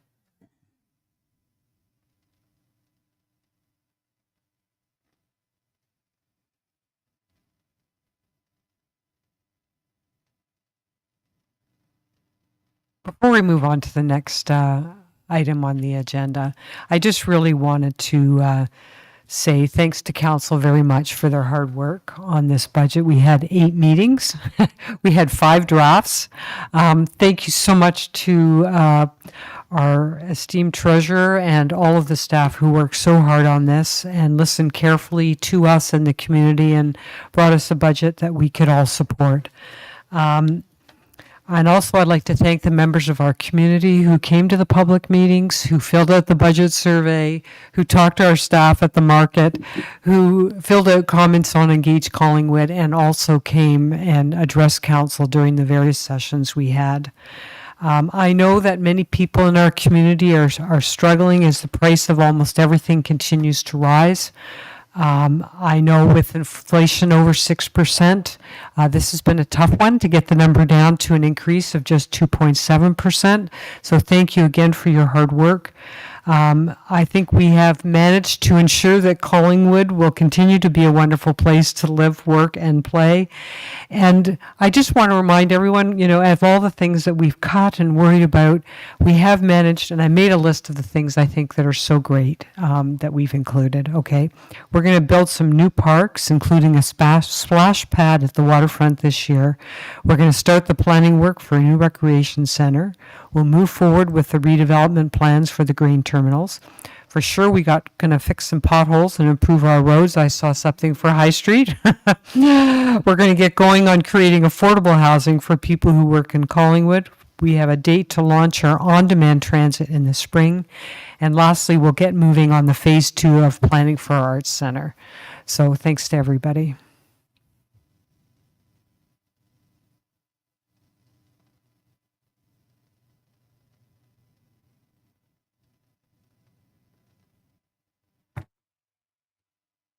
All right. So our clerk wants us to pass a bylaw for other than the salary piece, okay? So this would be that bylaw number 2023-012, being a bylaw to adopt the 2023 budget, be enacted and passed this 30th day of January, 2023. All those in favor? And that's, okay, all those opposed? 2 opposed. Okay, there we go. So that passes. Thank you so much. The next item on the agenda is 12.2. This is the CAO report on service capacity allocation policy, otherwise known as SCAP. And Director Valentine is going to provide a report on this. Thank you. Madam Chair, we'll just wait a moment till the presentation. Sorry, is brought just up. give me 1 second. I was just wondering if we can move up the consent agenda, given the people that are waiting for that specific item that are Right. here.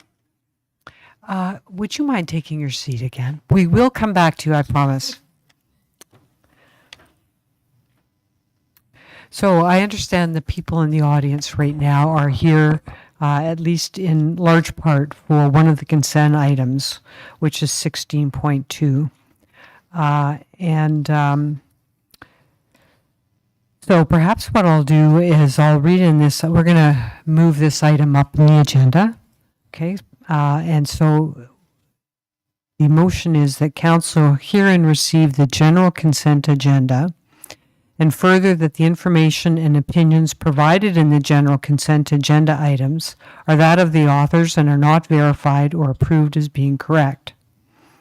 16.1 is the proclamation for Black History Month, proclamation for Ontario Heritage Week, and the proclamation for World Thinking Day. 16.2 is the Collingwood Blues Hall of Fame Room request for meeting.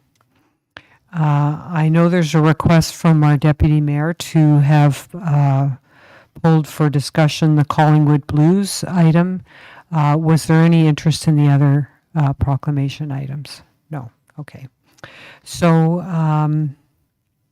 I think what I'll do is I'll just sever these. So let's firstly receive the consent agenda item for the Black History Month, Ontario Heritage Week, and World Thinking Day. All those in favor? Receive them all? Okay, that's even easier. Okay, we're going to receive all of these. Okay, all those in favor? We're unanimous. Want to move to? Okay, and Councillor Doherty is going to second it. Thank you. All right, so with respect to the Collingwood Blues letter. Did you want to address council now? Yes, I'll go first. Thank you. I wanted to begin by saying that I appreciate, in regards to the letter that's being submitted to us from the Collingwood Blues, that I appreciate Mr. Steele's personal investment and those who volunteered to help the Blues be as successful as possible. And we wish the team continued success. I also appreciate the efforts of the current Hall of Fame committee and the volunteers who fulfill the goals of William Scotty Carmichael, the original founder. It would be remiss to not also thank Scotty's relatives for allowing us to honor Scotty in the way we have established. Regarding the letter content, damage to anything in the Hall of Fame room is not acceptable. Also, a concern I have from the letter is that the formal control plan that it refers to appears to usurp the formal informal use by the public that had occurred for decades. I had reviewed the Blues agreement, and at this point in time, I don't think it allows us to do any kind of extensive review of it or anything like that. The terms, I think there needs to be a fully review at some point in time. But we also need to establish the rights that have been bestowed on the Hall of Fame room and continue with those. Therefore, I support the idea of a meeting that's suggested within the letter to discuss the matter more fully. As I said, damage isn't appropriate, and that matter needs to be addressed. But I think there's some other outstanding issues that need to be addressed as well. And I think it's critically important for council to organize this meeting because of the contributions of the key community organizations. I also support that I believe that that our staff should be involved. And I also, in my opinion, believe the Carmichael family should be allowed to participate if they would like to. I do believe we would need somebody to facilitate it that is not directly linked to council. And I'm putting it on the table that we provide direction to staff in regards to a meeting going forward. And I look to comments from the rest of council in that regard. Thank you. So would this be a motion that you're bringing? I think it's asking for staff, giving direction to staff at this point in time. That's my perception of things. But you've only heard from me, so I think you'd have to hear from everyone else. We'll hold that thought. Councillor Jeffery. Thank you very much. So I will second whatever the clerk deems necessary for us to move forward with that direction. I do believe it should be referred to staff, and I do believe that they should recommend the participants from the parties and the facilitator in terms of that process. Okay, thank you. Councillor Ring. I don't see a problem with having a meeting, but I think in the meantime, a decision was made, and that's why we're here tonight with this letter from the Blues. And I would hope that we continue on with what's got us here in the first place, and that is our director of Parks and Recreation met with the Hall of Fame committee, and they decided that room would be open to the public.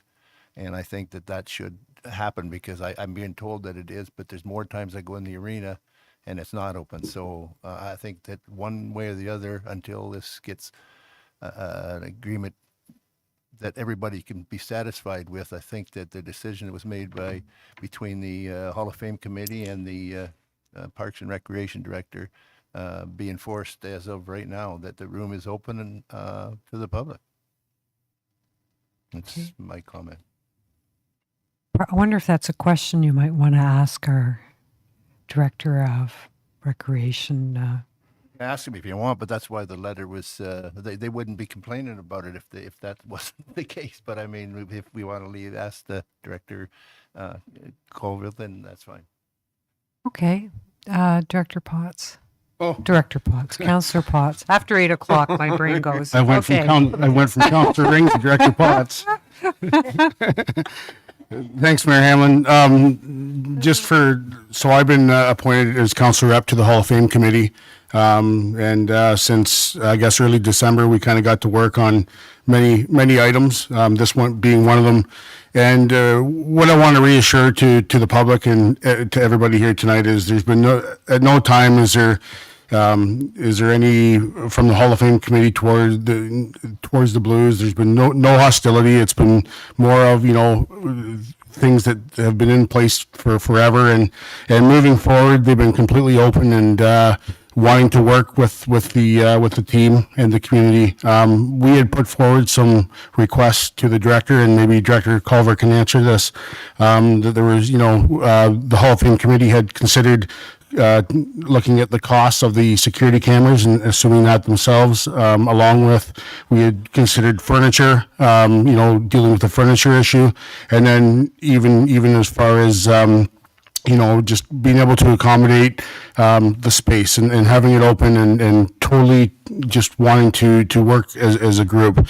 We had asked that correspondence went out to all the user groups to ensure that everybody was aware, and we had also asked that potentially that staff could maybe look at monitoring the room for a trial basis.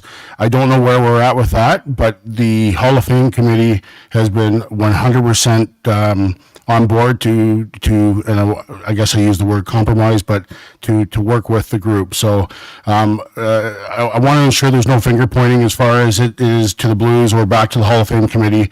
We need to come to a solution.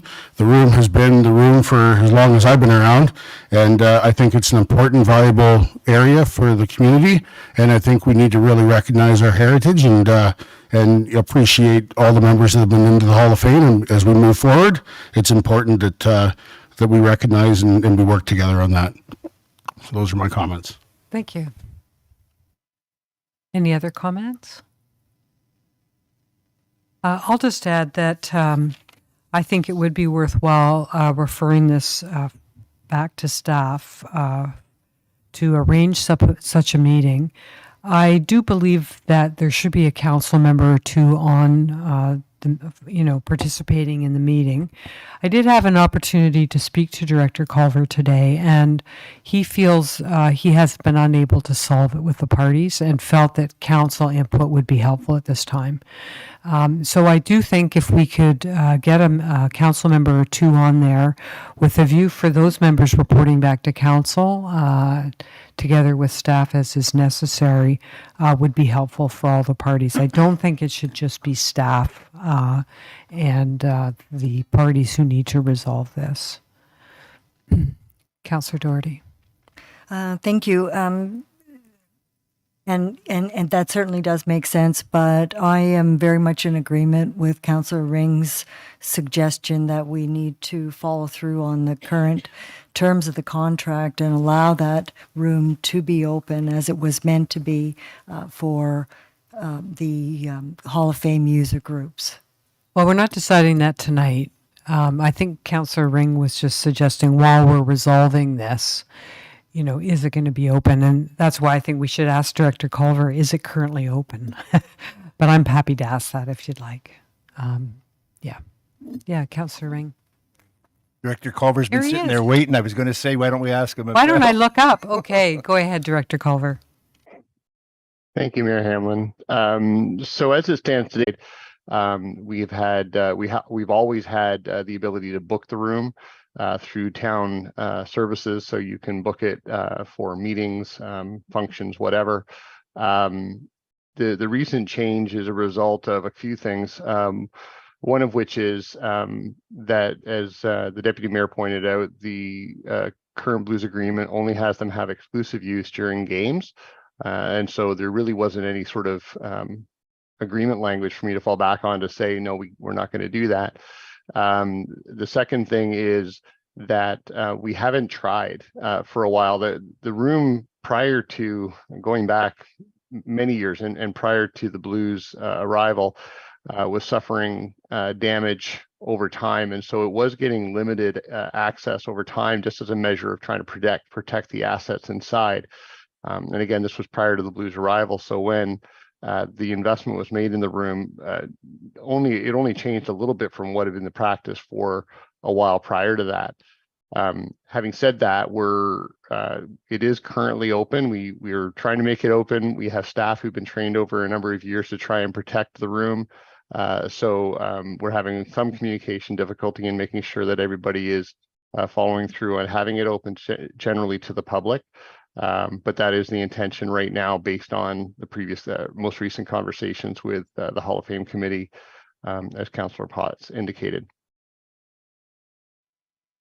Okay, thank you.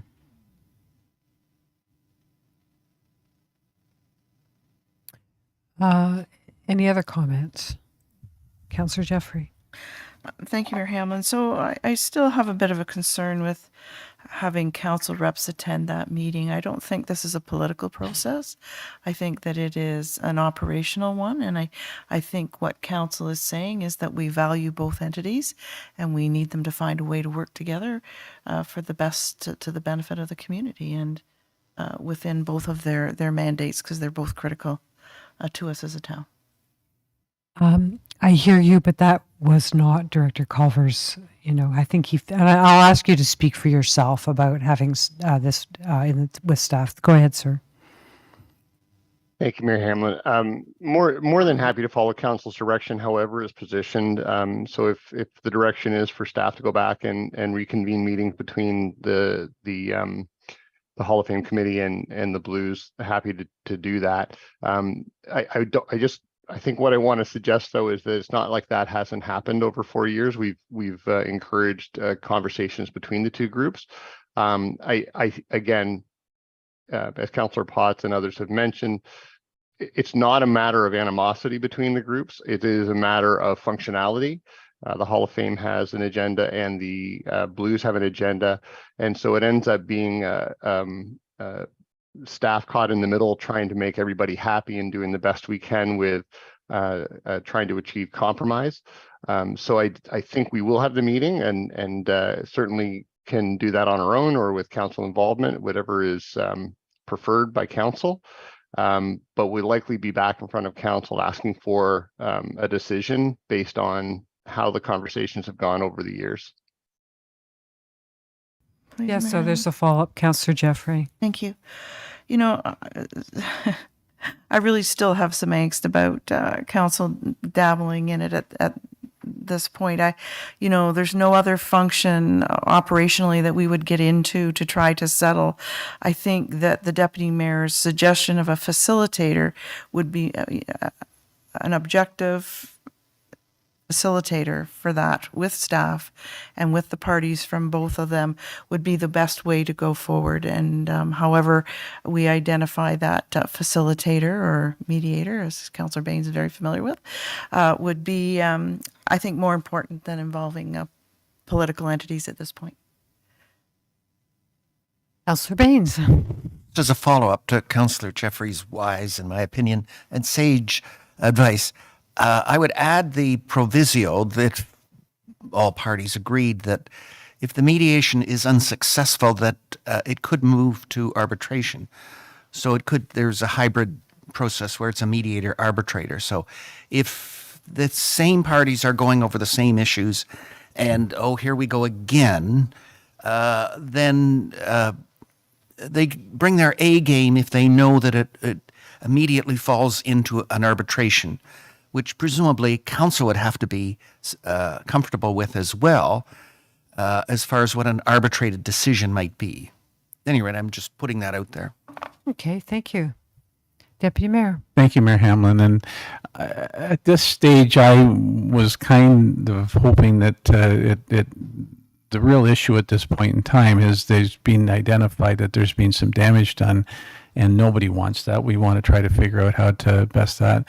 If I want to project a little bit into the future, there's a need for some detailed discussion in regards to renewal contracts, probably establishing a little bit more in writing the rights of the Hall of Fame room itself. So the committee has that and council has that. So I do see it kind of being an ongoing working group going forward. And I'm the same opinion at this stage. I didn't see council directly involved because of that. And I'll be taking the position that that at this point in time it would just be staff resources, resources from, as I said, the Blues and the Hall of Fame, and just a suggestion that perhaps it's 2 representatives from each.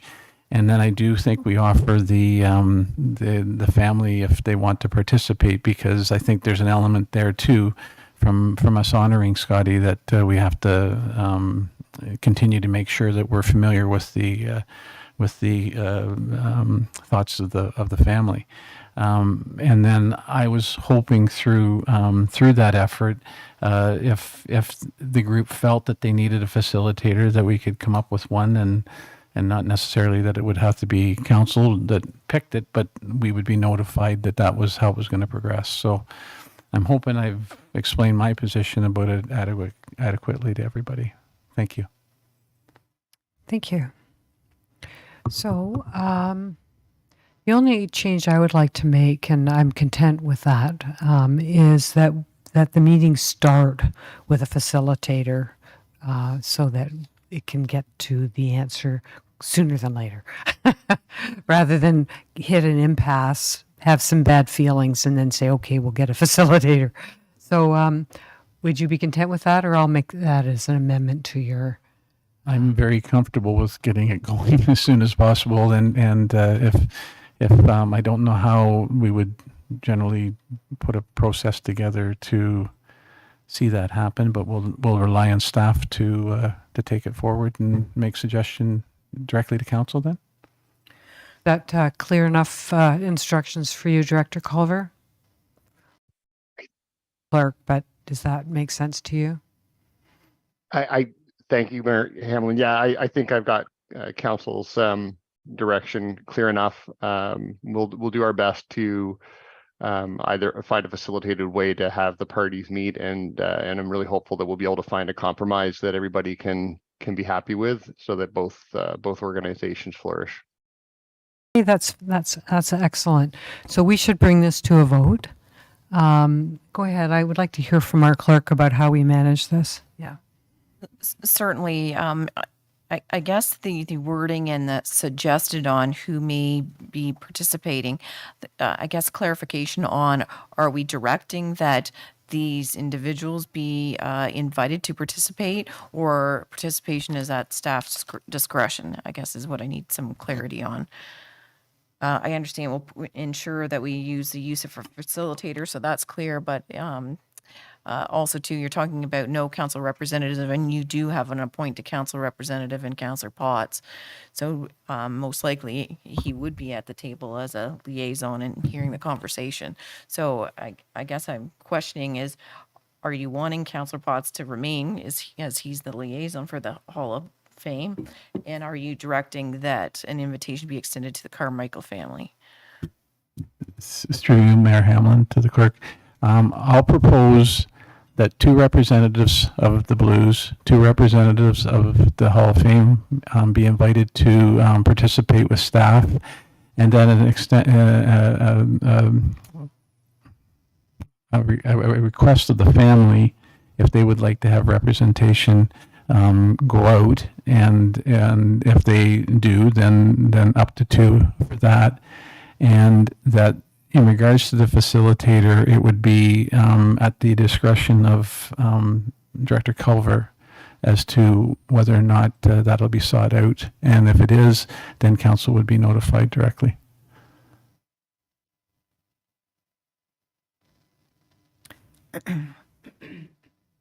Okay, so Councillor Doherty. Thank you, Mayor, through you actually to the Deputy Mayor.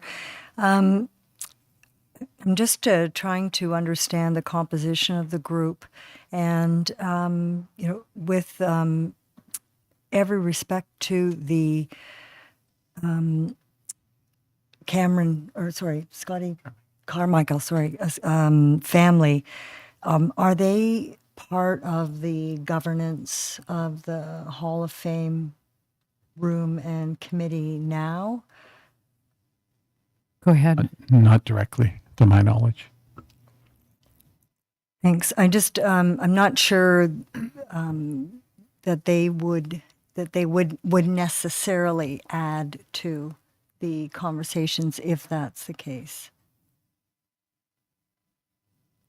So perhaps what we should do in trying to decide the composition of this committee is just break it down a bit. So what I'm going to suggest is we'll just we'll just start with this, that the committee would consist of 2 members from the Hall of Fame, and that they would choose those representatives. So I'll say that. Any discussion on that? All those in favor? Unanimous. Okay. And then from the Mayor Hamlin, I'll yeah. move that one. I think the clerk would like that, and Councillor Jeffery. Okay, good. And then the next part would be 2 representatives from the Blues. You want to move in second? Okay, good. Any comment on that? All those in favor? All right. The next part would be 2 representatives from the Carmichael family, who, as I understand it, were instrumental in setting up the Hall of Fame in the 80s. Okay. Any comment on, and moving? You're moving that? You're seconding? No, she's thinking Well, about to get the on the second. floor, I guess. Get on the floor. Okay. Yes, Councillor Baines. I would just caution in regard to the family that they might not welcome such an invitation because they're sort of, or could be, monkey in the middle of this disagreement. And they may end up being the de facto mediators to say, gentlemen, ladies, please, all we want to see is a positive outcome out of this. I mean, it's important that they express that, but I'm not sure. I just think the invitation goes to them. If they wish to participate, so be it. If they don't, so be it. Councillor Jeffery. If I could just comment specifically to that, I think that they would be critically important to the background information that's supplied to all of the parties, which I believe all of them mostly probably have already. But I think that Councillor Doherty is correct in terms of the governance and the things that we want to work out. The families, I can't imagine them wanting to be. Councillor Ring, did you want to comment? Same. I value their opinion, and they've got a lot to offer. I'm not sure, and I could go either way, but I'm not sure whether having them on a committee that's negotiating this agreement or lack of an agreement necessary at this time. I think their input, that either side has questions on history, and that is very important, but to on the part of the committee, I'm not sure whether that's necessarily. Yeah, I think I'm with you. Okay, so we'll vote on that unless someone else has thoughts. So this is to have the committee comprising, to include 2 members of the Carmichael family. An invitation to the... An invitation. Okay, an invitation. All those in favor? 1. Invitation? Oh, are they going to be part of the committee? They're going to be invited to be part of the committee. They're going to be invited. If they wanted set to, up. then they would be part of the committee, yes. I could support that, but I'm sorry. I know that was discussed, but I didn't know. I was thinking more that this committee had to be part of this committee. I hear you.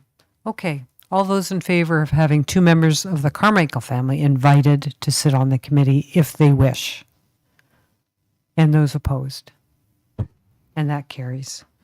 Okay, and I think the last item would be that the committee be comprised of a facilitator to be secured by or arranged by staff. Okay, who would like to move that? Councillor Doherty, seconded Councillor Jeffery. Any discussion? All those in favor? And that's unanimous. Thank you. All right. Did I miss anything? Councillor Jeffery? Thank you. Just in the interest of equal opportunity, if the Blues had a resource that they wanted to invite in terms of evening up representation around the table, that invitation would be made available to them in terms of support for their organization, and I'd like to make that. Okay, seconder. So I think Councillor Jeffrey's expressing that the Carmichael family would be another two sitting on the same side of the table as the Sports Hall of Fame representatives. And so her suggestion is that if the Blues felt that way, I'm not saying they do, if they felt that way and wanted two other representatives to be expressing their side, should they, is that what you're saying? A resource, not A resource. a resource But not to be invited? to be invited. To be invited. A resource to be invited should they wish. Okay. Would there be a seconder for that? Deputy Mayor. Okay, we have a seconder. Any comments? Councillor Ring. Question then, and maybe they're just in attendance. Are they going to have any? I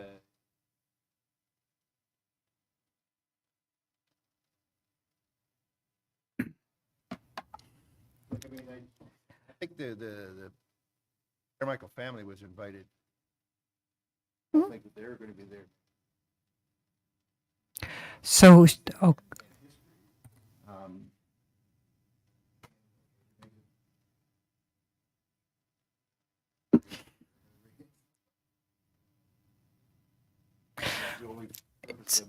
so it almost sounds like we should be determining whether the Carmichael family has voting rights. Yes, Councillor. I'm sorry, Baines. had I known the ramifications of that vote, I might vote it otherwise. It might be more appropriate just to ask the family to address the parties in the first 5 or 10 minutes and then depart, rather than become an engaged party in the whole discussions. And I would really not counsel about asking anyone to vote on anything. If you've got a good facilitator, it was hopefully the outcome would be by consensus, and they would write up a little memorandum of understanding or minutes of settlement, basically, that would say, you know, so-and-so would do this at such and such a time. If you know, that's the desired outcome. Let's not ask about votes in such a meeting. It might not be helpful. That's very helpful. Yes, Deputy Mayor. And I had considered it as a resource situation, just for input. So should we clarify then the previous motion, which was to invite the two representatives from the Carmichael family to participate if they wish? Okay, so we could add on to this for purposes of providing historical information during the first meeting. Okay, can we do that? Had that in my motion. Well, we should have Maybe spoken I already up. said Okay, it. she's brilliant. We knew that. Okay, so we don't need to vote on that? Perfect. You're good with that. Never Okay, if mind. you're good with that, everyone's happy? Okay, good.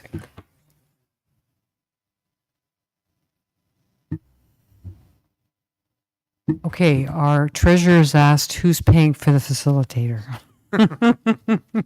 It's not in the budget. Okay, I don't know. Can you answer this?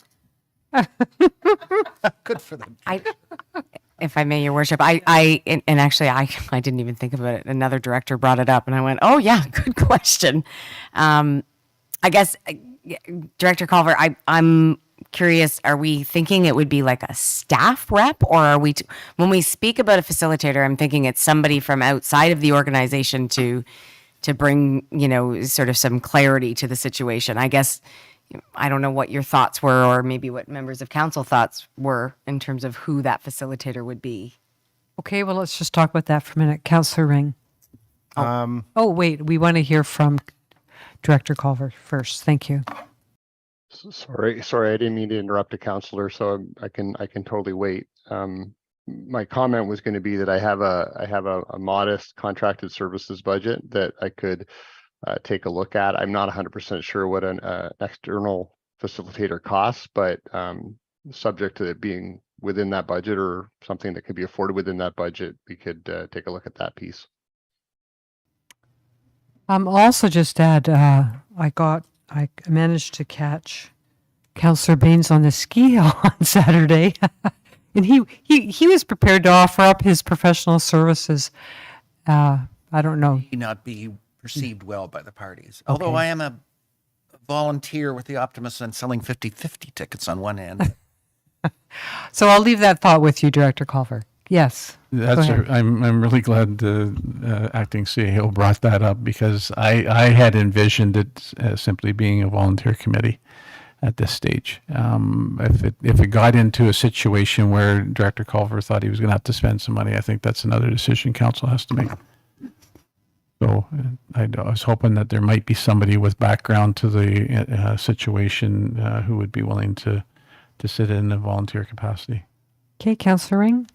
That's exactly what I was going to say. I think we're making this a lot more complicated than it has to be. I think we're just going to sit down and hash out a problem that seems to be there. I think there's a lot of good volunteers, citizens in this town that could sit in and do a bang up job as a facilitator, mediator, whatever you want to call them, and I'm sure that they'll volunteer their time. I think that would be even a lot cheaper than Director Culver's budget. Councillor Baines. And to address this, the simplest way is to ask both of the parties, in this case, Hall of Fame and the Blues, present 3 facilitator candidates, free, gratis, and let the other side look at them and choose one of them. As simple as that. Okay, Director Culver, you got some suggestions here about how to get a free, impartial person to facilitate. Okay, well, that's all we'll to deal with on this issue. So thank you, everyone, for your participation. All right, we'll go back now to the regular scheduled agenda, and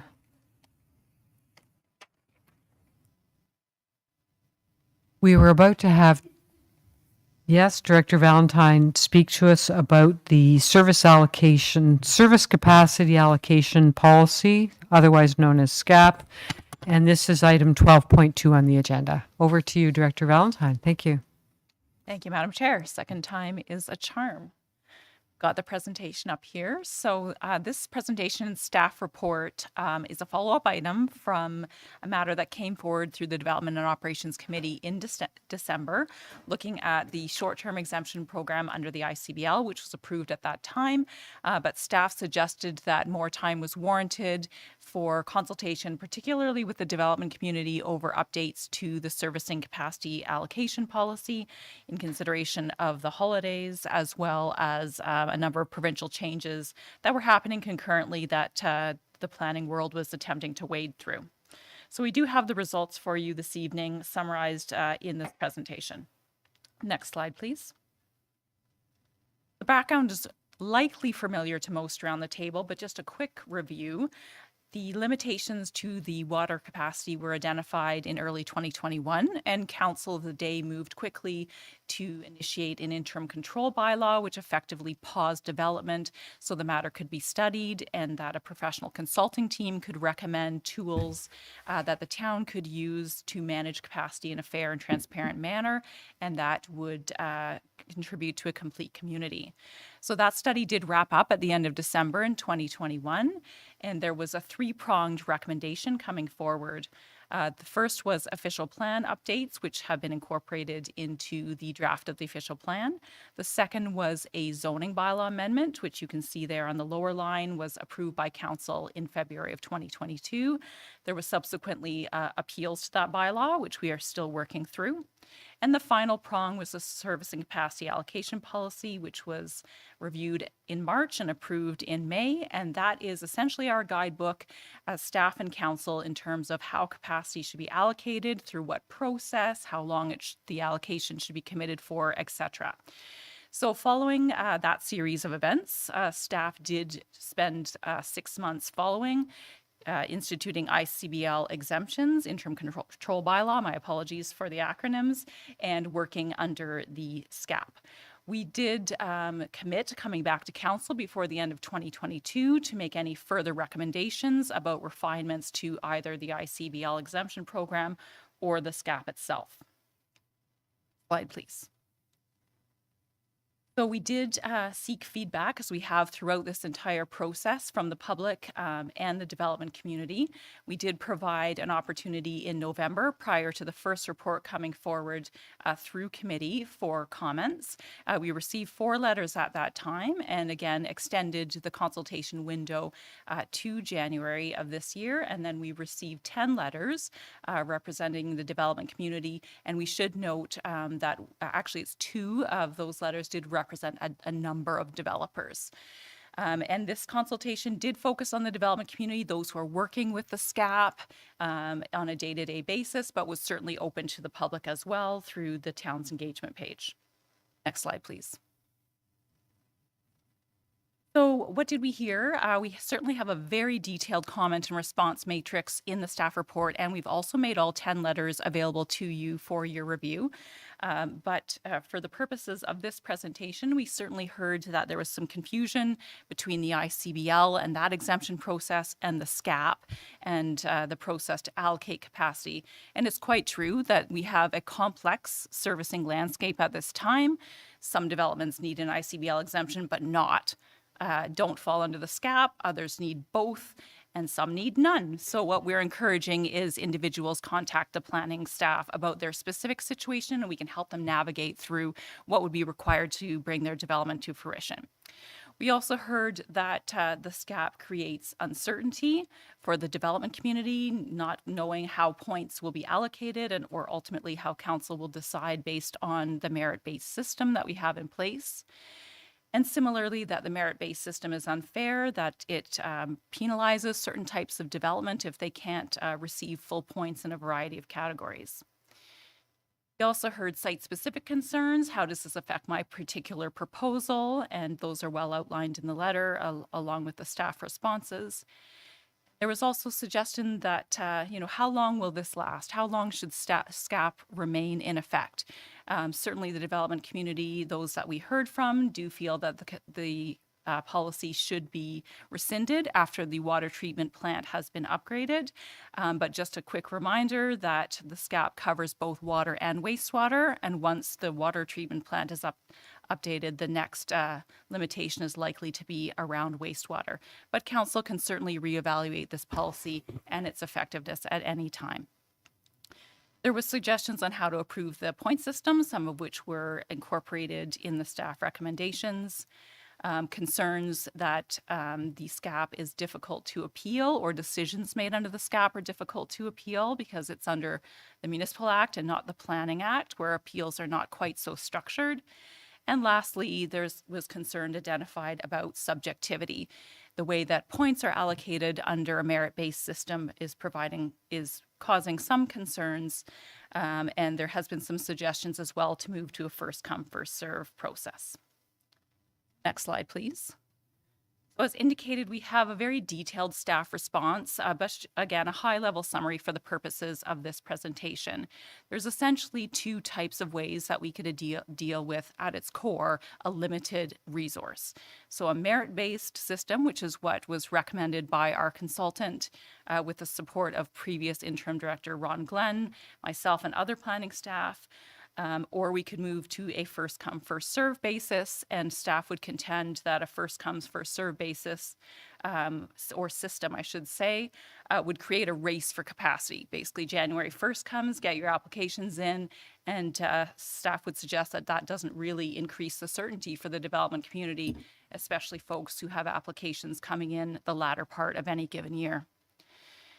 SCAP itself is to apply to all major developments across Collingwood. And even in the short time that this new council's been around the table, you've seen the variety and complexity of development applications that we receive. So this tool really needs to balance flexibility to be applicable to that wide rainbow of applications that we receive, but also to respond to the certainty that the development community is a policy, not a bylaw. So like any policy, an official plan policy, for example, there's intended to be room for interpretation and flexibility. And despite some of the comments, I would contend that the staff developer cooperation has been very high. Myself personally, I've been part of discussions that have had incredible innovative ideas coming from the development community in order to obtain points under the SCAP that I don't think I would have had necessarily if the SCAP wasn't in place. And I'm just one staff member. We've also noted that when staff bring forward SCAP scores from ourselves and the development community, they're almost always very close, only a few points apart. So we do feel that the system is working as intended. We also feel the system is transparent. Again, every staff report includes the SCAP evaluation from staff with rationale and the SCAP evaluation from the developer. So if council felt that staff had misinterpreted something or if they preferred the developer's rationale, the SCAP score could be changed or interpreted differently by council.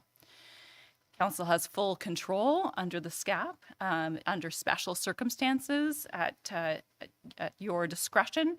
You could suggest that something be approved outside of the SCAP or with a very low SCAP score because there might be some very significant community benefit. And lastly, staff feel that the 50% threshold in the SCAP is appropriate. For many of us who spent long periods of time in schooling, 50% is kind of, a fail almost. But in terms of this particular tool, 50% is fair because not all the points can be applied to every application. And we are having a discussion that gets us 50% better developments than we perhaps would have had in the past. So I encourage you to look at that 50% as a positive rather than perhaps in a different light. So next slide, please. Okay, so this brings us to the amendments to the proposed SCAP. You will be familiar with some of these slides. The major suggestions that staff brought forward in December have been retained. And the first is to decouple the Planning Act decisions from the SCAP decisions. So what does that mean? That means step one for plans of subdivision and for site plans, for example, they would go through the approval process either through staff or council, and they would be approved with a number of conditions. And one of those conditions would always be that capacity be allocated and an agreement be entered into with the municipality. So that allows us to move forward with the land use planning process under the strict timelines that have been imposed upon us by the province, as well as being very cognizant that under Bill 109, we will be returning Planning Act fees if we don't meet timelines. So this is one way to address a number of those provincial changes. And then step two, once the land use planning component is in place, we will bring forward the service and capacity allocation policy scores for your consideration in a batched approach. And what that lets you do is compare proposals directly to one another and determine with the capacity thresholds that we have in place for the year, how you'd like to allocate to the developments that are brought forward within the batch. What this means effectively is what you will see are shovel-ready developments. You will see things that already have planning approvals, and you will see things that are ready to move forward to building permit within 6 months. And that is why the shovel readiness points that were in the original SCAP would now be redundant, and staff are suggesting those be removed. Slide, please. So then plans of subdivision are a bit of a special case. Those are larger scale developments. They take many, many years to fully build out, and we don't want to commit capacity early on in the process or basically hold it so that other developments that are ready to move forward immediately aren't able to do so. So what we've determined for plans of subdivision is essentially a two-step process. At the time where we draft approve a plan, so again, that's the first stage where you see a plan and you've got about 100 conditions that a developer has to fulfill before they can register their lots and get shovels in the ground. At that point, we would commit to a future allocation, and that provides assurances for developers and their financiers to be able to move forward with enough certainty in their development. But the timing, basically when those taps turn on, that remains under the control of the municipality and can be determined when the developer is ready to enter into an agreement with the municipality and move forward with lot registration. And I will say we have clarified the SCAP to make this two-step process more evident, but this is how we've been implementing the SCAP since its inception.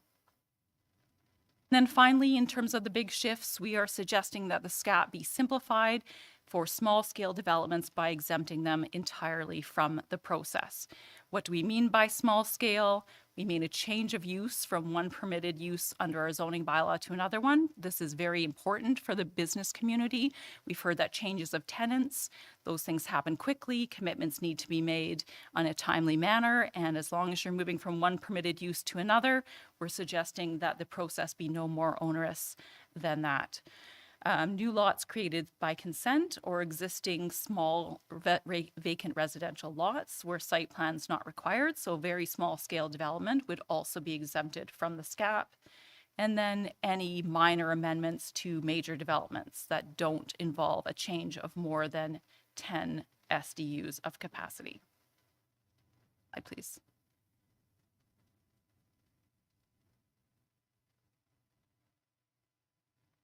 Okay. So you might remember this slide from the previous presentation because we are suggesting that the process be streamlined for small scale development.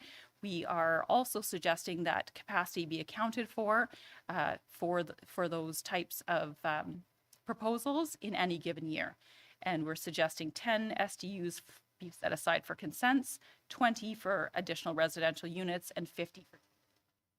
Where do we get these numbers? We looked at everything that's happened since the ICBL went into place and how much we have allocated to each of those development categories. And we made an estimate based on those numbers for what we think we need for 2023. Next slide, please. Heard me talk earlier about the shovel readiness points no longer being necessary in the SCAP with the change of process. There has been some discussion about reallocating those points to affordable housing, sustainable design initiatives, infrastructure, and one very interesting proposal coming from the development community is allow those 15 points to be floater points. So a developer could make the argument that they wish to, that they should be allocated 15 more points for something that's not covered in the SCAP, something innovative, something interesting, something that does provide community benefits, but doesn't fall neatly within any of those categories. So staff have not actually reallocated any of these points at this time. We've just deleted them from the SCAP.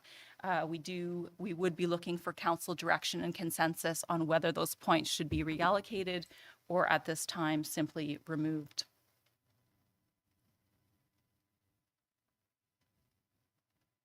Those are the major shifts under the SCAP. Just a quick note of some of the smaller changes. We're looking at streamlining definitions, clarifying languages and processes, as well indicating more clearly within the policy that a SCAP score is locked in unless a development changes in a substantial way. We've been very clear that with the new batch process, a higher SCAP score does increase your chance of success. And we have an aspirational target of 75%. We are asking that the SCAP be completed as part of every Planning Act application to which it would be applicable. And we are also responding to the developers looking for stability. So then we are suggesting that if council deems it appropriate to approve the SCAP this evening or in the near term, we would keep it as is generally for the next 24 months and provide the next comprehensive review at that time. Slide, please. So what are we driving here? What are we driving at with these changes? Are still in favor of a merit-based system to allocate a limited resource. We feel the SCAP supports a complete community, but we also think that things should be kept as simple as possible. Clarify, reduce ambiguity, and improve understanding. We also are looking to streamline processes, reduce administrative burden, both for staff and for those participating in the process, and remove barriers, especially for the business community and for those small scale projects. And lastly, as we already discussed, for various reasons, decoupling the planning and the servicing allocation processes. Final slide, please. The recommendation before you this evening is to approve the updated SCAP as it appears in your report. What this will allow us to do is to bring forward the first intake of the ICBL short-term exemptions in an accelerated manner. If the SCAP is approved tonight, we can bring forward those matters, which essentially become administrative, in February rather than March, and that allows us to gain a month in the process. For major development, we would be looking at your first batch coming forward to you as a target in March. And then certainly pending the number of applications that we do receive, there could be a second intake, both of the short-term exemption program as well as the major batch approvals in the summer or the fall. And lastly, just as a reminder, we've got a couple parallel processes going on. We've got the related OLT appeals, which you will hear about in camera. And we have a West End developer early payment agreement as well, which was referenced in some of the letters, just to assure council that staff are also working actively on that component. Final slide. Yes, thank you. So appreciate your time today and happy to answer any questions. Okay, thank you for your presentation. So I'll read in the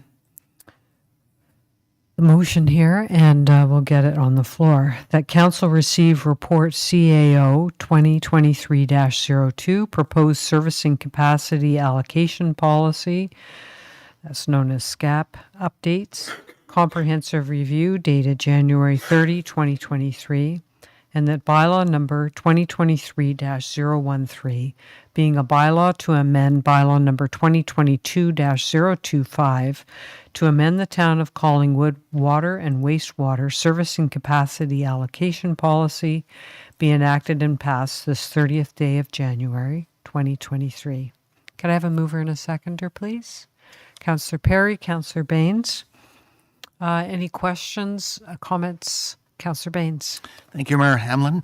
To Director Valentine, this is wonderful news I think you're bringing us, particularly the fact that in your stakeholder consultations that the developers themselves were actually, as I understand it, pleased with the potential for some sort of modest incentive, which is a modest incentive in regard to the SCAP allocation for them and for us, I think, and allows us, at least council, I would think, a little bit of wiggle room in our discussions with the developer community as they move forward. My specific question, I had asked you, I'd sent 3, but I'm not going to ask those. I don't think it's relevant at this point. But in a response to Mayor Hamlin, you did mention about the length of the ICBL and the SCAP. I had thought they would end at the completion of the renovation of the Raymond Barker water filtration plant. But I understand that both of those mechanisms will continue longer. And if that's the case, why is that needed? Because I would have thought that when the filtration plant was finished, that all of these issues would have resolved themselves. Go ahead, Director Valentine. Madam Chair, through you to the councillor, 2-part response. Again, reminding everyone that the ICBL and SCAP, though related, are 2 separate tools, 2 separate mechanisms.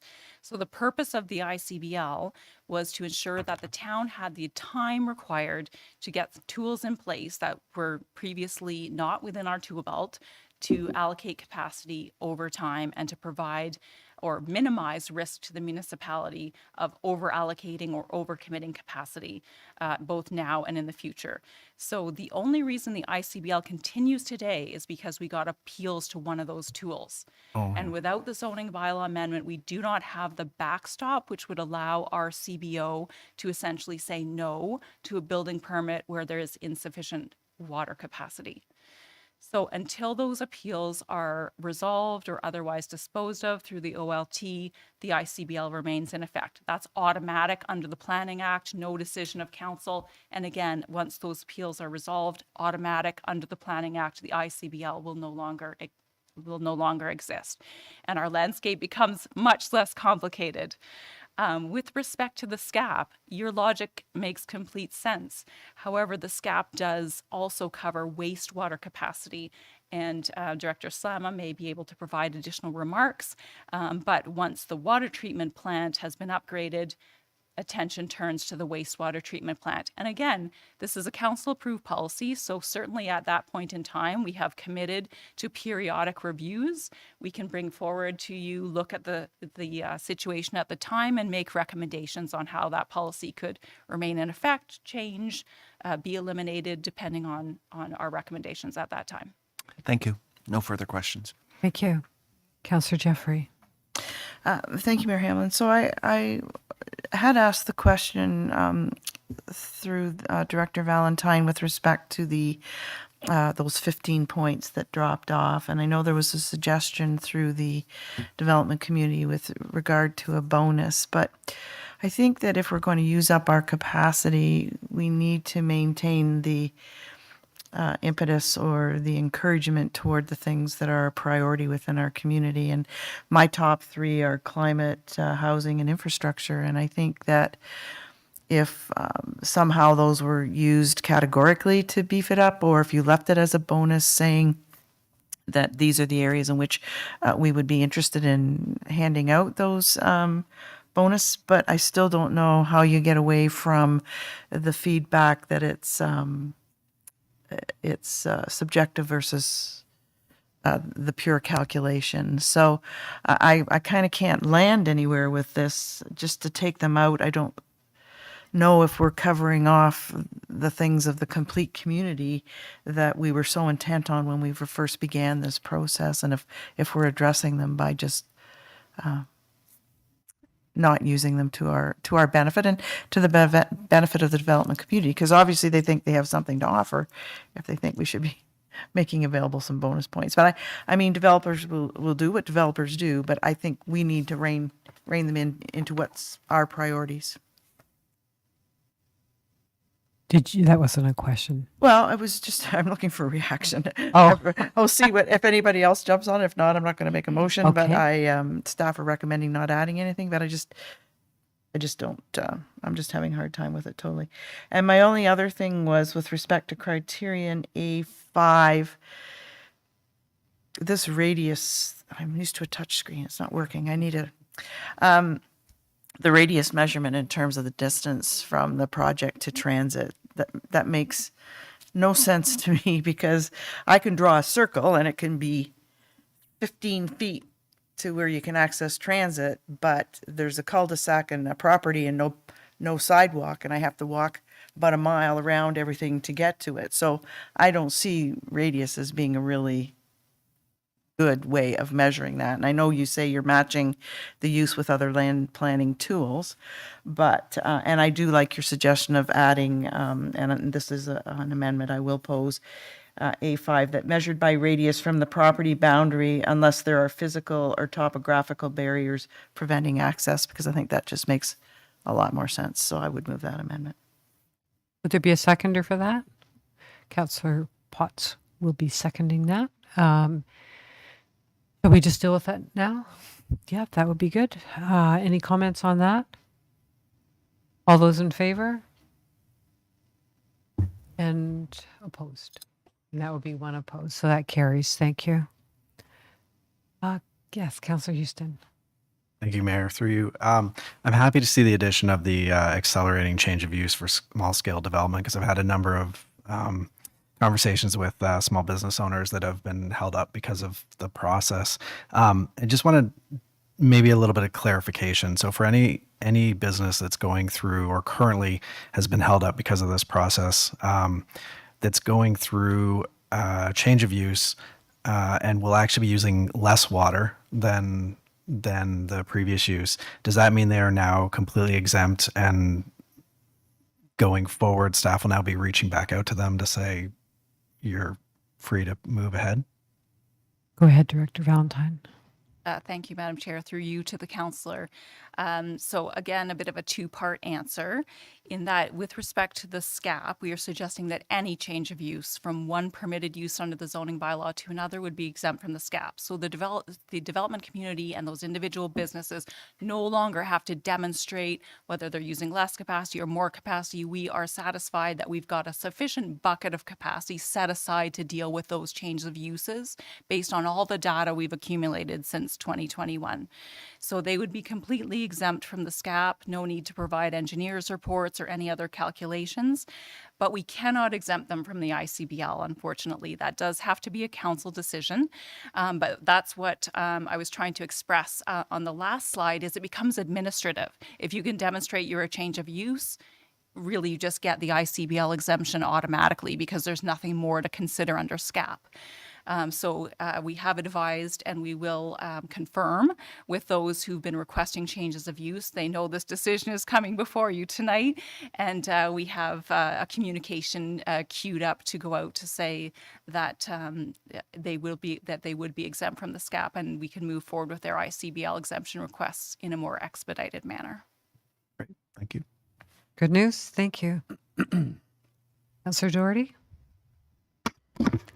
Thank you. I am very supportive of the changes that have been recommended tonight, including the one that Councillor Jeffery just put forward that just makes a lot of sense. So I will obviously be supporting this. But I also, I just want to say that, we have, or you have, staff have worked through a very daunting and highly complex challenge. And we've arrived now at a system that is providing the development community with some certainty under very uncertain circumstances with regards to water. But they're also being provided with an appreciation for what this community values. And it ensures to our residents that the developments most closely aligned with our community values are the ones that are going to move forward. So I just think that this is, from that standpoint, this is a heavy win, and very, I just want to congratulate staff for the effort that has been expended to arrive at this point. Thank you. I think everyone feels that way, so thank you for expressing that. Deputy Mayor Fryer. Thank you, Mayor Hamlin. Through you to Director Valentine. Can this be appealed the same way that the ICBL is dealing with appeals? Go ahead, Director Valentine. Through you, Madam Chair, the SCAP is approved under the authority of the Municipal Act. So it doesn't have the same appeal rights, those very legislative processes under the Planning Act. But there is an ability for developers to challenge the SCAP or decisions made under the SCAP through other legal processes under the Municipal Act. Just to follow up, I'm trying to organize my comments about this because, in my view, it goes right back to November when we got our 3 days of training. I had mentioned at the time that I didn't feel that we had sufficient training in regards to the ICBL, the new water plant, and all those elements that go with it, and it just seems to me like this is a part of it that I just would like to have more understanding. I recall when the ICBL was introduced or decided upon by council, they passed the liability bylaw just before that. I just don't feel like I've got the legal handle on all this. And at this point in time, it seems to me like we could produce another situation where we're being legally challenged. And at this point in time, I'm not going to support it, I guess. Thank you. Okay, thank you. Anyone else want to speak to this? I'll just say briefly, again, thank you for your work and for working closely with the development community. I'm not worried about this being challenged, and I think We've been working with this now for quite a while, and these are some improvements that have been worked through with members of the development community who wanted to participate. They make sense to me. The only question I had, and it's not related to our approval of this or not, but was to ask Director Valentine if there's a way that when various reports come forward for our approval, you can comment on ways to secure the various benefits for which developers have received points. Thank you, Madam Chair. We certainly can make that part of the reports that come forward in the batch process. And just to, we have limited tools in some circumstances, but we certainly make best efforts. And I've also found the development community quite cooperative generally. And, I should just say I'm standing at the podium, but this has been a colossal amount of work on behalf of many other staff in a variety of other departments. So I just wanted to mention that. Appreciate your saying that. Thank you very much. Okay, so if there's no other comments, I've read in the motion. It's been moved and seconded. All those in favor? And opposed? And that carries. Thank you very much. The next item on the agenda is 12.3. This has to do with the Police Services Board and Council Communications Protocol. And I'm going to turn this over to Clerk Almas for a brief staff report. Certainly, I know, thank you, Your Worship, we're running out of time.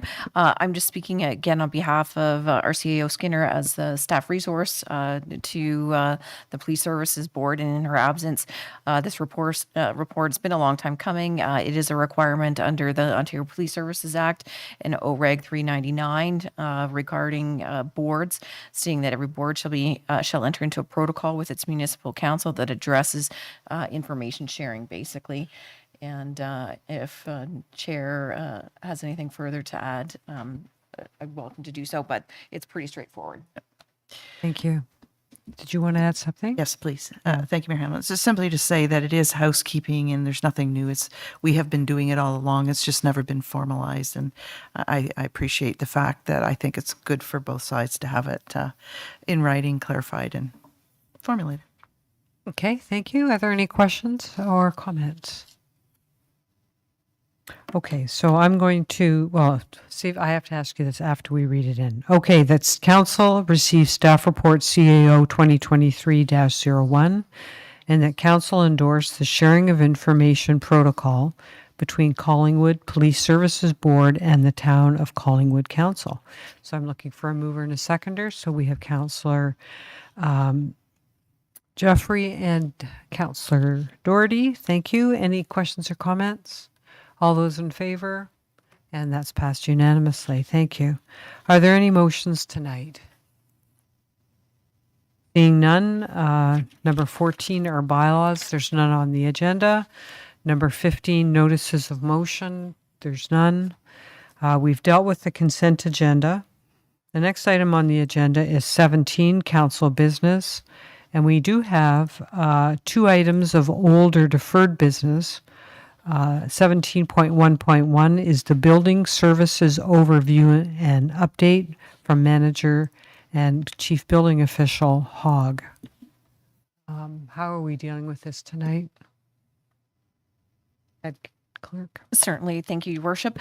During our orientation, there was a couple departments that didn't get to do their full kind of overview and updates, and I am glad that we have a little bit of time because they've been pushed off a couple times now. So we do have CBO Hogg available, and unless Summer has anything to add, we'll just call her up. Perfect. Okay, CBO Hogg, please proceed.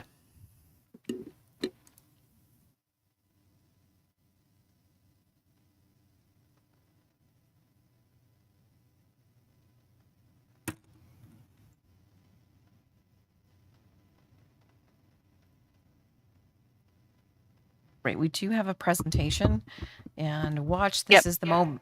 Okay.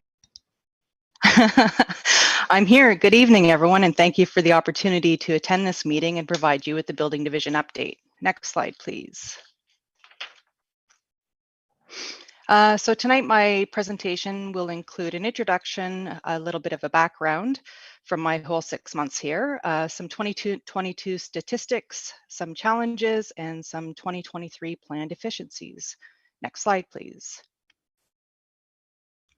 An introduction to our team. I'm Tammy Hogg. I'm the Chief Building Official and Manager of Building Services. We have Brian, he's our Deputy Chief Building Official, Corey, who's our Senior Building Inspector, Leah and Jen, who are building inspectors, Dave, who's a plans examiner, and Aaron, our administrative assistant. Next slide, please.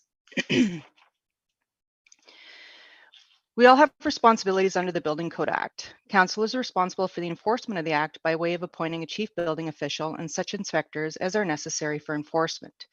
The chief building official, or CBO, inspectors, and building admin staff all have a role to play in the enforcement of the Ontario Building Code.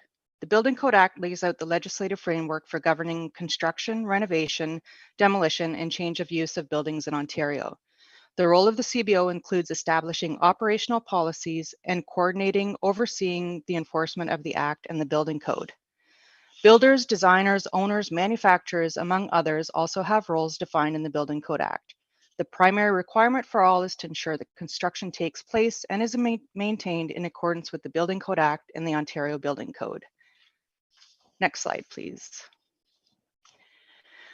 The Ontario Building Code Act and Code establish standards for public health and safety, fire protection, structural sufficiency, energy conservation, water conservation, environmental integrity, and barrier-free accessibility of buildings. Building officials play a vital role in protecting these standards. Next slide, please. Building Services also administers other town bylaws, including the sign bylaw, fence bylaw, swimming pool bylaw, and the civic addressing bylaw for addressing and street names within Collingwood. Next slide, please. A broad view of our day-to-day activities includes answering building-related inquiries from the public, responding to reported building code complaints, review, including correspondence and issuance of building permit applications within prescribed timeframes, inspections related to issued building permits also within prescribed timeframes, inspection related to enforcement activities, providing building code compliance reports as requested related to real estate transactions, and providing comments for building code compliance for various development applications, as well as administration of various other bylaws. Next slide, please. Municipal building departments are funded through revenue generated from building code enforcement and building permit issuance. Municipal councils set the building permit fees and administrative fees under the building bylaw authorized by the Building Code Act. As per the Building Code Act, the cost of fees must not exceed the anticipated reasonable cost to enforce the Building Code Act and the building code within the municipality. Next slide, please. So we compile a lot of data through the building permit process. We can report on many different activities once we are able to confirm the accuracy of the data. This chart is a comparison of permits issued over the last 3 years, including a summary of the average number of permits issued over the 3 years prior to COVID. The chart includes permits issued under the Building Code Act in blue and other permits issued under various other bylaws like pools and signs in gray. Next slide, please. This chart illustrates the construction value of building projects over the past 3 years and includes a pre-COVID three-year average as well. Next slide, please. You can see that although the permit numbers are down slightly, the construction value is holding. This is due in part to the complexity of the projects we are now seeing, such as the multi-residential buildings. And 2021 was a particularly strong year due to the influx of permits, primarily new dwellings, which came in December of that year to beat the development charge increase and some substantial building code changes. This can be illustrated by the comparison of housing starts shown on the bottom chart. You can see that 2022 had the highest number of housing starts in the last 3 years. Next slide, please. This chart illustrates the number of inspections performed over the last 3 years and pre-COVID. Potential tracking changes for inspection counts may be the reason for the significant difference pre-COVID to present. Next slide, please. Some challenges that we're facing. One of the challenges in the division includes open permits. We have many permits which have not passed final inspection, which creates risk and liability to the town. We also have some outdated or non-existent documented policies and procedures leading to inconsistencies. There's the affordable housing issue, shifting priorities, and staying on top of policy changes and potential building code changes to address as well. Uncertainty of the effects of the labor market, supply chain, Bill 23, recession, inflation, ICBL, SCAP, and the ability to predict future building permit activity causes some issues as well. Planning for future staffing needs and the lack of qualified building officials, as noted in a letter from the Ministry of Municipal Affairs and Housing to heads of council dated January 4th, 2023, will become a problem in the future. There's also a lack of coordinated records management within CityView, our permitting software, and the town system. And data integrity of historical statistics is causing some issues for accurate reporting. Next slide, please. In 2023, we have some planned efficiencies.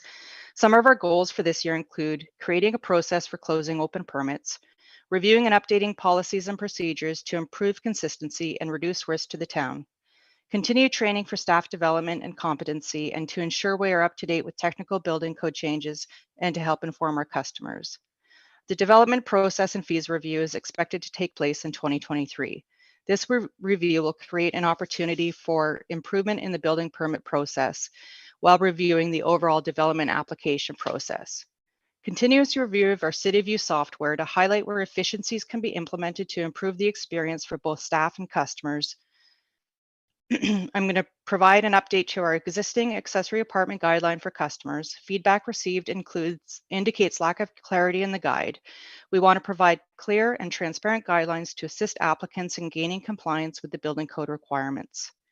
We'll be updating our existing deck package for homeowners to simplify the process and to assist homeowners specifically to obtain building permits and pass inspections. We'll start a review of non-Building Code Act bylaws to confirm administration is appropriate within the building division. And we'll have involvement in a potential rapid ADU deployment program and affordable housing master plan implementation. Next slide, please. We're looking forward to working together with Council to fulfill our responsibilities as outlined in the Building Code Act and to continue to provide customer service and guidance so that construction in Collingwood continues to meet the requirements under the Building Code and under the Building Code Act and the Ontario Building Code. Thank you. CBO Hogg, that was very informative. Are there any questions of Council at this time? Councillor Doherty. Actually, I just thank you and through you to CBO Hogg. Just because I happened to be speaking with a number of municipalities last week, and a few of them are bragging about the ease with which building permits can be issued via online applications. And I'm just wondering where we stand on those digital applications. For sure. Go ahead, CBO. Oh, sorry. Thank you. For sure. We are 100% digital. We do have an online portal. It is, in my experience, a little bit clunky, and there are some improvements that could be made with it, and that is something we're also working on. But we do accept applications and issue permits through a portal. Thank you. Okay. Any other comments? Okay, well, thank you again. We'll see you soon. Excellent. Thanks for having me. The next item on the agenda is to have an overview and update from Manager Kenny on economic development. There he is. Hello, Manager Kenny. Here I am. Good evening, and presentation upcoming.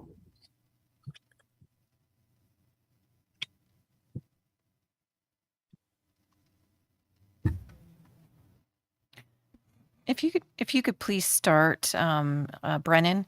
We're just having some technical issues, but if you could start. Yeah, no problem at all. So thank you for the opportunity to speak. It's nice to see you all again.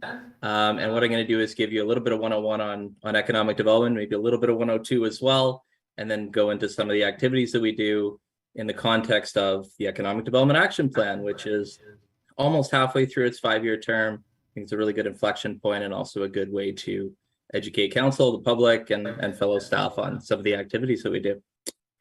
So I mentioned the Economic Development Action Plan. That is the foundation of every activity that we perform. And there's 3 pillars to that plan. So I'll go through each of those. The first is to make Collingwood a hub for sustainability innovation. That's not only sustainability itself and the green economy, but also a sustainable business community. We want to make sure that, you know, businesses are succeeding here, they're starting here, they're relocating here, and trying to create a really great climate for that. We want to promote Collingwood as a great place to live and work. We do that through a bunch of activities that I'll mention, and a rather new activity on the proactive side, but ensure Collingwood is investment ready. There's this concept of investment readiness, and it's very critical to work really closely with our planning colleagues, our building colleagues, and that's why the division is organized quite well to do that and put Collingwood in the best place to succeed. So I'll sort of start with the first pillar of what we do at economic development is what we call business retention and expansion. And so the primary goal of this is to support the businesses that are already here. Some are very happy with the size they're at. Some would like to expand very rapidly, and there's sort of stages for that. So we have support every step of the way. Seems like the presentation is coming up. So we can skip ahead a couple of slides to the business retention expansion heading. The vast majority of job creation comes from what we all sort of short form as BR&E. So 70 to 80% of job creation locally. Just to give you a point of reference, based on the data we have, there's about 1,135 businesses locally that have 1 or more employees. That does not include the owner. So we have about 2,500 businesses that are solo entrepreneurs, Ontario numbered companies, holding companies, and a bunch of that. A lot of them have 0 revenue, frankly, but a bunch of them are solo entrepreneurs that are bootstrapping it, maybe in their basements. Maybe they want to open a storefront. Maybe they're working in a co-working space. So a lot there. The core activity that we provide is through our Small Business Enterprise Center. The most important thing that I can note is that the SBEC, operated by the town, which supports regional municipalities as well, funded by the province and municipalities, is the one thing that I would say, if we had to cut our budget to one, that would be the most important service that we provide.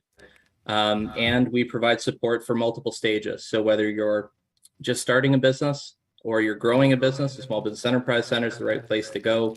And if you're looking to scale a business to go from 1 to 10 to 100 employees really rapidly, we have the Georgian Bay Accelerator, which the council of the past couple of years made some strategic investments in. So we'll switch to the next slide. And what I'll talk about next is investment attraction. This is approximately 10 to 15% of local job creation historically. And generally we're seeing existing companies from elsewhere, largely the GTA, moving to our area, or remote workers at relocation. So it could be a workforce play, it could be people attraction, could be business attraction. And the plan identified some key sectors. We added 1 or 2 just to make it pretty simple for us, but tourism obviously is the driver in our area, creative and professional services, accountants, lawyers, art designers, and those types of things. Technology could be in there as well. Manufacturing, we have a really good core here. The green economy, which is an aspirational goal for the community. Craft beverage, which is quickly growing, and healthcare, which we can't ignore the hospital. We have the health and wellness village. We'll work through as we see. So, and you may see on this slide, there's a development curation process that we mentioned. And what this does is talk about the one-stop shop that we provide businesses, helping them do due diligence, helping them do process improvements before they submit a planning application. So we try and make those applications better, more complete, and so they have a fuller picture of our community.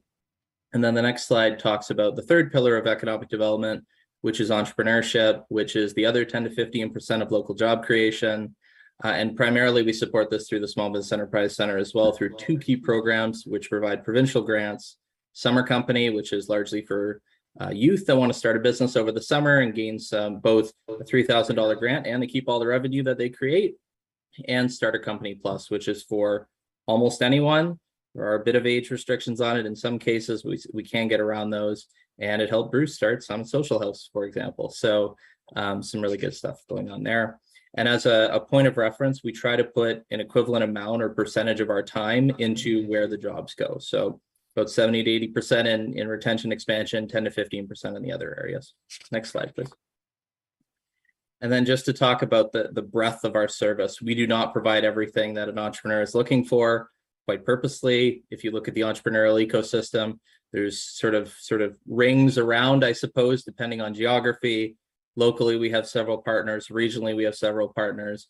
Federally and provincially, we have several partners. We all work together to provide services for the entrepreneur and the business owner. Next slide, please. So there are a couple of figures that I want to talk about. The first is economic indicators. And so these are things that are not fully controllable, not fully within our control, but can be influenced by us at a local level.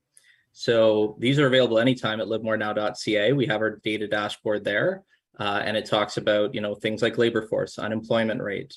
There are some limitations. Some of the data we have, as you'll notice, the unemployment rate covers a massive geographic area. We don't get to choose that, unfortunately, through StatsCan, but we work with what we have. We're also working on building that to show trends over time. So if you want to see the amount of manufacturing workers we had 5 years ago versus today, we're working on all of that sort of data. And we do come out with an annual report, which has quite a bit of data. And we'll talk more closely about the metrics defined in the Economic Development Action Plan. Speaking of metrics, which are things that are much more controllable to us, and frankly, as a measure of our output, throughout the presentation, you'll see a smattering of those in red. There are quite more, but we wanted to include some for you. Next slide, please. So I'm going to go through some of the headings in the Economic Development Action Plan really quickly, just to show you some of the activities and output. We're really proud of our Small Business Enterprise Center. 750 business consults or more last year of 30 minutes or more that we report to the province across all of our programs, and over 2,000 inquiries. So an inquiry could be an email, a walk-in, an incidental conversation we have at the Foundry, it really any sort of inquiry that we have with a business owner. And we hold the contract for that. The province provides us with, as you'll see here, $389,000 over a 2-year period to July of 2024. So we're working through that contract, and then we get rolling contracts. So that could be extended for a year. There could be a new contract comes into place. But again, that's our very core service. And DMS is associated with Digital Main Street, which is one of our most popular programs. Allows, you know, companies and Main Street businesses and bricks and mortar to come into the digital age and allow them to succeed more in an online environment or pre-COVID, you know, sort of mid-COVID and post-COVID environment. And as you can see, we've served over 800 businesses regionally since 2019 with the team we've assembled there. And you know, Council has made a strategic $300,000 contribution to the Georgian Bay Accelerator the last couple of fiscal years. Contribution was not required for 23. They still have some money in the bank and are working through their programming, and a presentation will be incoming in Q3 of this year, similar to the way it was last year. Next slide, please. This is sort of a two-part. So we love to promote Collingwood's better lifestyle. We have several social media campaigns underway. We love to stay in your feed 24/7 if we could. We try and inform you on all the great programs and services that we have. We target this at entrepreneurs, local, regional, and GTA. From an attraction standpoint, you can see a smattering of some of the content that we create there. And, you know, much of this content lives on livemorenow.ca, which is our economic development portal. We had over 20,000 website users last year for quite a niche product, so we're very proud of that. And in 2023, we're going to talk more about content on the development side to try to get more into investment attraction and site selection data. Next slide, please. And tourism is obviously a focus of our community, so we wanted to dedicate a specific slide to that. We launched the Discover Collingwood app, which has actually now over 3,000 users. And that is a great partnership we have with the BIA. So if you have an iPhone or an Android, you can download it, and you'll see a rapid expansion of the products that go there. So think of that as the core, the foundation of our tourism offering, trying to move people around the community and increase their spend here. We have the award-winning craft beverage tour, which won a federal award, is now nominated for a provincial award with our 8 producers, soon to be 9. And Patiolicious, which was a great partnership with the BIA, which 31 patios participated in working on what does it look like, if any, for 2023. And then I wanted to bring your attention to the data at the bottom of the screen, which is actually from Environics as a partnership with Tourism Simcoe County. And you'll see here that Collingwood is actually the 3rd most visited tourism destination behind Toronto and Niagara in Ontario. And you can start to see the quantification of that. So sort of the pre-COVID numbers, about 600,000 people, of which 88% were visitors. These are unique people, not visits. And the visits are in the millions because people come several times. And then in 2021, that increased about 40,000 people. Percentage was holding about 40,000 more visitors. So we are going to get 2022 data as well, but I wanted to show you that data is sort of at the core of all of our decision making. Next slide, please. Workforce is a challenge, as we all know. We're working on the housing front, but we are partnering with mostly Simcoe County Economic Development to do several things on there. There's a labor study underway, which we're heavily involved in. We're partnering on the Skilled Trades Expo that happens each year. Hasn't happened a couple of years outside of virtually because of COVID. It's coming back this year. And we have a micro-credential program for tourism and manufacturing that allows people in those industries to train their staff for low cost or no cost so that we can keep, retain, and train the people that we already have. We need to keep those people.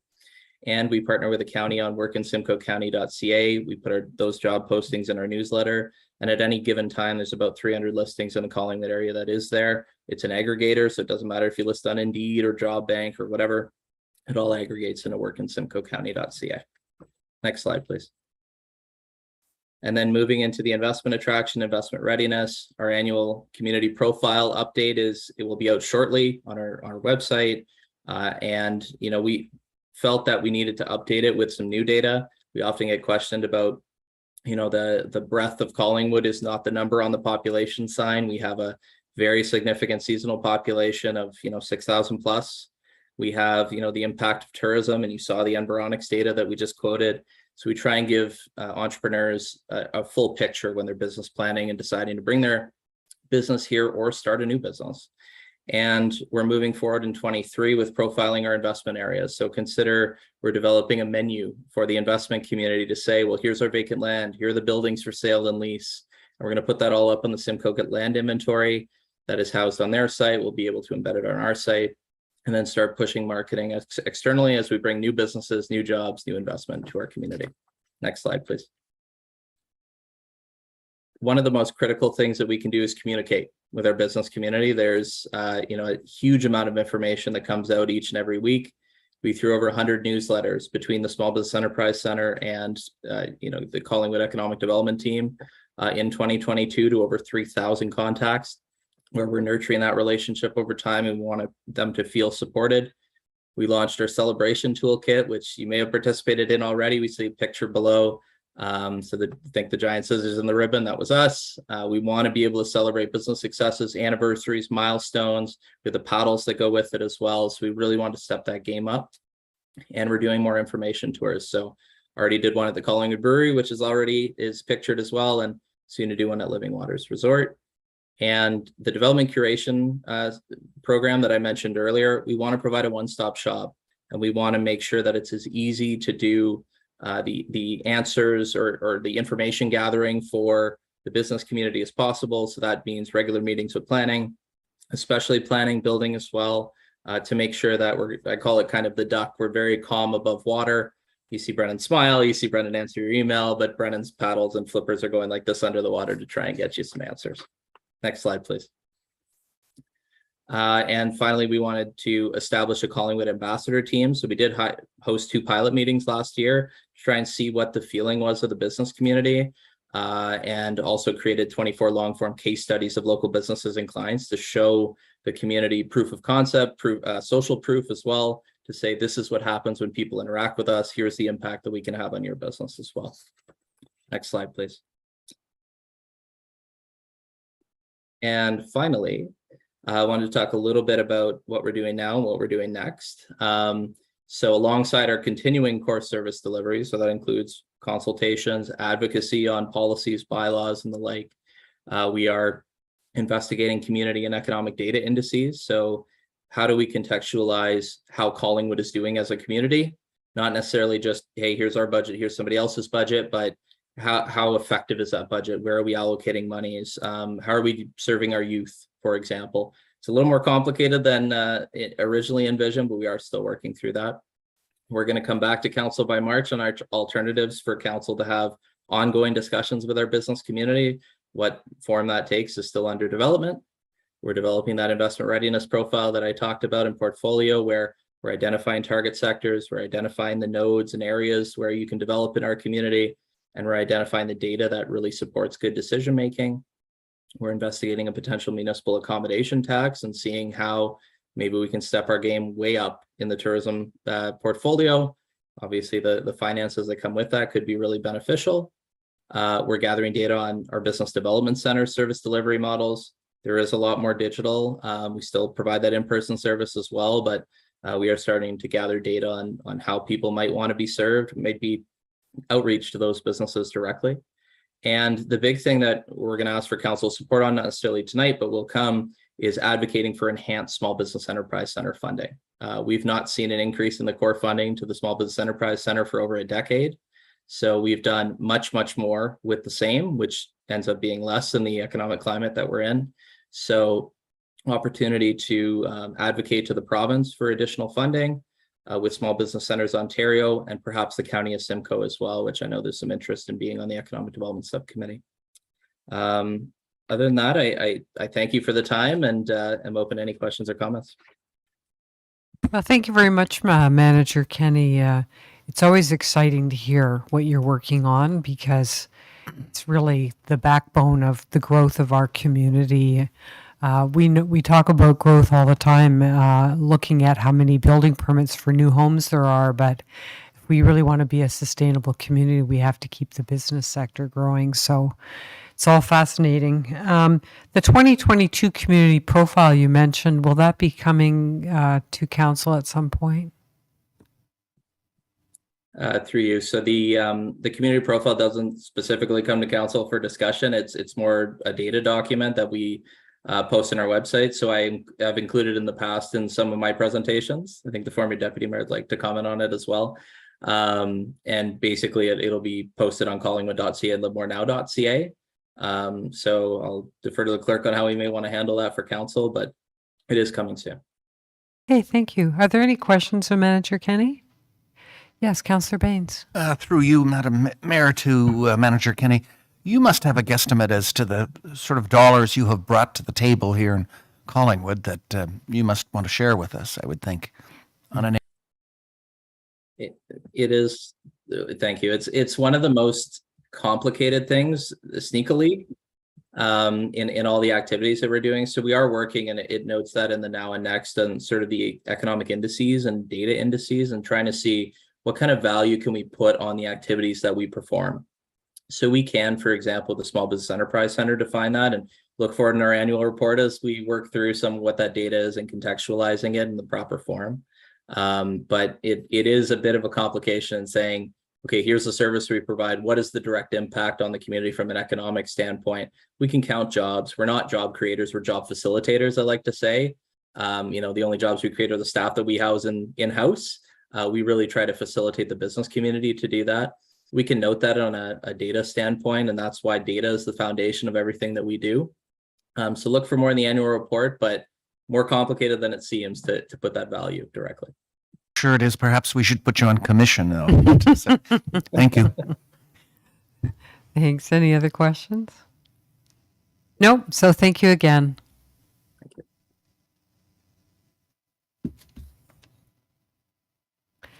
The last item on the agenda is other business, and that's the OLT update. And I have been advised that this could be put off to our next Development and Operations Committee meeting, which is in 2 weeks. So I'm going to suggest we do that. I guess I can see Councillor Doherty's frowning, but I'm told there's no reason we can't wait for 2 weeks. Okay, so with that all in mind, let me just make sure there's no any other business.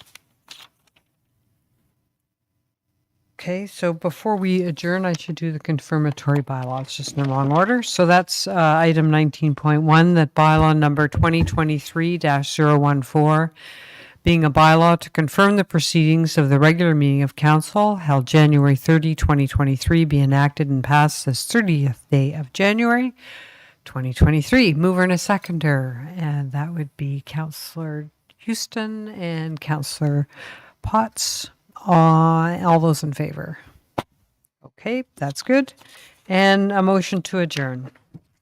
Councillor Jeffery won today. Okay.